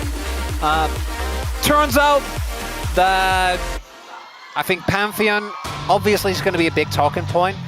But to me, I don't actually think that this game was about the Pantheon. It was about Life. It was the Rel specifically. I think Life had a crazy performance. I was very skeptical. I think Quantum really was what kind of turned around, even though the wins didn't really follow, but you know what I mean, the form and how they looked for DNF. And Life came in, they slammed the Rel, and I was skeptical. I'm glad to be proven wrong. Absolutely exemplary performance there as we get another chance for a series victory for DNF. Sign basically says, we're not finished with our business just yet. We're not closed for business yet, as DNF are still here to fight 1-1. Let's take a break.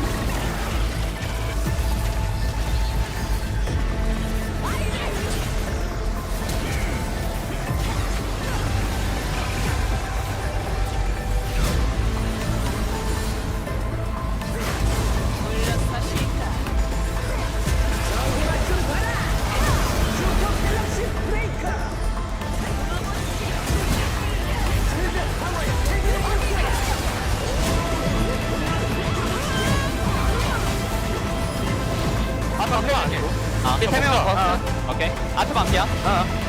아 때려놓고 있게. 아 너무 이제 미드 살짝 봐줘. 아트 보자. 난 갈드. 아래 그냥 천천히 봐줘. 봐줘. 미드 1차 막자. 미드 1차. 나 마이드 노공. 여차하면 공각도 볼게. 마이드 카이사 노공이야. 공 갈게. 이거 쳤거든. 나 바로 공이야. 카이사. 바로 공이야. 나이드 노플이고 내가 그 민철 좀 봐줄게. 민철 내가 봐봐. 카이사 잡았어. 레자. 라이즈. 미드 가자 미드. 미드 가자. 미드 한번더 노플이야. 바텀 가자. 노플 잡아줘. 이 소리야. 바텀이 좀 좋긴 하다. 바텀 가자. 이런 인사. 내가 더 인지 빡세게 했어요.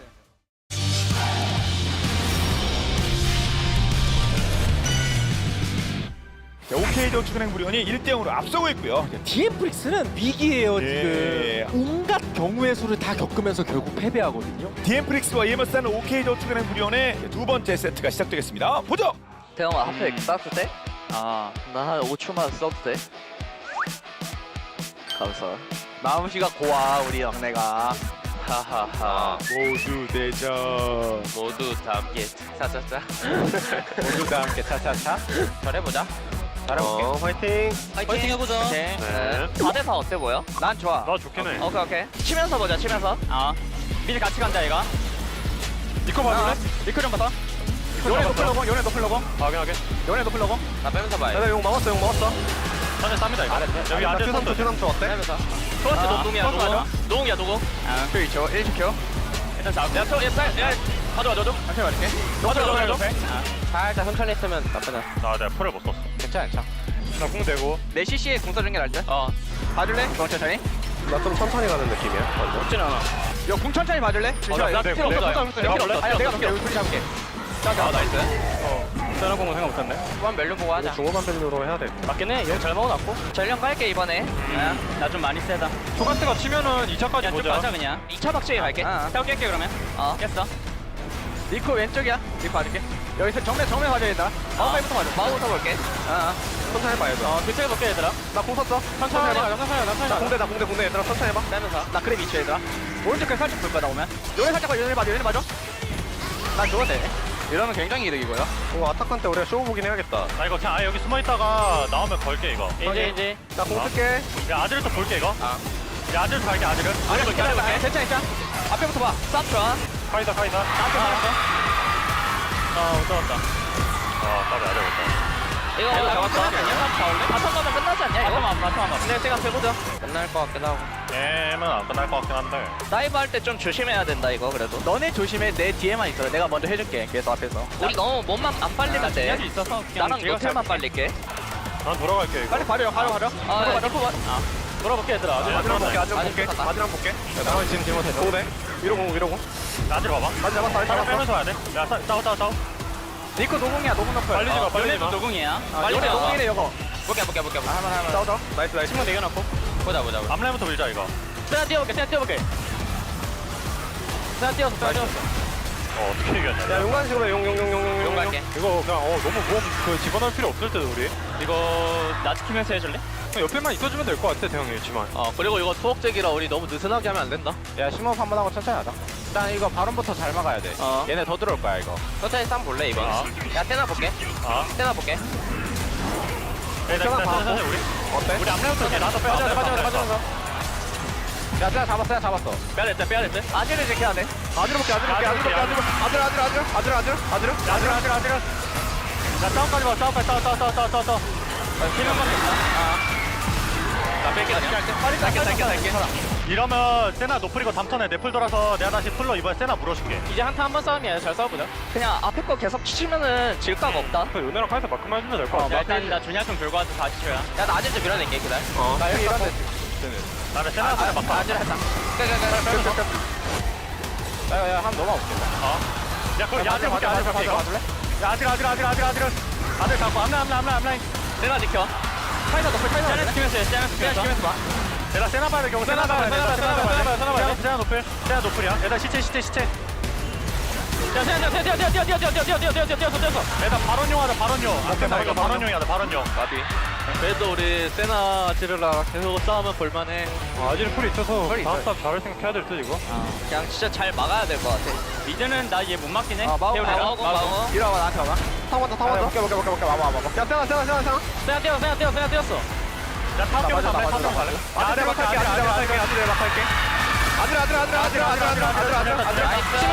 치면 내렸어. 장체 형도 싫어요? 나 특히 호빙 났어. 미안해. 나 너무 힘들어. 우리 팀이 최고다. 이 팔을 말이 안 된다.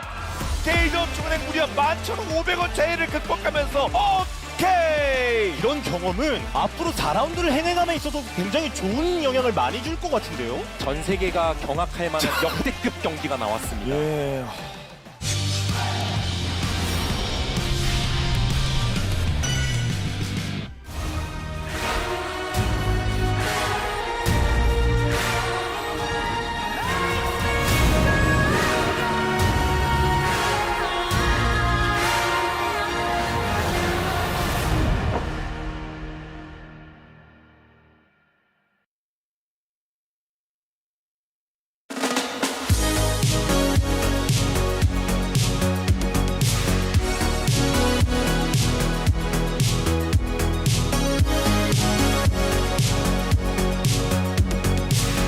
What's up, big dogs? We're back for game number 3. The DN Automotive Freaks said no to your easy win, BNK FearX. It is 1-1 here in this battle of the Rise group.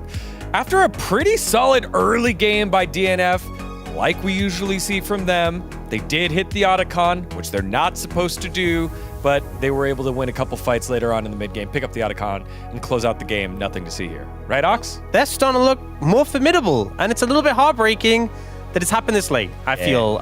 But, you know, they brought life in. That was a big talking point after, you know, we saw Quantum get subbed out. And the question was, okay, what is the reasoning behind this? We obviously saw Quantum have a good debut with the engage picks. Life came in and had something to prove, and he did. The Rel really made some big engages, made it happen. So seems like they made the right call. Yeah, I already mentioned that with the live subbing in, I want something with the Pyoshik, you know, jungle support, going into the enemy jungle, getting vision control together, and then into the playmaking. I have no doubt that still Live got some abilities on that one, and I think that showed up in the highlight one, and I think that was the crucial part of this game too. Yeah, let's get to it. They were sniffing around the blue buff of BNK Furex, and no indecision here, just immediate call by Life to hop on in and start the fight.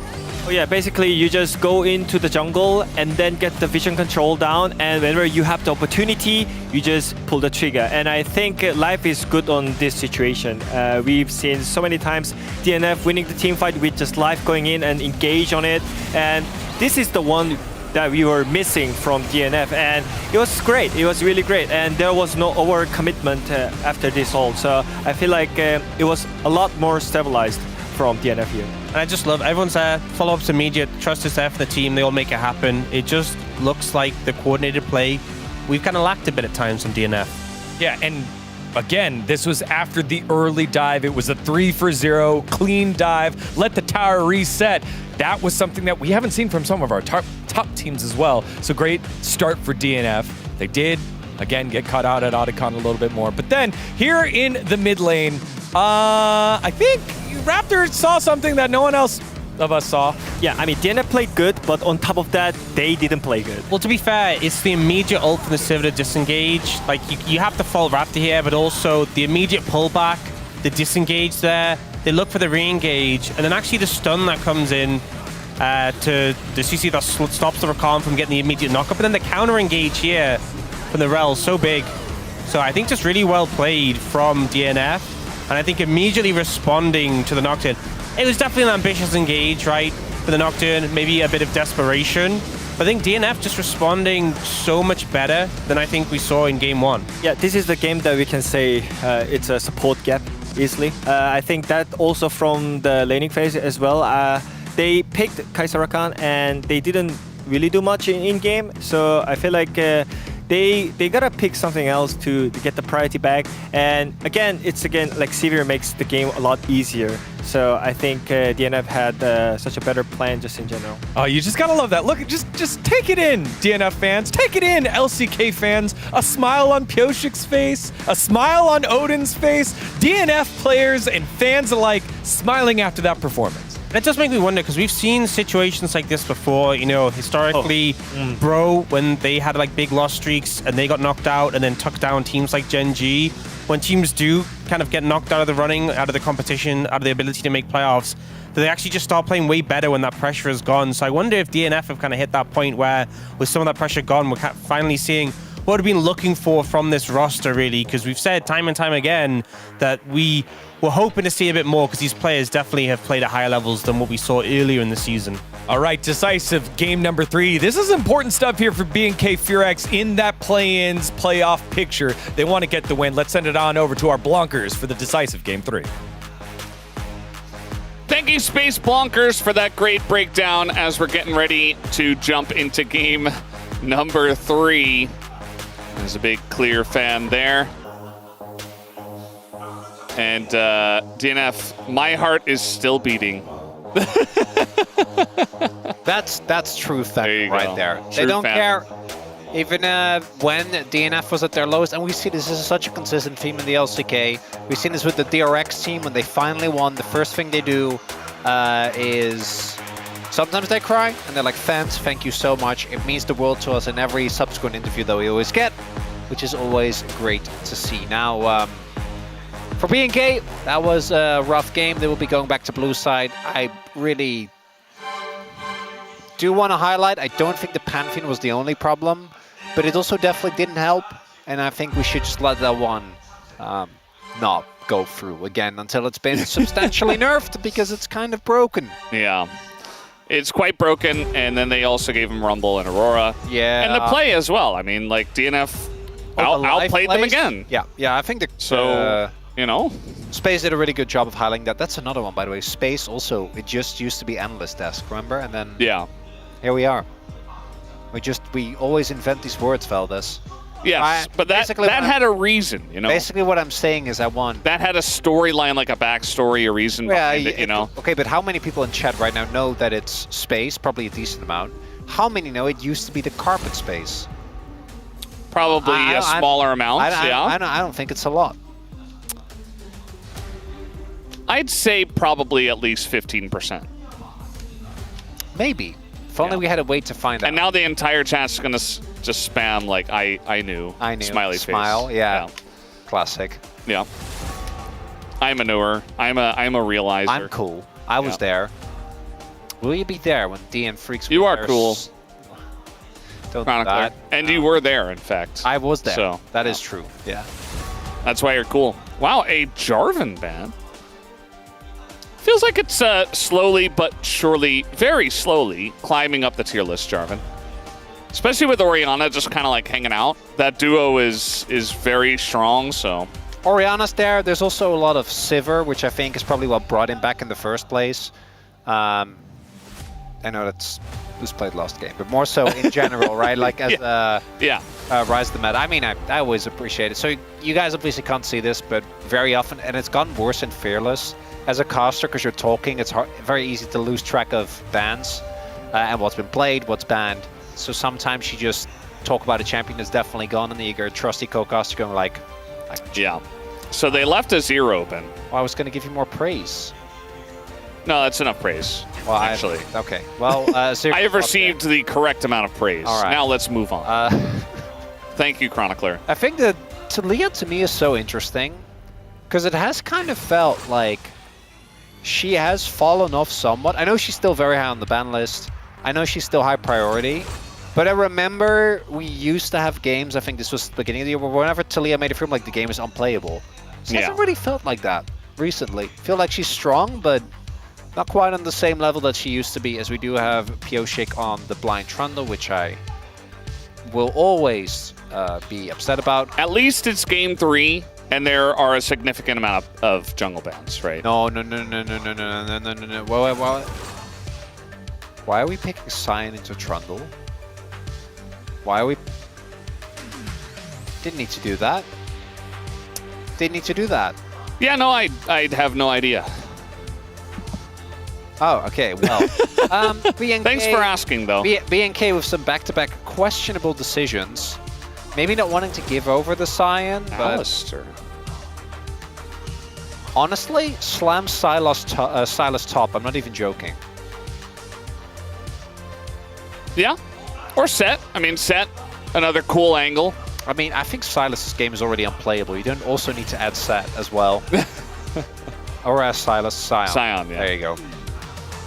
As we do have the Nautilus to come through, one of Live's comfort champions. He's been playing that one a ton. Really, I mean, most supporters love playing Nautilus. It's a very satisfying champion, but... Yeah. Going to be picked up here, so we need bot laners for DN Freaks. And then we need a Zed ban. I was about to say Zed is one of the few champions that is still. It's going to be like Zed and Nefiri ban. Yeah, I was thinking Nefiri too, especially because it's Raptor. Poppy's already gone, which would be something else that you want to play with Zir. Like, what else? Are you going to play Lee into Talia? That can't be right. Lee into Talia Nautilus? That's absolutely not. You can play Viego. I mean, you can, but I don't like Viego into Trundle, honestly. I think it's fine. I just think, you know, you got to find something that works with your comp at this point, you know. Because there's just too much stuff banned. They leave Nefiri open, but... It's not like a big tier list pick. It's just like a Raptor pick more so. Diablo's like, what am I gonna play? Like everything I can think of is like you're going towards like things like Kindred, because you need a carry, right? Because you have Sion top and he's gonna be made of paper. That's why you pick Paper Man. Yeah, but Viego. Okay, I mean it's the synergy. I mean it's both. Most likely, Raptor is gonna go. Like what else would you go? Like. Raptor, I know Raptor really enjoyed his brand. As Cho'Gath, as highlighted, does get banned away. K'Sante comes through. So Sante. Jhin is fine. Obviously, picking Jhin into K'Sante always feels a bit bad, but you have Nazir as well. And I think that Jhin into tanks is not as bad as it once was. So Neferi is most likely, but we don't love it. You can't really go Lee because you're playing into this. Like, you can't really go Kindred for the same reason. I also think Kindred isn't that good. I guess I'm gonna do it anyway. You can see from his face as well. I think he's just like, we need something with AD. So I guess it's Lee. Aphelios just locked in. Okay, he's coming back in a big way, and especially in a game like this where there are a lot of AD carries are banned. And alongside of the Nautilus, Aphelios and Nautilus used to be best friends. Then they broke up for a while. They still like each other though, and so they're going to be playing together here in this game. You land a little, purple root Nautilus follow-up. Can be a lot of fun. I love the DNF draft. I do not love the BNK draft. What does it mean? We don't know. We're not meant to know these things. But I think that, like, it's not just the fact that you get ult Sion. He also can't ult because you have Pillar. Yeah. And, like, it's really hard to get a Q of because of Pillar. No, I agree. I think it's really a smash hit here for DNF. Now, that hasn't always been enough for them. Good drafts don't guarantee good performance, but the performance in the last game was great. And I think the BNK draft, unless Raptor pulls off the carry performance of the century, leaves me with questions here, Valdez. Lots of questions here, absolutely, especially when you see the other side and Trundle is staring you right in the face. We'll see how it works out here, as sometimes the draft doesn't matter. Maybe this is another one of those games, but should matter in this one on paper. Let's jump onto the riff for game number 3. 소환사의 협곡에 오신 것을 환영합니다.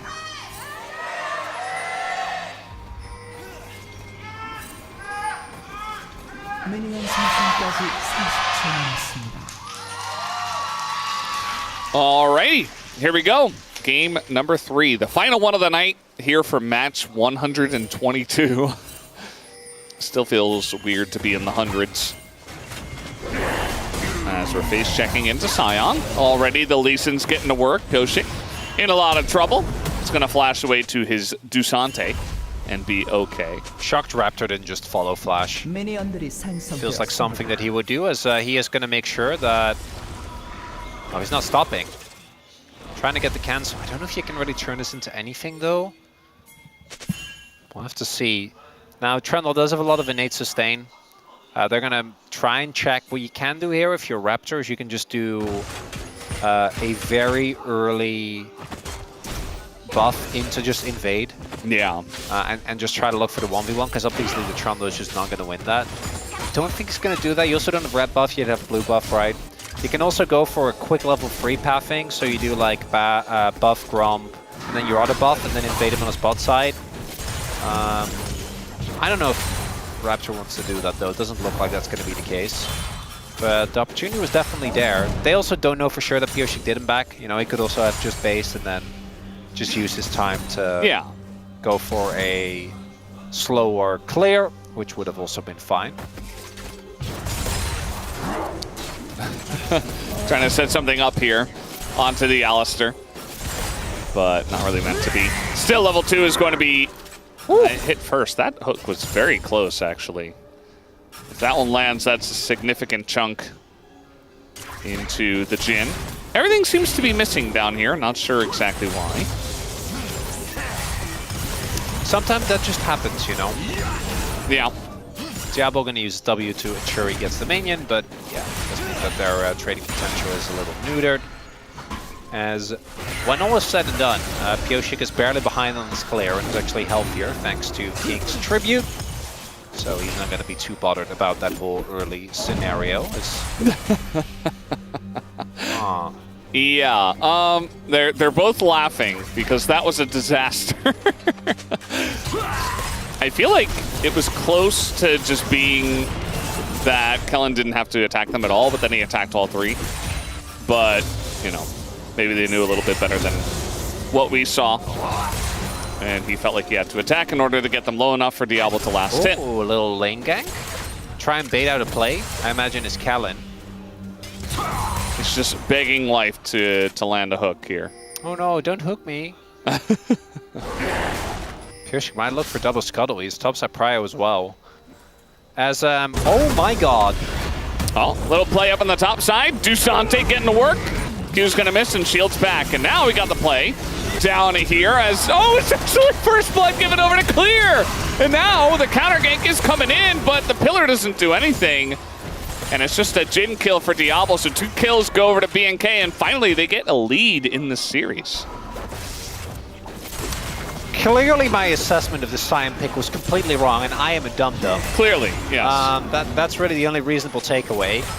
I want to see a replay, because top I get, right? Top was, as we said, Kellen was probably baiting, or he found an engage onto life. Lane gank from Lee is really good. So, you mean bot, right? Sorry? Bot, yeah. But I also need to see the replay of what happens. Yeah, what happens here? So, just flash the Q. Yeah, I got just flash it. Yeah, okay, but it's like the most obvious windup of all time. No, I'm Life goes in, gets knocked back. Really nice setup here using the Jin W as well. And I do think in these type of scenarios, the 3v3 for the team that has Jin and Lee is going to be feeling a lot better than the team that has Aphelios. I think Aphelios' early laning phase is actually pretty strong, but it's more so his short trades and the fact he has a lot of range. As you guys, I wish you could have seen Feldis' impression as he I almost lost it. The cancel on the auto. He was ready. He was ready to lose it. Yeah. It's okay. We didn't have to lose it. We still have it. Whatever it is, that's why they still are in possession. That's why they call him Brandon Crash Out Veldas. Yeah, that's very true. See? That's what you do. You flash it. Vicla's like, well, I got myself into a bad situation. I'm just going to flash it. I got outplayed. Just flash. Yeah. It's fine. That's what it's there for.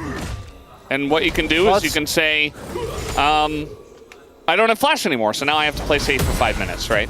Well, it's especially because you're, like, the sign is not, or should realistically never have kill pressure. Outside of the very early levels, where obviously you don't have a lot of tankiness yet, the base stats for Sign are kind of crazy. You get really big shield, because that what's killed him, right? Was like the shield plus grasp. As we do see the impact as, oh boy. Here we go again. Both junglers here. In goes Raptor, of course, because he can get out. Meanwhile, we got Bulldog down on the bottom side of the map. He's got his wall available. Little root angle here on a Kellen, and now he's in a bit of trouble, and there you go. Just flash it. And he's just going to walk away from the knockup, so nicely done. Good gank from Bulldog as well. Getting a little bit dicey. Oh, look at Vikla. Vikla, yeah, he's on the way. DNF, you know he's coming. You know he's on the way. You should see this. You know! They don't know. They don't know. Okay, it's just going to flash it there. Meanwhile, Pilsic is going to go down. Just a ton of damage to the two of them as Berserker goes in. It's going to press his Q, gets that kill onto the mid laner, but now Raptor is just running around pretty much for free. There's the Q, picks it up, and BNK extend their lead. Why are we skirmishing into this? Calm. Boop. I actually, Feldis could see me throw up my hand. So that's why they call you... No, he's proxying it. Oh, okay. I was like, what is... So he was... That's why they call you Chronicler, Crash Out Chronicler. Oh, that's good. Yeah. You got there in the end. It was way better than mine. Was it? I don't know. No, Crash Out Chronicler was way better. Well, yeah. But the way you got there was bad. As we take another look at this initial skirmish, this really should have been a smash hit. I'm kind of wondering if there wasn't, like, this is just too early for Berserker. I think you can hold on to the activation on E for longer so that you guarantee the knockback. Maybe he was worried that the flash was cut, but this, I know it doesn't end up actually immediately winning the play because Vikla kind of whiffs, and well, Piosik flashes, but also he should get more people, right? Yeah. But still, why are we trying to 4v4 skirmish a composition with Lee and Jin? Like, you are perfectly, extremely happy. Just go mid to late game. Like, once you're Aphelios, it's 2 items, who cares? As, oh,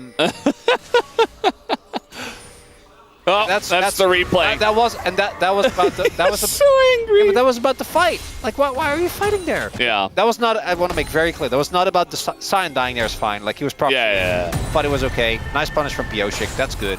Doesn't matter. Good death. We got the wave. Good death. Good death. All right, they're trying to go in on a Kellen, and he's only level 5. No flash. I think they got him here. And there you go. Bulldog going to secure that kill. Nicely done. Oh, freebie. Keep it entertaining.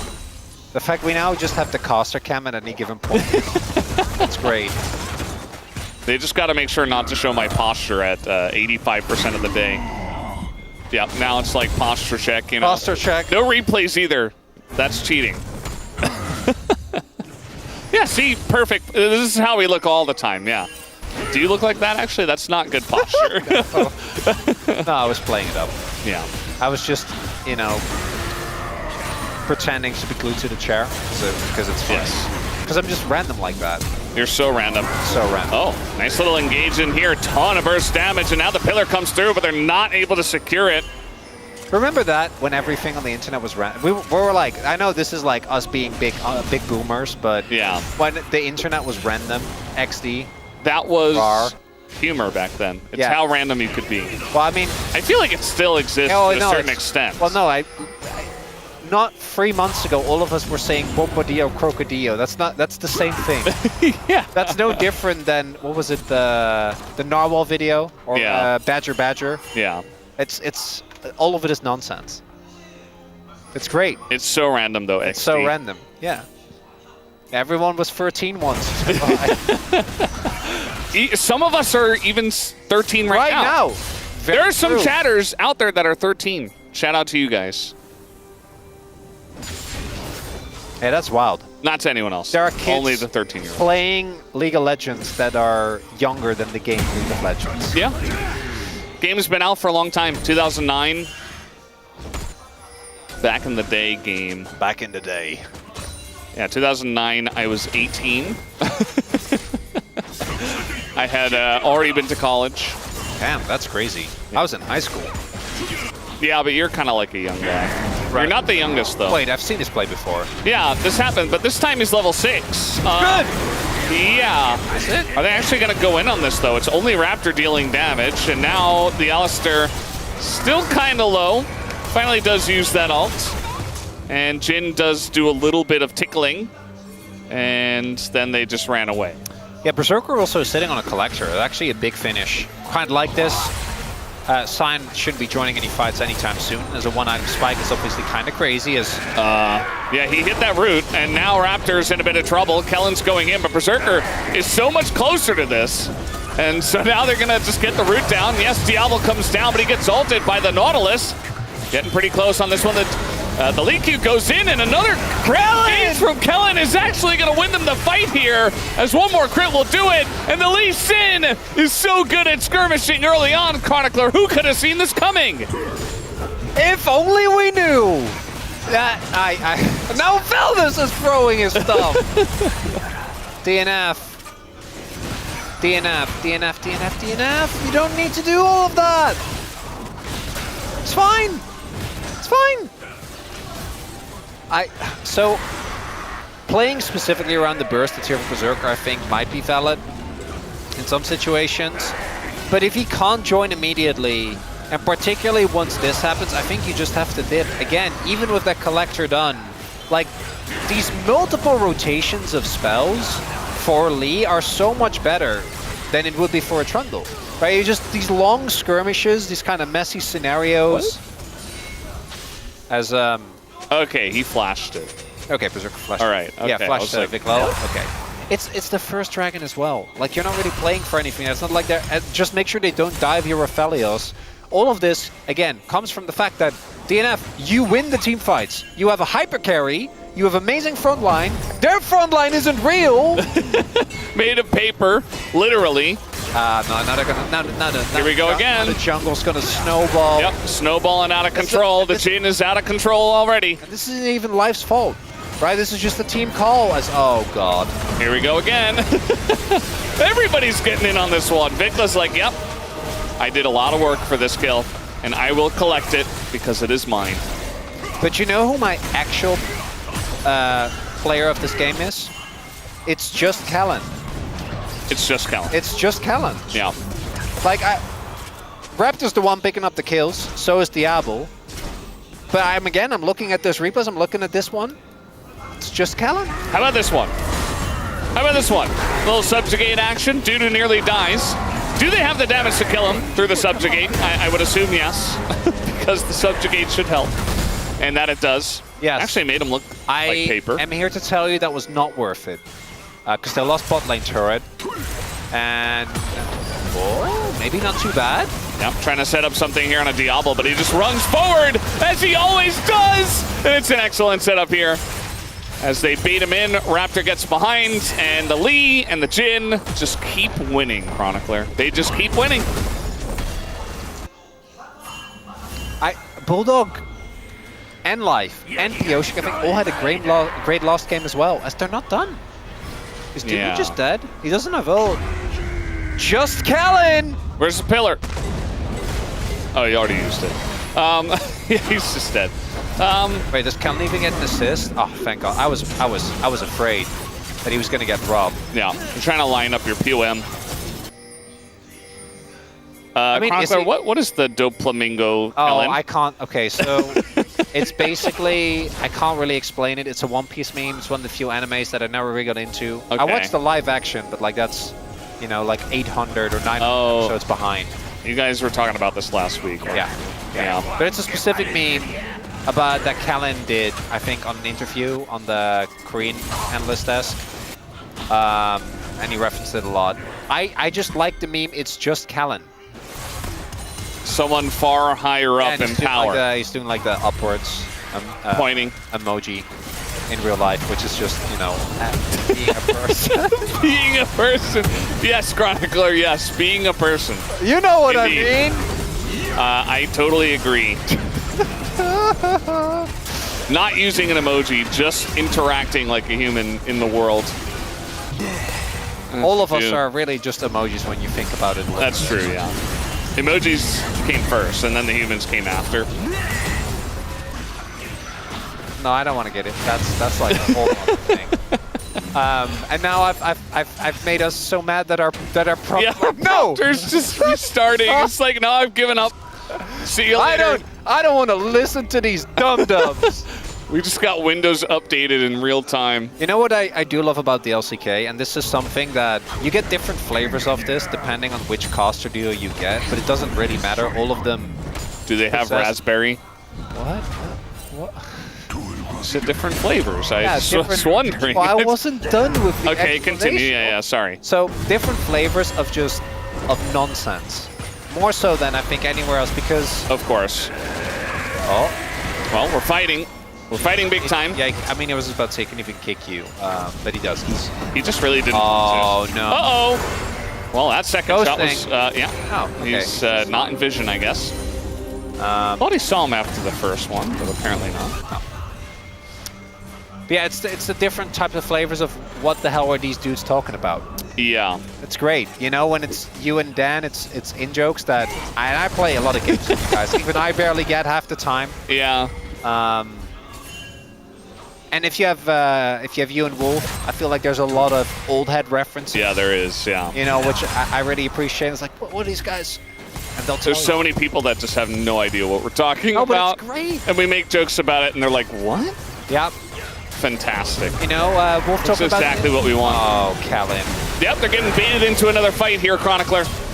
Who could have seen this coming? It's just blue buff. The Dusante. It's just blue buff. In a lot of trouble. It's just blue buff. He doesn't have his flash, but he used his Dusante flash.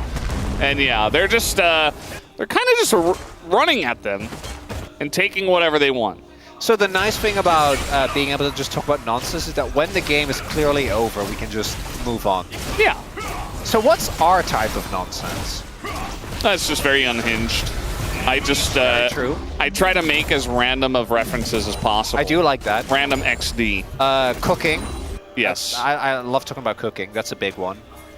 All right, the prompter's back. Thank you, Yundo. Atlas, I think, is single-handedly responsible for about 70% of the LCK lexicon. Yeah, I mean, he just kind of makes up whatever he wants on any given day. Yeah. I think eventually he realized he had too much power, and he's like, I'm going to abuse this power. Yeah, as he should. And so now he just does that on the daily. Yeah. Like, on a daily basis. He's like, I just do whatever I want. And most of the time, it's just making new words.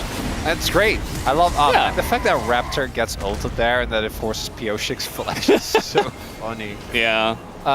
What are you gonna do? All right, so let's couldn't have played it better. Let's categorize, shall we? Right. So Woodid, I think, has gone increasingly unhinged as well, which I love. Yeah, no, he's like insane unhinged. No, but I think his physical comedy is the best out of anyone. Well, yeah, of course. No, but it's guns. It's crazy. None of us are even close in terms of physical comedy. Oh no, that's for sure. Speaking of which, we do have the Predictable! That was amazing. And then the wall here from Bulldog to just help them corral the Dusante. Good stuff for the setup BNK, that is, as we get a crash. And they want to go for the engage. There's the pillar. That's why Trundle is very good into Scion. We talked about this, how there were some things for DNF that were great in draft. And how it just didn't matter. Hell no! Yeah, crash in mid! Crash in mid! Oh! I mean, that's hard. That's a tough path. Oh! Whoa! Woo! I love how you cheered super loud and we're on the DNF side and it was just complete silence right after you cheered. Doesn't matter. No, it doesn't matter. It's just funny you gotta for me. Appreciate the charm. I just looked back at the crowd and everybody's just looking really sad. Now I feel self-conscious. Damn it, Valdez! You had your arms in the air. Oh, it was great. Nice predictor from Diablo. Caught him with the root. He would have died anyway. I don't think it would have really made a big difference. But yeah, they're so far ahead. They can just keep making these plays now. We don't see there why, in theory, if this game state was even, DNF I think would have had a really good shot. Because what can happen there, normally, is like you cancel that with Pillar, then Pioshik ults clear and he can just walk in and not take any damage. Yep. In theory, that's good. And then if Lee Sin tries to do anything, you've got Talia, rocks on the ground, Ox obviously for Aphelios. Is very game focused and extremely sarcastic. Yeah, he's also like a trickster. Yes, he's very mischievous. Yes. He's either rage baiting other people, talking about the game, or being and I feel like the two of you. Oh, we do the same. The levels of sarcasm. It goes too deep. It comes around the other side. Oh no, it's great. Where you hold them again for a little bit and then you relive. Just for a little bit, yeah. They're like, no. Just like a little taste. Can't do that. Because we went too far. You know? So for Wolf, we have certification, obviously, of any kind. We have old-timey references and Digimon, which is, I think, newer, but... That is newer. Well, I mean... I also feel like Atlas making up random words is somewhat new. It's almost like he's in a phase, you know? We talked about, like, the 13-year-olds in chat. Like, I feel like Atlas is very far away from 13 years old, but at the same time... At heart! He's just being random, XD. He's just making new words for fun. And then for Deegan, what do we got? We got the bros? Yeah, the bros. We got singing. Man loves singing. We apparently do have singing, yes. Yes, I think it has to be added. I have driven him home with Enrique Iglesias on, and there were some moments had. We have Deegan's Fact of the Week. Yes. That's always big. And he's by far the most extroverted. And it's not, it's not close. So if you're ever at the LCK and you wanna like try and guarantee an interaction with one, just if you even look at Deegan and you're like, he will appear. It's great. Just love talking to fans. Yeah, he'll shadow step behind you and he'll be like, wait, what? Yeah. He'll be like, hey, what's up? Which I can't believe he's both a host and a ninja. I don't know how he found the time to do that, but it's very cool. He has many skills. Yeah, and then so Wadid's currently is tennis, but he's on the desk. So I think if Wadid was on the caster desk, you would get the 20-minute explanation about tennis. About tennis, yeah, and what he. We're just throwing out an alt here. Yeah. Well, also just throwing out words, so you know. Yeah. Thematically, that's consistent. It is an 8,000 gold lead, and BNK are BNK, and they don't stop. So.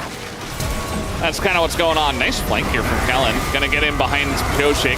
And in goes Vikla on a very nice journey. The kick is actually gigantic from Raptor. Very nice stuff. As Vikla showing off what you can do on Azir, but maybe not necessarily what you would like to do. But at least he did get the kill. And the wallets are heavy enough that eventually they can just end this game. I don't know if it's going to be right now, though. Pioshik doing a great job of baiting BNK away from winning. I'm kind of... We're getting to the point where I need to also start contemplating POM. It's kind of hard. Because for this game, it'd be Kellen. Yeah. But like it's in the probably other, just Diablo. well, in the other game he played Lulu, right? Which is like, Yeah. that's not. It's essentially sacrificing your ability to get POM. So I think Diablo is obviously a great shot. I think Clear might be worthy of the vote as well. Got the solo bolo in this game. The Quen was crazy. Technically get the solo bolo. But what about the Quen? What's going on in live? Oh no, they're bullying life. And he has heal and exhaust. Yeah, he's dead. 18-5. So, what would be your favorite pairing that doesn't actually work because we are callers and play-by-plays? Like, if you could make one with the LCK, if you could put like Woodid and Ox on a casting desk, for example, like, what would be your forbidden combo? I feel like Dagon and Ox would be good. Oh my god. Because they're almost exact pure opposites. Yes, they are. To the point where it would just be very entertaining to watch them interact on a cast. Yeah, no, actually, that's good stuff. Yeah.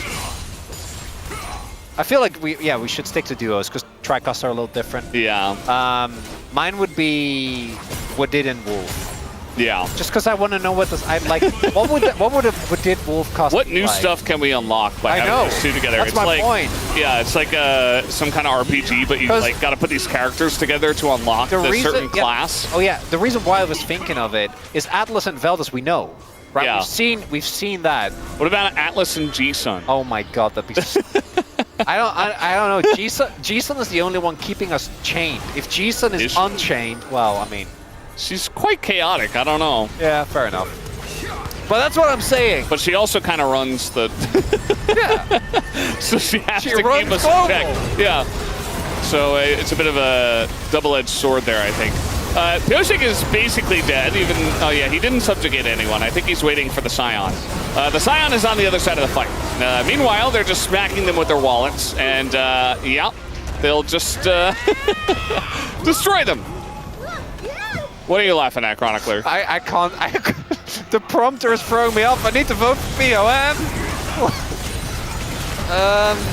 We're putting very random words on the prompter now. That's what's happening. It's fine. Chat, I'm glad you were here with us for peak Rise Group gameplay. Yeah. That's what we got here. It was only like like the third game of Rise, but it felt like a 6-gamer. You know what I mean? It did. Kind of had that vibe. I am kind of sad that. Ooh. Whoa! Flashed over the wall. Okay, they're not gonna hit the Nexus. Guys. Probably should. Guys, hit the Nexus. No. That's an Aphelios on like what, 2.5 free items. Guys. They don't seem to care. Diablo's running at them. Helen! They want more KDA, and they will have more KDA Chronicler. Oh, okay, Raptor, that was kind of slick. Yeah. No, it was very cool. He was doing the meme. He was just running around reloading. Yeah. He was desperately trying to attack, and he couldn't because he was reloading. Raptor gets the focus. I mean, his Lee Sin was good. I think it was a little bit of DNF running straight into the brick wall, but he played it well. So props to Raptor in that game number 3. Actually, might be a smattering of votes here. I have a hard time thinking. Raptor also played Nocturne in game 2. So. Yes. Okay, but the game 2 we scratch, right? I think it's easy. I think it's just Diablo. It's just Diablo. I think it's just when in doubt, Diablo. Kind of, but also it makes sense. What was the main character in game 1? For me though, for game 1, I would go Quen, and then for game. That's the funny thing about Palm. For game 1, I would go Gwen. For game... Quen. Yes. For game 3, I would go Kellen. But for the series, it's probably Diablo. Yeah. That's POM. That's interesting. That's how it works. Yeah, but that's... You pick for the series. Yeah, but that's interesting, right? No, I mean, it is, yes. Yeah, it's just... It's a fun conversation topic. He's just... Oh, no, sorry. I'm gonna keep the Just Kellen meme alive, even if I have to... He's just Kellen. He's just Kellen. Look, see? Or as they call him, Kelhuang. Look how nice he looks. He's actually very friendly. Yeah. He is extremely nice. Yeah. Kind of reminds me of Canyon, but slightly different. No, they do have the same vibe. Yeah, just like you have players that are mischievous. Yeah. Well, Hans is obviously kind of the poster child for that.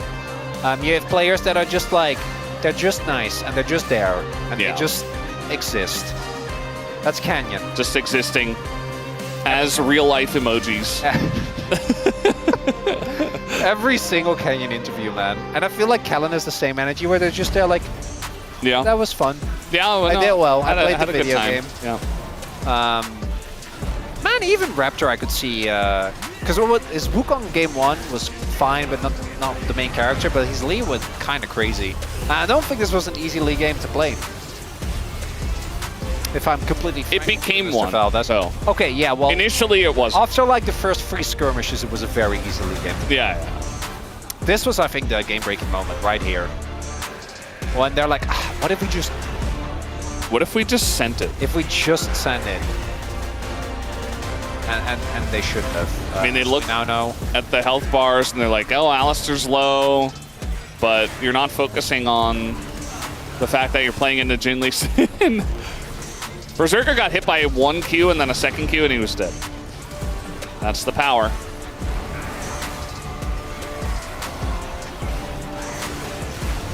Just trying to figure out what we learned here today, Valdez. We learned curses aren't real. Oh, Just, please. Again, as another reminder, which is cool. We had some thoughts on new and unexplored casting duos in the LCK. Yeah. And I think we just need Atlas and Valdano. I think that... Definitely biased. Yes, clearly. And I also think that for me, BNK,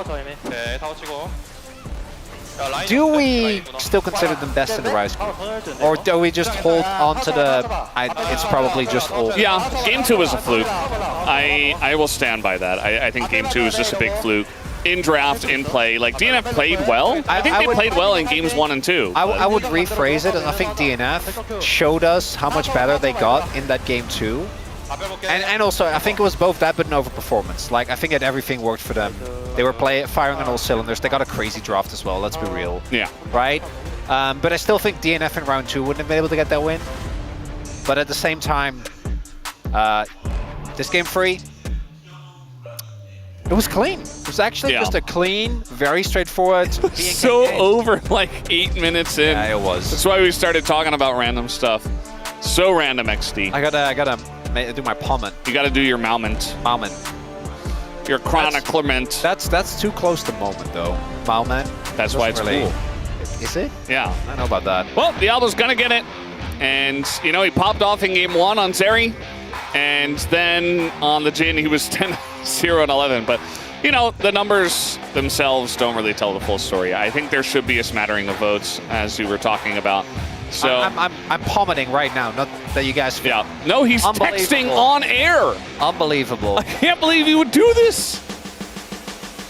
He's just texting his friend. I put in my Palment. I can't believe he would I hope you guys would like it. And now everyone's making jokes about me being fired and not being back next year because I'm texting on air. Unacceptable. It was nice having you, by the way. We're not doing that yet. It's too early. Yeah, no, that's going to be really sad. Yeah. No, we're going to avoid that. We're going to avoid that. Come on. Didn't happen. No. Where's the interview? Not happening. Get over it, Diablo. It's not real until we acknowledge it, which is not yet. And then we'll do real life emoting. Why does it feel like a 6-gamer? The first it really series, does feel like a 6-gamer. The first I think it's just the first series did not exist. No. And it still feels like a 6-gamer. It feels like this was a 5-game series, but if you know when a best of 5 is no stakes, you don't, because they always have stakes. Yeah. But this one felt like a best of 5. It felt like kind of like a 3-0 best of 5 that went really long. It did. Yeah. Yeah. And we were like, by the end of Game 2, we were like, oh, well, they probably should have lost that game, but they barely won. And then it was like Game 3 was just a smash. So we were just like kind of fed up with it by the halfway mark. It is what it is. We're going to be hearing from Diablo here in a second.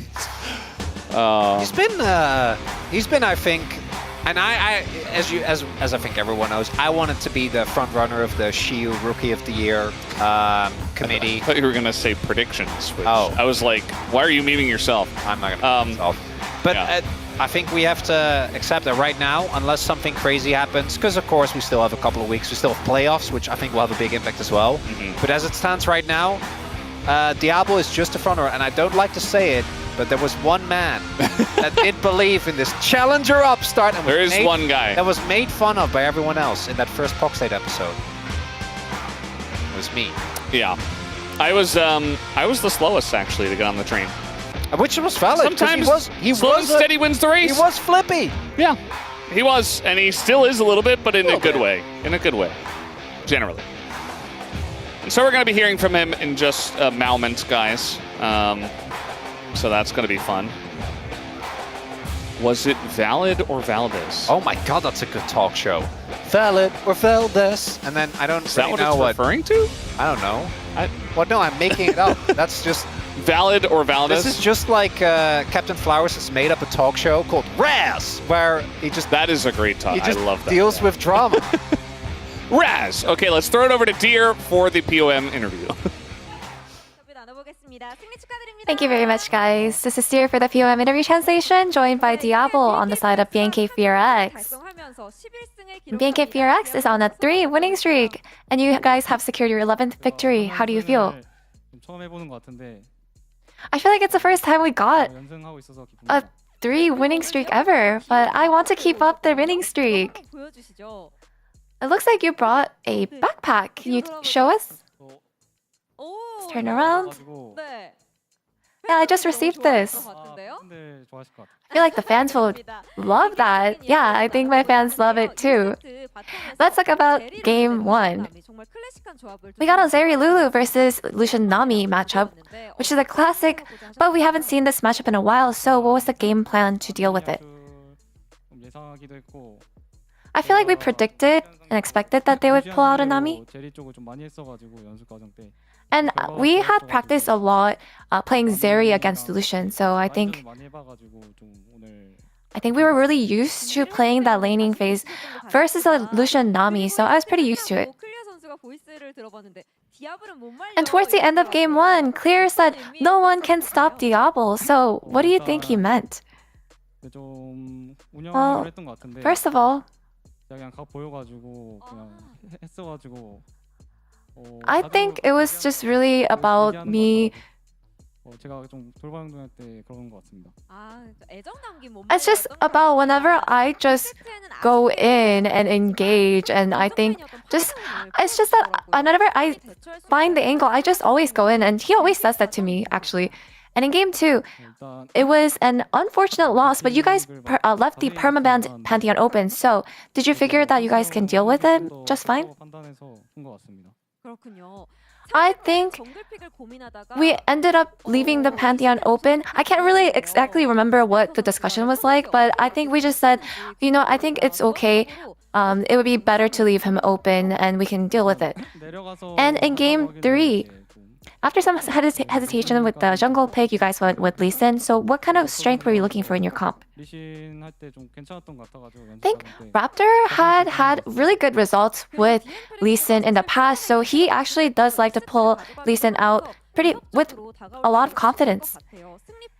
And then DNF had a good early momentum, and after they won game 2, there were some moments when they came off as pretty threatening. So what was the match-winning plan?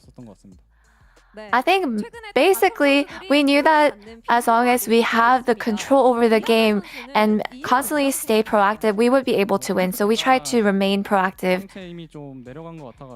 And it seems like the latest trend for bot lane is for the bot lane to get more POM. So why do you think that is? I feel like lately, topside has been growing weaker and weaker, and naturally that actually puts more strength in the bot side of the map, so I think that's probably why. And you have taken a lot of those POMs, and you have an image of someone who doesn't back off but march forward pretty boldly instead. And I actually have been studying AD carry recently, and I want to be just like you and play decisively. So what advice do you have for a baby AD carry like me? I think confidence is really the crucial key point. So I think you should just go in as if, even if you die, you should just go in and stay bold. So I guess When I play, I always tend to die. So you're just saying, even if I die, I should keep my confidence up? Yes, that's basically what it is. And now that you're on your third consecutive win, your next opponent is DRX. And you guys went to a close series that ended up in a defeat. So what message do you have for them? Honestly, DRX has been performing really well, but I want to make sure that we are able to win all of our rest of the matches in Rise Group. And that's the end of the interview with Diablo. Back to the space. Thank you. Thank you very much, dear Ayaya. And I love that there by Demon Bunny herself, the solo rank hunter Unbin, talking to Diablo about how to level up in the bot lane as he gets the POM yet again. So much bot lane focus here we did over the last several weeks. Yunara came on in and has changed the priority and the way that like the teams play here in the LCK. Oh yeah, I mean, for me, it's really hard to like understand what's the meta right now because the new champion is here again, and the priority pick looks really strong, just like a Jean or Varus. But also the hyper carry, as you mentioned, Yunara, like Zeri, like all those kind of champions. I think it really depends on team's concept, as I mentioned. You know, like what you want what you want from the AD carry, and the one thing, the positive part of the BNK is that they can actually play both styles of AD carry. We could see in game 1 he was playing hyper carry. In game 3 he was just mainly focused on laning phase, and it worked out. So I think that's the reason why I said the Rise groups are kind of recovering their gameplay style. And I think when it comes to like play-ins, these kind of practice session is gonna help them to like adapt on the draft when it comes to like fearless draft. Yeah, one vote there for Raptor, a deserved vote, but 12 out of 13, big one here. Let's get to the comments. And we'll start over here with you guys, Mr. Harrison.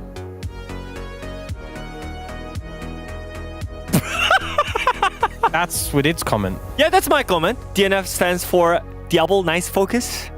Yeah, that's a great comment. I really like that comment. I really rate that comment. Yeah. That's a great comment. And what's yours? So my comment is a little different. My comment, I hope we'll be ready soon. Right. Okay, we're waiting. We're pondering. So I'm gonna have one more. Can I explain yours a bit more in depth? No, I'm just gonna have one more. DNF stands for Diga Not Funny. I think that's correct. Right? Oh, that's such a banger. Where did that come from? Help me! Oh man. Oh, there we go. That's beautiful. Yeah, you know, we had a theme with ours. Mine was Diablo Never Fails, and his was Diablo Nice Focus. Which is great. Such a great comment. Such a great teamwork. Yeah, I think we are so much better than Korean side. Yeah, and Digon Not Funny. He's actually shocked. He's actually so kind of building. All right. He's not gonna use the microphone as well. Not Digon. It's a joke. You know, it's giving me. You know what a joke? I know you're not funny, so you might not know what a joke is, but.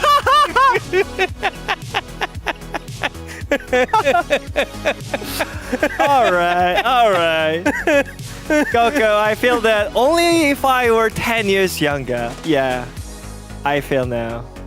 You're the host now. I'm the host now. Yeah, great. I mean, he's gone. That was our one Raptor voter here, so you know, showing some great mechanics in the league. Yeah, I agree. Nod towards that.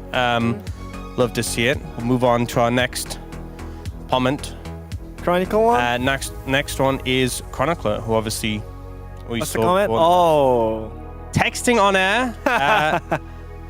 Yeah, we have video evidence of that. He will be receiving a demerit for that. The devil never backs down in a fight, which is true. You know, very aggressive style. And we'll have a little video to show you of Chronicler texting on air. Tell the full story. I think there should be a smattering of votes. He did it actually. We're talking about. Oh my god. I'm commenting right now. Not that you guys. Yeah. Oh no, he's texting on air. He's using the comment as an excuse. But I think he's still better. He's still funny. He's still funnier than Digon. Valdez never lies. And he ignores me. I'm gonna be. Valdez never lies. It's Valid or Valdez. I don't want to provide more evidence, but you know how Valdez said he was texting his friend. he texted me, so I received it, so I can verify that he was texting on air. I'm sorry to out you like this, Chronicler, but that's unlucky. Yeah, he was definitely texting on air, so shameful. You could have waited. You were off camera in just a couple of minutes. So maybe next time you'll be a bit more professional, a bit more responsible. Yeah. Maybe you shouldn't be so textable. If you weren't textable, then he wouldn't have texted you. There should be demerits for you too. Let's take a look at the standings. He's so salty. It's very funny post game. I was like so interested in what your second thing was going to be. I was like, oh yeah, what did? You're going to buy us some time? Sure. I'm very excited to see what you have to say. So messed up. DN Automotive Freaks, they dropped to 2-23. It was a good game 1 and game 2. The early game still stays strong, but they will continue to try and search and fight for some wins for their fans. B&K FearX shoring up their spot here in the play-ins. 5 games to go, and they've got themselves a 4-game lead over DRX. As we take a look at tomorrow's matchups, Genji versus Nongshim. The Noodle Boys trying to get their first game win dating back 16 games ago, and D plus Kia versus DRX in an important matchup for the play-ins. Yeah, it's a hard matchup for Nongshim, but hopefully we'll be able to get a bit of a check on them before their Saturday showdown. Any game will be huge, and DRX, they need wins. They need to close distance on Bro, and D plus don't look infallible, so maybe there's an angle there. Yeah, I think it's actually do or die situation for DRX now. I think if they cannot win this series against DK, I think they have like less chance left until the play-ins. So. All right, well, guys, it has been a day of the LCK. We thank you all so much for watching. That's been Wadid, that's been Ox, this has been Not Funny Degon. We will see you guys tomorrow for more LCK action. Bye-bye. Get away from me. No.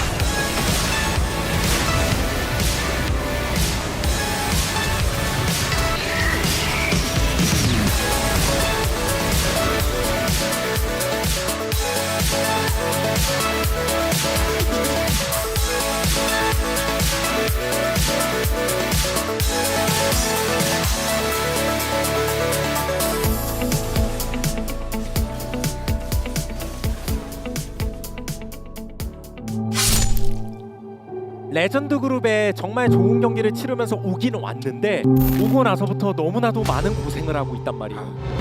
너무 정확하게 노렸고 연달아 또 갑니다. 헤이즈가 꽂아버립니다. 팀 레드버스 다시 88 끓입니다. 그러면 이게 레전드 그룹의 또 4위와 5위의 대결이기 때문에 어떤 뜨거운 경기로 오늘의 마무리 장식을 할지 기대가 되네요. Doesn't kill me, makes me stronger.